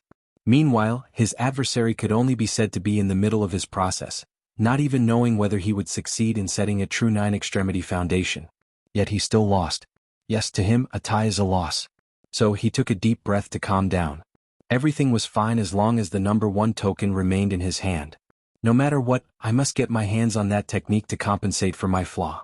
"Now for the final prize I mentioned," said Lord Spirit, who took a pause that was too long for many people's comfort. "There is no prize, I deceived all of you." Many people began to curse out loud in their different rooms. They swore they would call their elders and ancestors to level this place to the ground. "Haha, I was kidding," continued Lord Spirit. "The prize is Dragon Sovereign Qi, 1 string for each of our first-place contenders." Wang Wei squinted his eyes after hearing about the final prize. Dragon Sovereign Qi was an energy capable of creating an insurgent immortal venerable on par with a 3rd-class great emperor. So, as long as the sect found someone talented or suited to refine that 1 string, they will have another insurgent. This Gu Xian really went all out to find a successor, thought Wang Wei. Then an orb appeared before him and he saw a dragon swimming inside. He could sense the terror coming from that dragon, making him lust after its power. Unfortunately, he could not refine it. Otherwise his emperor path would be cut off. After regretfully shaking his head, Wang Wei placed it inside his space ring. He then looked at the list in front of him that displayed him and Chu Luo receiving 1,000 points. He did not care for it or the placing of the other participants. "Let's begin the next competition, comprehension." The winner of this competition will be the person who improves the most in the allocated time. A marble appeared before Wang Wei, and as he looked at it with his divine sense, a sightly surprise flashed across his eyes. He could sense all the laws between heaven and earth, and they were so clear. It was like someone refined an entire world and forced Heavenly Tao to display all its laws. Another opportunity, he thought before closing his eyes, to understand fate laws. He also did not hesitate to use his 360 future Buddha self. After an unknown amount of time, runes appeared around his body. These runes indicated he had entered the law manifestation stage of the void-shattering realm. The laws between heaven and earth were invisible and undetectable. However, once a cultivator's understanding is deep enough, they become visible and tangible, granting them more versatile use and applications. Wang Wei's law tree did not change much besides the runes on it. It was still a seedling. However, the deeper he understood the law, the more the seedling grew until it became a sapling. Finally, something changed. The law Altair inside his divine sea flew to his sea of consciousness, where his primordial spirit took control of it. Wang Wei's body shook slightly as he sensed the change. He could now control the surrounding thousands of kilometers and enforced his laws on them. He no longer had to adapt to the laws of other worlds, since he could forcefully control them or make them adapt to himself. Wang Wei was now in the Saint Realm, a true person. The Saint Realm was divided into 3 stages: Dao Sapling, Young Dao Tree, and Mature Dao Tree. With each stage he can extend the limit of his domain based on spiritual power and origin essence. Wang Wei knew this trial was an opportunity, so he decided to take it and continued his understanding. He did not know how long had passed, but all he cared about was his law tree was now young, symbolizing he was now in the Young Dao Tree stage. The time for the competition ended and he opened his eyes. He spread his domain and felt he could do virtually anything. His control over the power of fate seemed to be boosted. 269 trillion kilometers. I'm only in the middle stage and I've already reached the limit of my domain, muttered Wang Wei. Even his father's domain only reached the limit, so his domain would probably be quite large after he becomes a peak saint. However, Wang Wei did not care much, since he knew some people would have larger domains than him. For example, Su Shi, who he knew, planned to follow Lin Fan's plan to fuse a world with her domain. Even if it's a middle thousand world, it would be more extensive than his. Nevertheless, he would never lose in a confrontation. Not to mention he technically has 8 other domains in the form of his incarnations. The main body currently has peak 1 leaf strength and can probably fight 2 leaf immortal venerable for a few rounds, Wang Wei muttered before he was interrupted. The winner of this competition is Young Master Wang Wei. He is the person who improved the most during the past 100 years. Lord Spirit had to try extremely hard to hide his shock. 100 years is not a long time for cultivators, and it is impossible to expect significant improvement in such a short time, especially regarding law comprehension that takes thousands of years. Yet today he saw a miracle. Even in the particular case of this trial where the laws are easier to understand, such an improvement is unimaginable. Maybe the master will finally find a suitable inheritor. There is no special prize for the top 3 of this trial. That's all for today, and see you in another week for the Willpower and Tao Heart trial. Wang Wei walked out of the pagoda. He sensed a sharp gaze and looked over to see Chu Luo staring at him. Do you finally see me as a competitor? He smiled but did not say anything. He thought there would be some time formation in the pagoda so that time would not pass long on the outside. He was wrong. 100 years had passed. This news made him smile as he sensed his other incarnations. 7 of them have already reached the quasi-emperor realm and even finished condensing most of their black holes. However, there was a slight problem with one that caused a delay. The Order Incarnation's mission had something go wrong that delayed him. So, he is still in the Saint Realm and his memories sealed. If I borrow the power of the incarnations, I should have the power of 2 Root Dao Ancestor. Although he did not know for sure, he had a feeling. Nevertheless, he decided to test his full strength on Ancestor Wuqing. But now, he focused on the task at hand since he knew a few battles should occur. Chapter 552 Su Shi's Challenge, Gift Bonus Chapter. Thank you to Dengis Khan for the gift. Jingwu Hua did not hesitate as she challenged the 4th-seeded player, Shi Qian. She paid the challenge price and the 2 flew into the sky to battle. Jingwu Hua did not waste any time as she went on the offensive. A bright red flame appeared on her body, twisting the surrounding space with the sheer temperature. Golden Crow Flame. The flame on her body turned into a humongous crow before flying to her opponent. Pillars of Purification. Shi Qian waved her hand to manifest 3 massive pillars of golden lights, descending on the flame crow. Unfortunately, The crow easily burned the pillar and their purification ability before rushing toward her. Extreme Yang? Thought Shi Qian before creating golden light cages around the flame to slowly weaken the crow until it disappeared. 9 Yang suns. Jingwu Hua created 9 suns made of extreme Yang flame before dropping them on her opponent. Shi Qian frowned for a moment as she rapidly calculated her next step of action. A pair of white wings suddenly appeared behind her back. Then, she flew with unrivaled speed to evade the 9 suns, who felt on the city's formation. Jingwu Hua also grew a pair of wings, but hers were crow wings. She flew toward her opponent 100 times faster than light speed. Regrettably, Shi Qian cultivated the Tao of Light, a Tao with a natural speed advantage. Shi Qian did not clash head-on with his opponent. She knew her fleshly body would not be on par with a degraded demon like the 3-legged golden crow. Additionally, her main tactic of fighting is using long-distance spells. So, she used her speed advantage to kiting her opponent. She would create light spears, light swords, and numerous other weapons to attack Jingwu Hua, who only used the flame on her body to burn these attacks. After trying for a while to catch her opponent without success, Jingwu Hua used another approach. She used her Yang Law to boost her speed. Everything between heaven and earth can be divided into yin and yang. Speed and slow, for example. Speed is yang while slowness is yin. So, through the laws of yang, Jingwu Hua controlled the concept of speed to boost her speed. In an instant, she appeared before Shi Qian and punched her. Boom. The immortal child descended from the sky and landed on the ground, destroying countless houses. Half her body was burned to crisps before she could remove the yang flame on her. Pure body. A golden light appeared on the burned side to make her body pure, and a pure body cannot have any injuries. Jingwu Hua was not about to let her opponent heal, so she created a massive pillar of flame that descended from the sky to finish the job. However, when the attack landed, Shi Qian turned into motes of golden lights before appearing in the sky. However, she now looked completely different. She now had 9 beautiful white wings on her back and had a full body armor made entirely of light. She now had a holy and noble aura emanating from her, an aura that would force the weak-willed to bow down and worship her. The light race transformation, Jingwu Hua muttered. Karma judgment. Shi Qian pressed her hand down, and a golden beam descended on Jingwu Hua. The latter released a flame barrier, but the light ignored her defense and went straight to her primordial spirit. Jingwu Hua screamed as she felt a burning sensation directly in her soul. All the negative sins or karma in her life had turned into a flame of judgment. She quickly converted her yang power into light as a form of defense. After all, darkness is yin while light is yang. Her actions slightly reduced the attack's power, but it was not enough.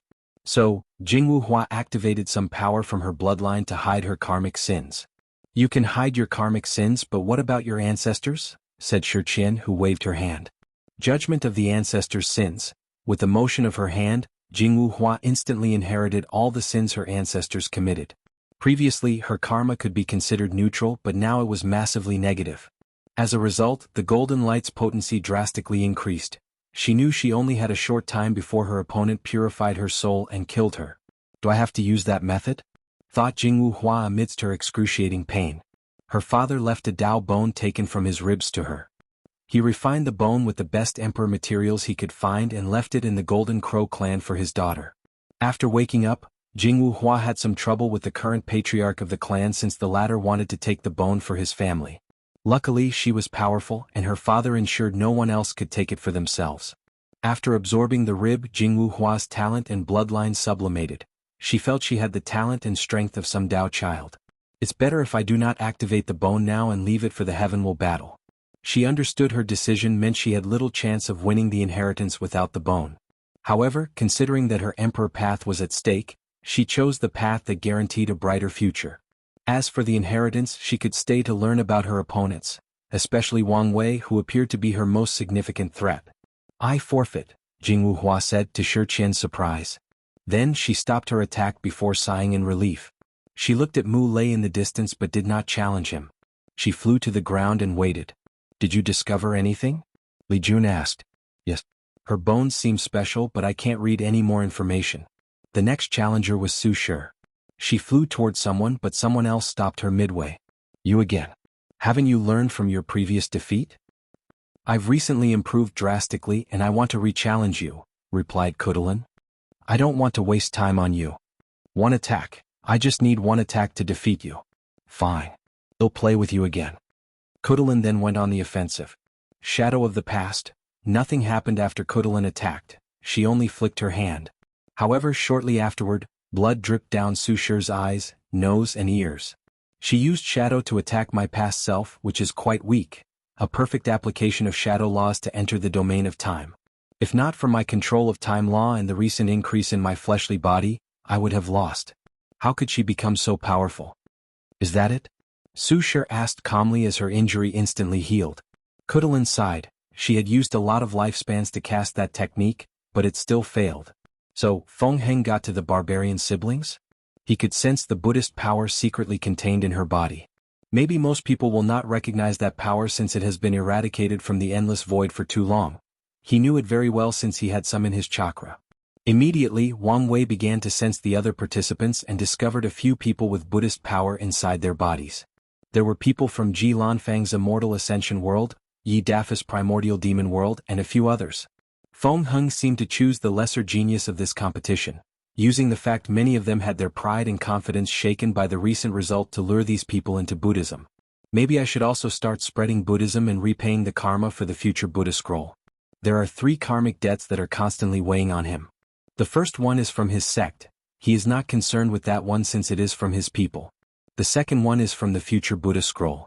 He guessed some powerful entity gave him that book to create karma with him, so the sooner he paid it off, the better for him. Finally, it is the debt from Di Tian's wife.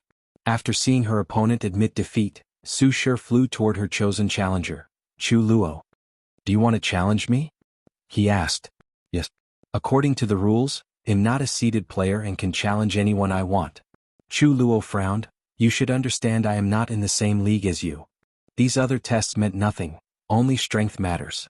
Su Shi did not believe her words, but she could not pass on the opportunity to get this inheritance. Her husband's revival relied on it. No matter what, she must at least try.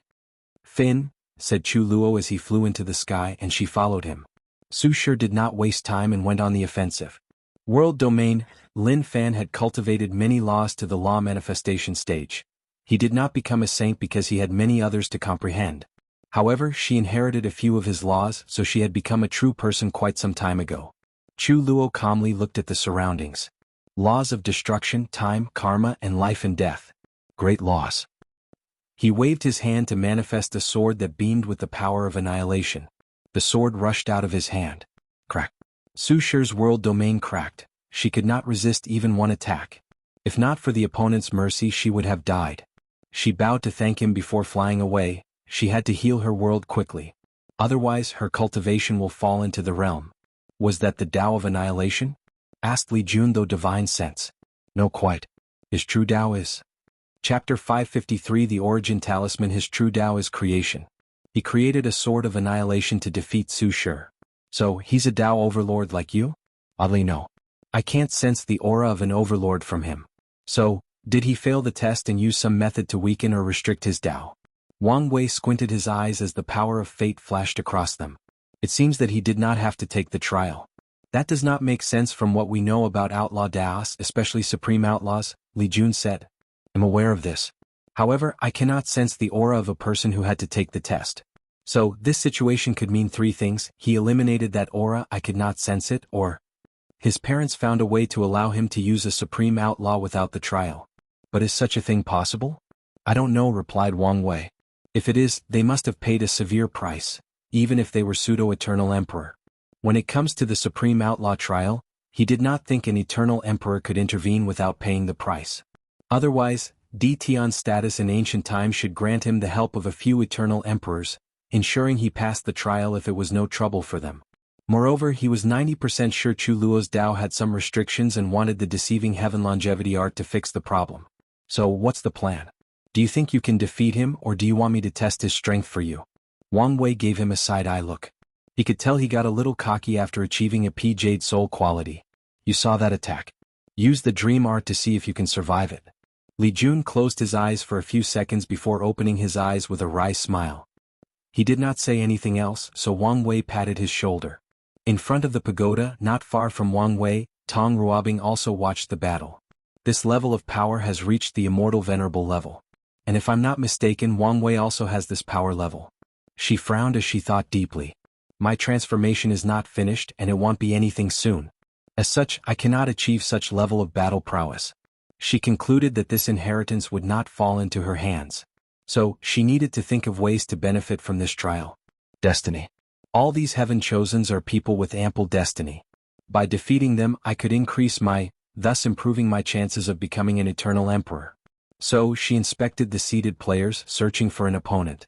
She ignored the first two before gazing at Ji Lanfang. I need a special trump card to defeat him. Then she looked at the others, focusing on Mu Lei. Without much hesitation, she walked to him with a gentle smile. What a beautiful woman, muttered Mu Lei before fixing his clothes. Young Lady Tong, my name is Mu Lei, and it is an honor to meet you. Tong Ruobing placed her delicate hand over her mouth before giggling with her angelic voice. I am flattered, young Master Mu. However, I've come here for a challenge. Tong Ruobing had to admit that Mu Lei would make a great Dao partner. Although he was not handsome compared to most cultivators, he had a manly aura emanating from his body that was quite charming. He was talented, powerful, had a high background, and more importantly, he was from another world community, so they would not have to worry about competing for the Heaven. Nevertheless, she did not come here for romance. I accept your challenge. However, young Lady Tong, I won't go easy on you because I found you more beautiful than the noblest of immoral from the 9 heavens. Your words make me blush. Nevertheless, I won't accept it any other way. Then the two flew into the sky, standing a few meters from each other. Tong Ruobing waved her hands, and numerous yellow papers with runes surrounded her enemy. Tong Ruobing did not believe in prolonged battles and liked to use the quickest and most efficient way to defeat an opponent. So, she did not hold back and employed 90% of her strength in that attack. Although she knew this would reveal her information to that person, she also understood it was only a matter of time before he figured things out. Hellfire Talisman. Thousands of black flames came from the papers to destroy Mu Lei's body and soul. Unfortunately, the latter completely ignored the attack and punched forward. Vibration Punch. A terrifying vibration from his hand rushed toward his opponent. Tong Ruobing rapidly activated a defense talisman and redirecting talisman to protect herself, and she succeeded. Meanwhile, Mu Lei frowned slightly as he discovered something. The small world or dimension the trial took place did not have any laws. It was simply a large space with an artificially created environment. Usually, this would not have an impact on most participants. They have something similar to law seeds inside their bodies or domains that allows them to use their laws anywhere, with some having to adapt. And for some, their laws have evolved into Daos, meaning the constraints of the worlds no longer bind them. They can use their laws anywhere they see fit, for example the endless void, and not have many problems or restraints. However, he was different. As a true power Dao cultivator and one that cultivates the Star Biasi system, the issue of law was more delicate for him. The Star Beast system absorbs all kinds of laws to grow their bodies or fight. However, he cannot do that. Mu Lei then invented a way for his fleshly body to use law resonance. But he could not use this method since the trial space had no laws, so his power was significantly reduced. Tong Ruobing faced a similar dilemma. The Tao of Talisman relies heavily on the law resonance. If she wanted to instantly create certain talismans related to powerful Daos that are most like outlaws, she needed to use law resonance. Regrettably, she cannot do that in the current environment. Her talisman laws only allowed her to create certain talismans. And even when her laws evolve into Dao, she cannot completely get rid of law resonance. This is the advantage and disadvantage of Daos based on professions. Infinite Explosion Talisman. Boom, boom, boom. An uncalculable amount of explosions occurred on Mu Lei, burning his skin. However, he quickly healed the surface injury before rushing toward Tong Ruobing. He was so fast that he appeared as if he had teleported. However, she used a switching talisman that allowed her to switch places with any objects in her surrounding, even a single string of spiritual qi. Then she continued her bombardment. Meanwhile, on the ground, Wang Wei was secretly fuming. What's wrong? Asked Li Jun, who could feel his mood change. I know why she seems familiar. She's using the idea I gave Wu Ming back in the Spirit Road trial. You mean your idea of turning the body into a talisman? She succeeded? Yes. And I can even sense a slight emperor aura on her body, meaning not only did she turn her body into a talisman and essentially change her physique, but she also managed to borrow some power from an emperor talisman. Wang Wei was mad not because Tong Ruobing was using his idea but because he never actually thought of using it himself. After figuring out her secret, he immediately thought of using his acupoints to create a formation that is linked or can borrow the power of the sex turtle shell array, which might be the best defensive formation in the whole Myriad Emperor world. If Tong Ruobing succeeded in doing so, then she is quite talented, commented Li Jun, and Wang Wei agreed. Wu Ming had the idea, but based on their last meeting he failed to borrow the power of Emperor Ray. Although Wang Wei did not know how she succeeded, he knew how capable she was of accomplishing such a feat, and as he continued to watch the battle, he discovered more information. Tong Ruobing's soul had mutated and acquired properties of talismans. He could tell she achieved this result after the soul trial. He secretly shook his head before continuing to analyze the situation. Could it be the origin talisman? Talisman Ancestor created 12 ancestral talisman, and most cultivators considered them the peak of his achievement. However, the actual peak of his accomplishment was the origin talisman that he left for the Great Talisman City as an Emperor artifact. The origin talisman is the most powerful talisman of the Myriad Emperor world and the first Emperor talisman created by someone in the origin system. The primary function of the talisman is its versatility. It can be used as any talisman. Tact talisman? The origin talisman can be used as such. What about a devour talisman? The origin talisman can also accomplish the task. There were even rumors that the origin talisman was connected to all the talismans created in the Myriad Emperor world, even the ones after the talisman ancestor disappeared. Many people do not believe this rumor because the talisman ancestor was only a pseudo-eternal emperor. However, Wang Wei would not be surprised if it was true. He would not even be surprised if these profession ancestors had the battle powers of eternal emperors, given how special many of them were, except for the array ancestor. Wang Wei began to pay more attention to the fight since something had changed. No more playing around, said Mu Lei as each of his pupils turned into 9 purple stars. Then, his body grew to more than 1,000 kilometers. This was a small size for Mu Lei, but the environment did not allow for a bigger size without complications. He turned into a dark light as he rushed toward her. His immense size did not diminish his speed. On the contrary, he became even faster. Boom! He punched her with his enormous hand. However, Mu Lei saw a pink crystal appear on Tong Ruobing's forehead, resulting in a sudden increase in her aura. The defensive talisman she created blocked his attack with relative ease. The Myriad Emperor World's Proving Dao Artifact. Chapter 554 Useless Plot? Gift Bonus Chapter. Thanks to Linming 528 for the gift. I have 2 extra chapters coming up, but you guys have to wait a couple of days because of my schedule. So we will go back to our regular 1-chapter release. Tong Ruobing did not hesitate to use her Proving Dao artifact to boost her talisman-making abilities and their overall strength. Finally, she took out a talisman from her space ring. Flesh Atomization Talisman. A brightening white light came from the talisman and enveloped Mu Lei before he could react. Even the participants on the ground had to squint their eyes slightly as they gazed at the light. Once the light abated, Mu Lei appeared with burn marks all over his body. However, he appeared intact overall, making Tong Ruobing frown. The Flesh Atomization Talisman was one of the masterpieces she created to fight against people with powerful fleshly bodies. So, it should have atomized her opponent or, at the very least, severely injured him. However, he appeared to be only slightly injured. Tiny runes appeared in front of her eyes as she analyzed Mu Lei's body, and a look of realization dawned on her. The star body of the Star Beast world is unique in that it cannot be instantly destroyed, at least in general. Any attacks that kill a Star Beast cultivator will instead decrease their size. In other words, if anyone wants to kill a cultivator in the Star Beast world, they must constantly kill and reduce their size until they are killed. As such, the bigger the opponent, the more lives they have. So, only attacks that can instantly destroy their entire body can kill them, and her talisman did not achieve that effect. Although Mu Lei's current body looked intact, his real body was now several times smaller. Tong Ruobing quickly analyzed how to end this battle as she could tell the longer it continued, the more dangerous the situation would be for her. She did not have an attack that could instantly annihilate her opponent, at least, not until she finished her transformation of binding with the origin talisman. So, the only solution is to use a method that annuls healing or regeneration. Tong Ruobing waved her to create a talisman that manifested in the form of a spear. Then, with a flick of her hand, it flew incredibly fast toward Mu Lei. At first, he did not care about such a measly attack and planned to ignore it while continuing his assault. However, he suddenly sensed grave danger and rapidly enacted a shield to protect him. Unfortunately, the spear penetrated his defense and went straight for his heart, only stopping 1 inch before piercing it. Mu Lei had an ugly expression as he sensed a mysterious power on that spear. He knew that power would ignore his bonus ability and kill him, and there was nothing he could do about it. What power is this?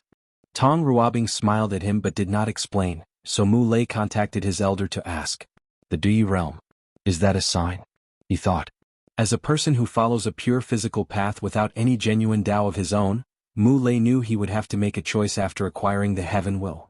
The first choice is to comprehend the Grand Tao source of power and prove the Tao using that method. The second choice is to use his Heaven Will to go up a few layers in the true power Tao realm.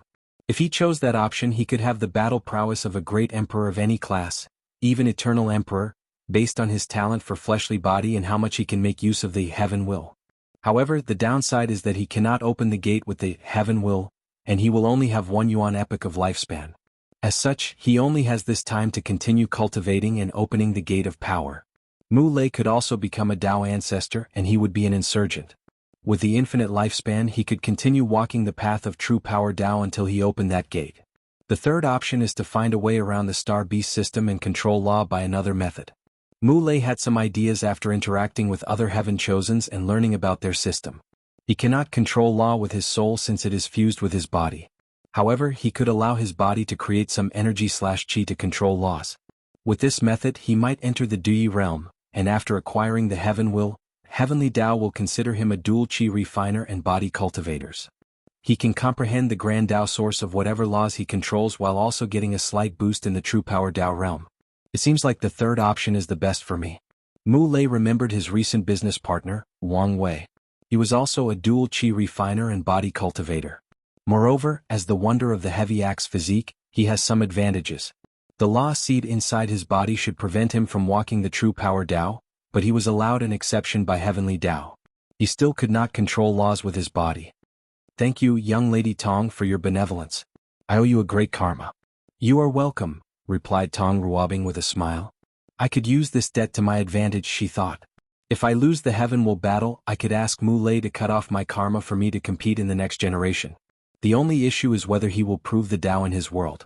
Tong Ruobing was in a good mood after making a backup plan for herself and acquiring a decent amount of destiny. So she took Mu Lei's number 4 tokens and flew to the ground. She smiled and waved at Wang Wei, who ignored that shameless woman who stole his idea. How did she enter the Dui realm? Li Jun asked with slight envy. She turned her divine sea into a world of talisman, Wang Wei replied. With his true vision and his recent power growth, he could see many things previously hidden. He could see many different runes inside her divine sea: Qi gathering talisman, Qi purification talisman, Qi controlling talisman, space expanding talisman, along with a bunch of others. Overall, her divine sea was unique. I have to give Tong Ruobing some credit. She took the basic ideas I gave Wu Ming, developed them to their best and even made them better. After this fight, there were no worthwhile battles. A few people who never reached the top 10 in the previous trials challenged the seeded players, including Wang Wei. But they proved to be too weak. So, everyone returned to their mansion. After returning to his mansion, Lian Shishing had 2 pictures before him: Chu Luo and Wang Wei.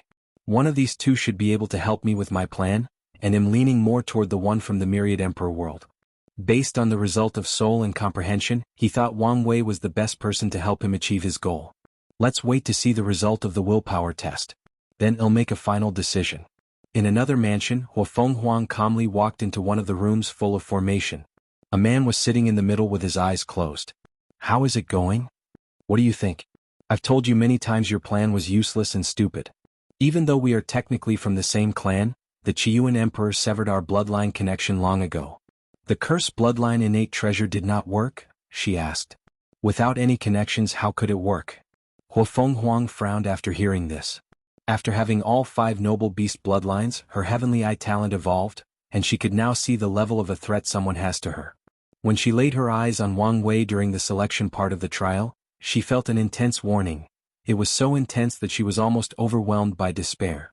So, she began to prepare how to secretly take him down. Her original plan was to use the bloodline connection of the Wang aristocratic clan and the Tao opening sect's Wang clan. So, she enlisted the help of Wang Jiaming, the next heir of the Wang aristocratic clan. Huafeng Huang hoped the latter used his bloodline connection to Wang Wei to curse, poison, or weaken him in any way. Better yet, steal his power. Honestly, she already knew her plan was pointless and stupid. However, she had to do something to at least relieve the pressure she felt every time she looked at him or when they interacted. Is there any way for this plan to work? If you could get me his bloodline, no, his blood source maybe, Wang Jiaming replied. He honestly did not want to help her and antagonize the other Wang clan. Unfortunately, Hua Fenghuang's status was higher than his, and the council asked him to follow her orders.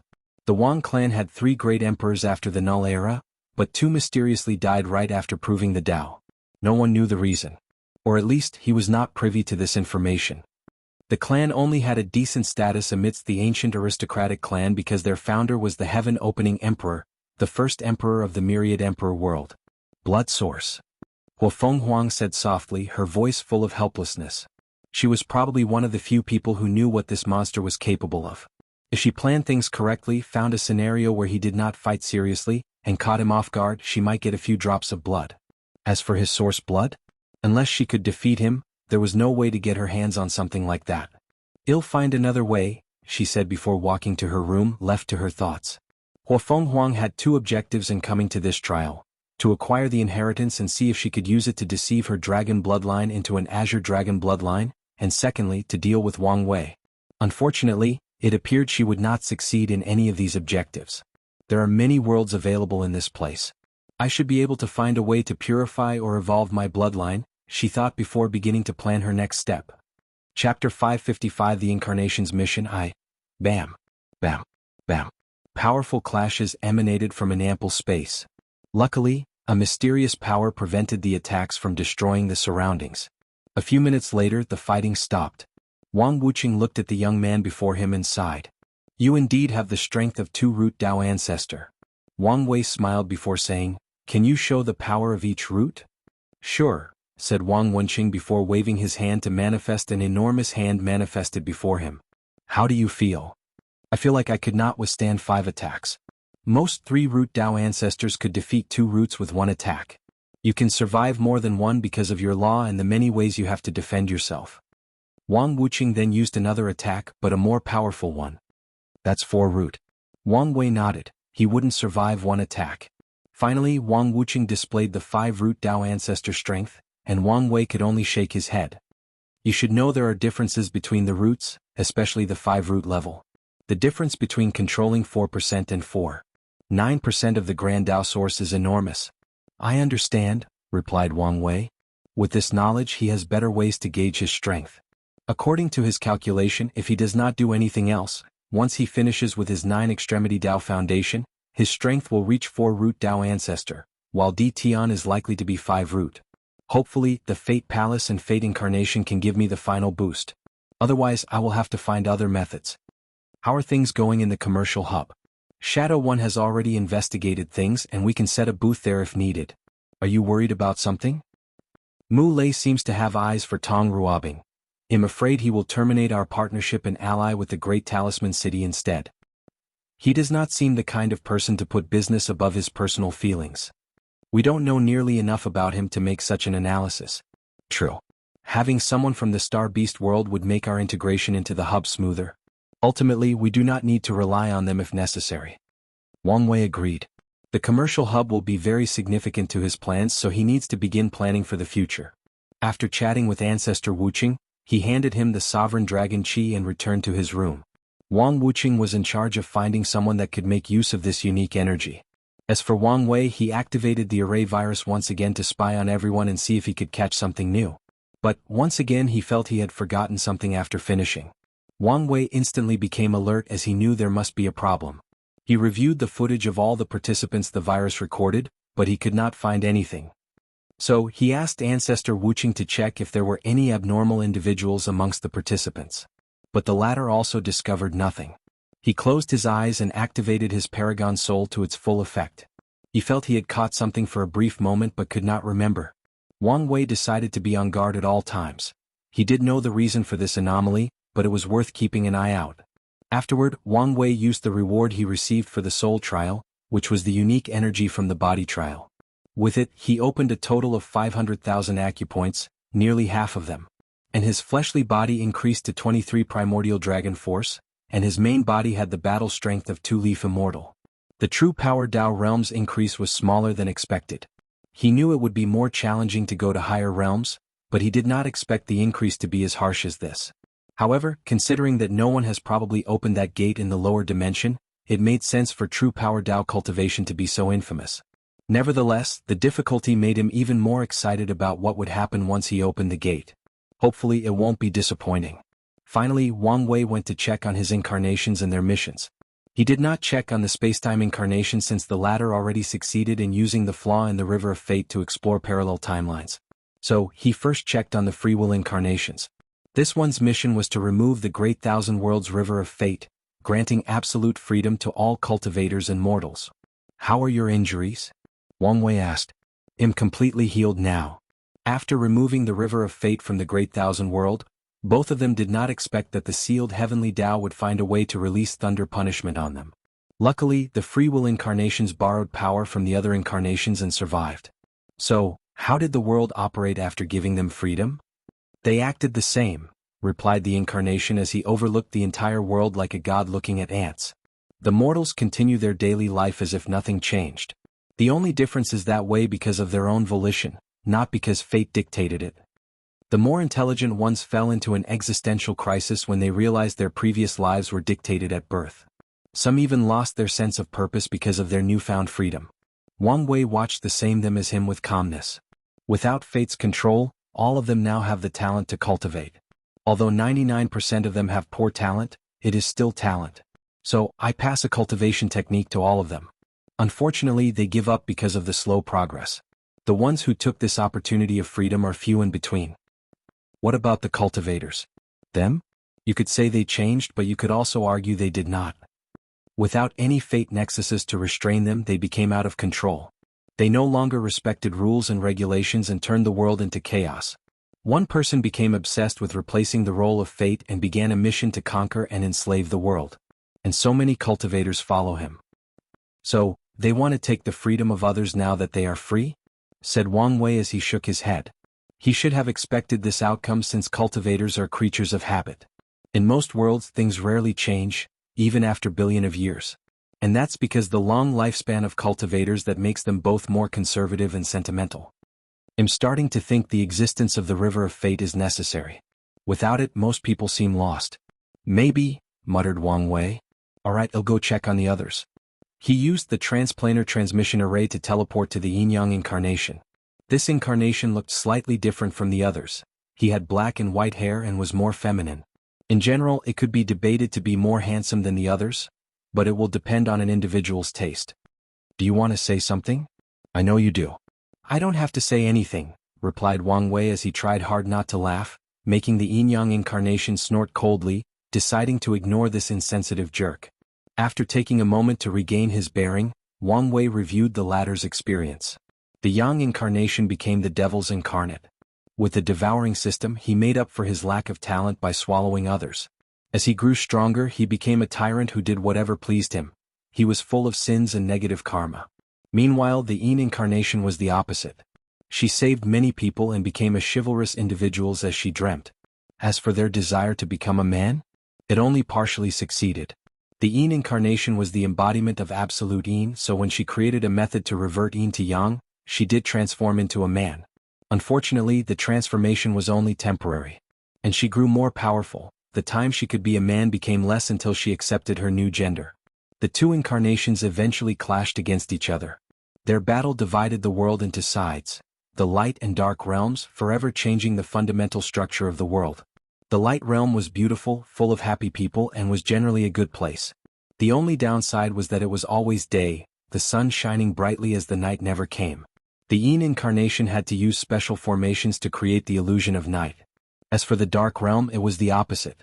Cruel and cunning devil cultivators ruled with chaos and destruction. It was always night as the moon shone on them 24/7 for millennia. Once the incarnations reached the peak of the supreme realm, they had a legendary battle that resulted in their unexpected fusion and entering the quasi-emperor realm. Everything went smoothly, said Wang Wei. He could feel that his Tao heart would sublimate after he vividly relived the experience of his incarnation after the final fusion. He then left to check on the luck incarnation. Chapter 556 The Incarnation's Mission 2. Wang Wei looked at the unkempt version of him who reeked of alcohol, and he could only remain speechless. How could she do this to me? To us? Said the luck incarnation. It's been a couple of thousand years and you got your memories back. Shouldn't you let it go? Said Wang Wei. You weren't there, you haven't experienced the terrible pain. Once you do, you will understand, replied the luck incarnation as he took a big sip from his gourd. Wang Wei's lips twitched. Something changed the luck incarnation's mission. Ever since he was young, he had everything he wanted. He could be walking home from a night of drinking from the pleasure district and finding a bag full of money or herbs that could maintain health. As such, he never lacked anything in life, even power. He once wanted to become a scholar. And the next day he found a crystal that increased spiritual power. He then accidentally saved the life of the most famous teacher in the city, and the latter offered to teach him everything he knew for free. His luck was so powerful that it could fulfill all his desire. One time he met this beautiful woman and wanted her. However, she had a husband. His parents appropriately raised the luck incarnation before their untimely passing. So he left things alone and did not contact or try anything against her. However, a week later the woman's husband died in an accident, and he met her when some cultivators chased her. The incarnation wanted to help her, but he knew he was powerless against cultivators. So he did the cowardly thing and hid in a desolate house nearby. And to his surprise, he discovered a talisman powerful enough to kill all the cultivators chasing the woman he desired. And after saving the damsel in distress, he took her home to protect and help her in her time of need. Unfortunately, at this time, the incarnation began to suspect he was a man with maximum luck and began testing it out. He went to a cultivator gathering and bought some random book and treasure that turned out to be of the same tier. After figuring this out, the incarnation knew the reason this woman came to like him was most likely the result of his luck, making him conflicted if he should reciprocate. So he delayed deciding by focusing on his cultivation. And as expected, everything went smoothly for him. Whatever he wanted, he would get it. Wherever he went, he encountered a beautiful woman who would fall in love with him and acquire some form of fortunate encounter. As time passed, the encounter became tired of life since everything came so easy to him. He never had to try for anything in his life. Once, he decided to become a king and headed to a place to establish his dynasty. On his way, he met a group of people who mistaken them for their runaway prince and rushed him to take the throne since most of his family had died recently. The incarnation almost died of anger when these people showed him the picture of their prince, who looked exactly like him. This world was vast with a population of the septillion. So what were the odds of someone having the same face, build, height and demeanor as him? Furthermore, when he tried to argue, these people pointed to a scar on his left wrist, which their prince also had. The incarnation had this scar since he was young and never healed it despite his cultivation since he acquired it in the accident that killed his parents. He kept it to remember his past. In the end, the incarnation flew away in anger after realizing his goal of being a ruler was again handed to him. He began to resent his luck. He saw it as a curse. As such, he decided to study misfortune to balance his overwhelming luck. However, before he could succeed, he met the most beautiful woman he had ever seen. The moment he laid eyes on her, his entire being screamed that he wanted her. So, he quickly investigated her to find out she did not have a Tao companion. Knowing it was his opportunity, he waited. The incarnation knew that his luck would soon activate, allowing him to have a magical encounter with her and have a chance. So he waited. Unfortunately, the waiting lasted a week, then a month and eventually a year, but nothing occurred. So he became more proactive. He used a technique to give her misfortune. His plan was when she was in danger, he would swoop in like a handsome and chivalrous immortal to save her. His plan failed since nothing occurred. The incarnation soon discovered his luck did not work on her, which somehow made her even more desirable to him. Therefore he approached her to court her directly. Regrettably, the first sentence she said to him was, "You're the bastard cursing me with misfortune? Get out of my sight." Despite the rejection, the luck incarnation did not give up. For a man who could acquire everything he desired, there was nothing he wanted more than something unattainable. Consequently, he pursued her religiously. No matter how many rejections he received or what terrible things she said to keep him away, he never gave up on her. And eventually his persistence paid off. She began to warm up to him. They became friends before starting to explore a romantic relationship. Unfortunately, the incarnation's luck had repercussions. The luck backlash arrived in the form of a rumor: Wang Wei, the blessed one, whoever acquire can rule the world and achieve immortality. Once the rumor spread worldwide, all the cultivator sects, families, factions and dynasties suddenly knew of the incarnations and wanted to capture him. He was hunted for thousands of years. Luckily, he had the love of his life with him. She accompanied him throughout everything, she was with him when he fell from the peak of the world to the gutter. The incarnation felt that his pain and suffering were worth it as long as she was with him. Sadly, fate had another plan for him. On one occasion, hundreds of sects encircled him, and even with all the treasures and fortunate encounters he had, he could not escape. In the end, she sacrificed her life to give him a chance. Grief, pain, despair, guilt, and absolute anger overwhelmed him. So he went on a rampage. He used guerrilla tactics to destroy countless sects or factions. And when he felt this was too slow, he finally took cultivation seriously. With his talent and resources, he quickly reached the strength to be invincible in the world. So, he killed 99% of all cultivators in this world. Sadly, revenge could not fill the hole in his heart, so he focused on cultivation to reach a realm where he could revive her. The idea of seeing her beautiful and confident smile motivated him. He had to work hard to accomplish something for the first time since he met her. However, after entering the Supreme Realm and unlocking his memories, the Luck incarnation received another shock he did not know how to process. The woman he loved, lost, grieved, and pined after for tens of thousands of years was just another clone of Wu Hong. He also realized she might have changed the setting of his mission. After all, he should have never had affection for another woman. In the end, he was happy he did not technically lose her, but he could not forget the pain of watching her die in front of him. So, he began to drink his frustration and completed feeling. Wang Wei's lips twitched as he did not know what to say. He did not expect Wu Hong to tweak the incarnation's life and make him more miserable. However, he had to admit that her action made his Dao heart tempering even better. So, he looked at the incarnation and said, "Don't be sad, she's fine and healthy." "You don't understand," replied the incarnation. "However, when we fuse, you will experience how I felt and know how much it truly hurt." Wang Wei knew he was correct.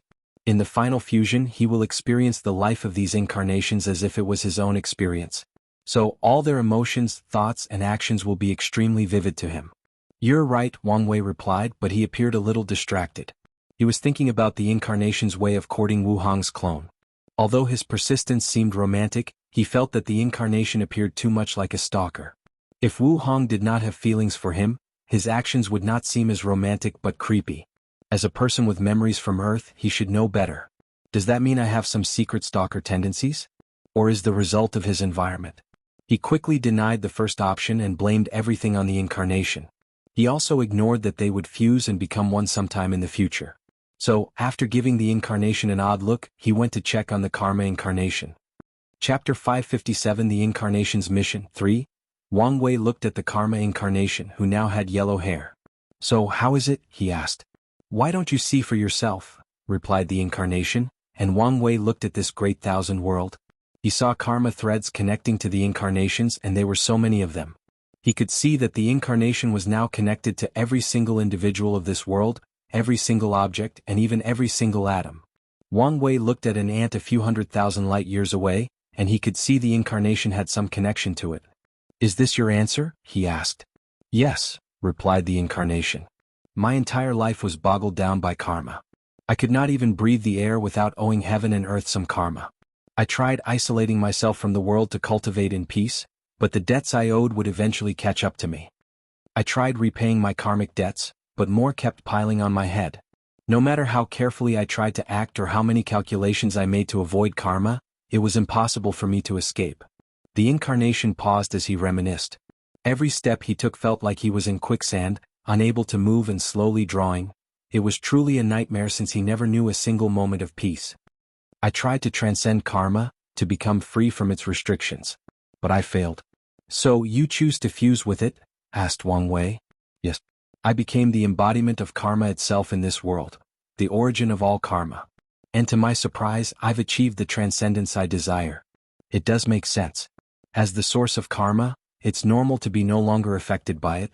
So, how did you bear such a heavy burden?" Wang Wei did not think it would be easy for the incarnation to fuse with all karma of the world and bear it without some backlash or negative consequence to his body and soul. The incarnation smiled before waving his hand to manifest a yellow river made of threads. "You made a river of karma?" "Yes. While cultivating the Tao of karma, I discovered the river of fate. So, I thought of replicating it with the power of karma." Wang Wei's eyes lit up after seeing the river, thinking of the many benefits.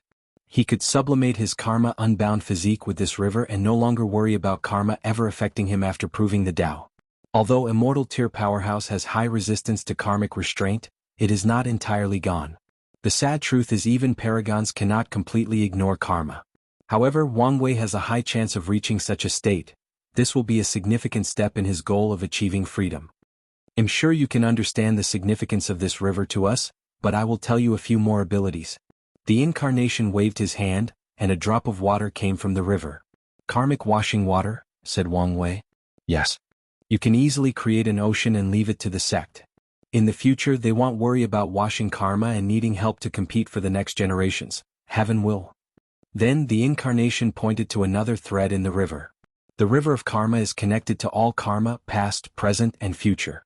So you could do this. He took one string and manipulated it, and Wang Wei squinted his eyes when he saw what had happened.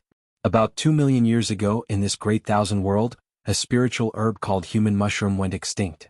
As the incarnation manipulated the thread, Wang Wei saw a scene 2 million years ago. A young hunter found this mushroom and took it for dinner.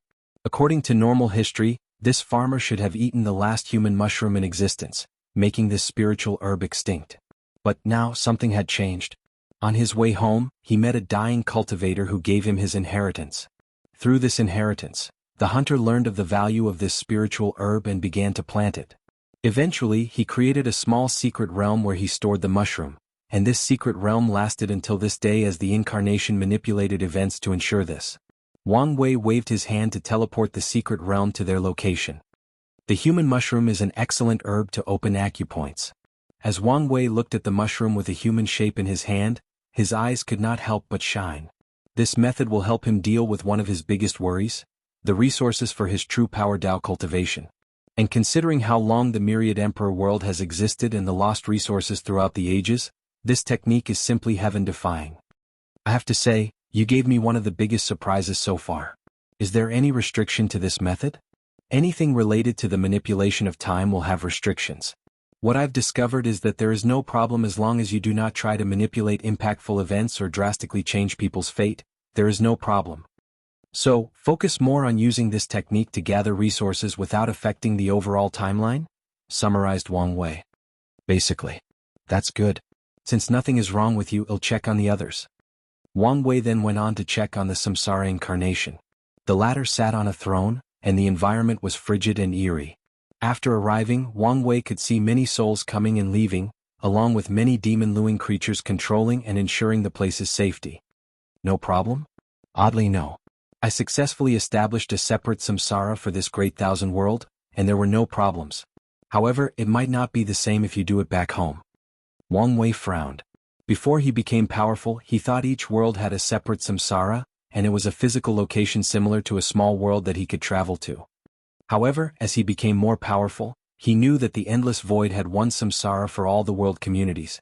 He tried to learn the secrets of samsara but had no success. But he did conclude some things based on the information he had. For example, why did Di Tian only reincarnate into the myriad emperor world? He theorized that it was either heavenly Tao's doing or each world community had its own division. Wang Wei closed his eyes to access the knowledge the incarnation had. His theory was partially correct. There are separate divisions based on a soul's place of origin. But it is also possible to be reborn in another division, albeit rare but possible. Your method was ingenious, he commented. The incarnation did not forcibly establish a netherworld. Instead, he asked to create a branch in this world from the main branch. And true heavenly Tao was more than happy to give him some power and reduce the burden on itself, as long as the incarnation was willing to follow some strict rules. It even gave him a lot of merit for his actions. With this method, many of our plans are guaranteed to become a success, and we might not need to refine the 9 devil god worlds. The only thing we have to worry about is Old Man Nether, said the incarnation. He had many new plans after his recent success. He had greater ambitions after seeing how handsomely true heavenly Tao rewarded him for his actions. Wu Hong told him about Old Man Nether from the Nether Hell. This was a person obsessed with controlling the samsara of the lower dimension, and for countless eras he has been slowly stealing its power. Therefore, he knew this person would stop him from establishing a netherworld in the myriad emperor world. And if he were to learn of the method this incarnation used, he would definitely try to replicate it. The 9 devil god world is still needed, just not as important as we previously thought. As for Old Man Nether, we will deal with him after we prove the Tao, replied Wang Wei. From what he knew, Old Man Nether was the only Empyrean in the lower dimension. Many people have wondered he managed to stay there without any repercussions. However, Wang Wei is not that scared of him. He believed once he found a way to reach the 10 Extremity Foundation, after becoming an eternal emperor, he might have the battle prowess of an Empyrean, 70% Grand Dao source. And even if he does not, he will be closed and will not need much time to reach that battle strength. Make sure to remove all your tracks before the fusion, said Wang Wei. He did not want to get Old Man Nether's attention more than he already did. Then he went to see the Destiny Incarnation. He found the latter reading intently before a large book titled, Book of Destiny.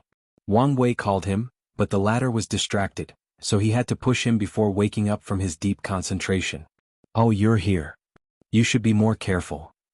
I've placed a formation in the surrounding, and only you can enter. You should still be careful since this world is not absolute. You're right. It's just I've been a little fascinated by our little experiment. Oh, did you discover something? Maybe. You're tuning in to the Han Li's Wuxia Chronicles YouTube channel. We're so grateful for your support, and don't forget to subscribe to join us on this incredible journey through captivating stories. Your generosity through donations truly makes a world of difference, as it's the primary source of revenue that allows me to expand and enhance this channel for you. Thank you from the bottom of my heart for being a part of this adventure.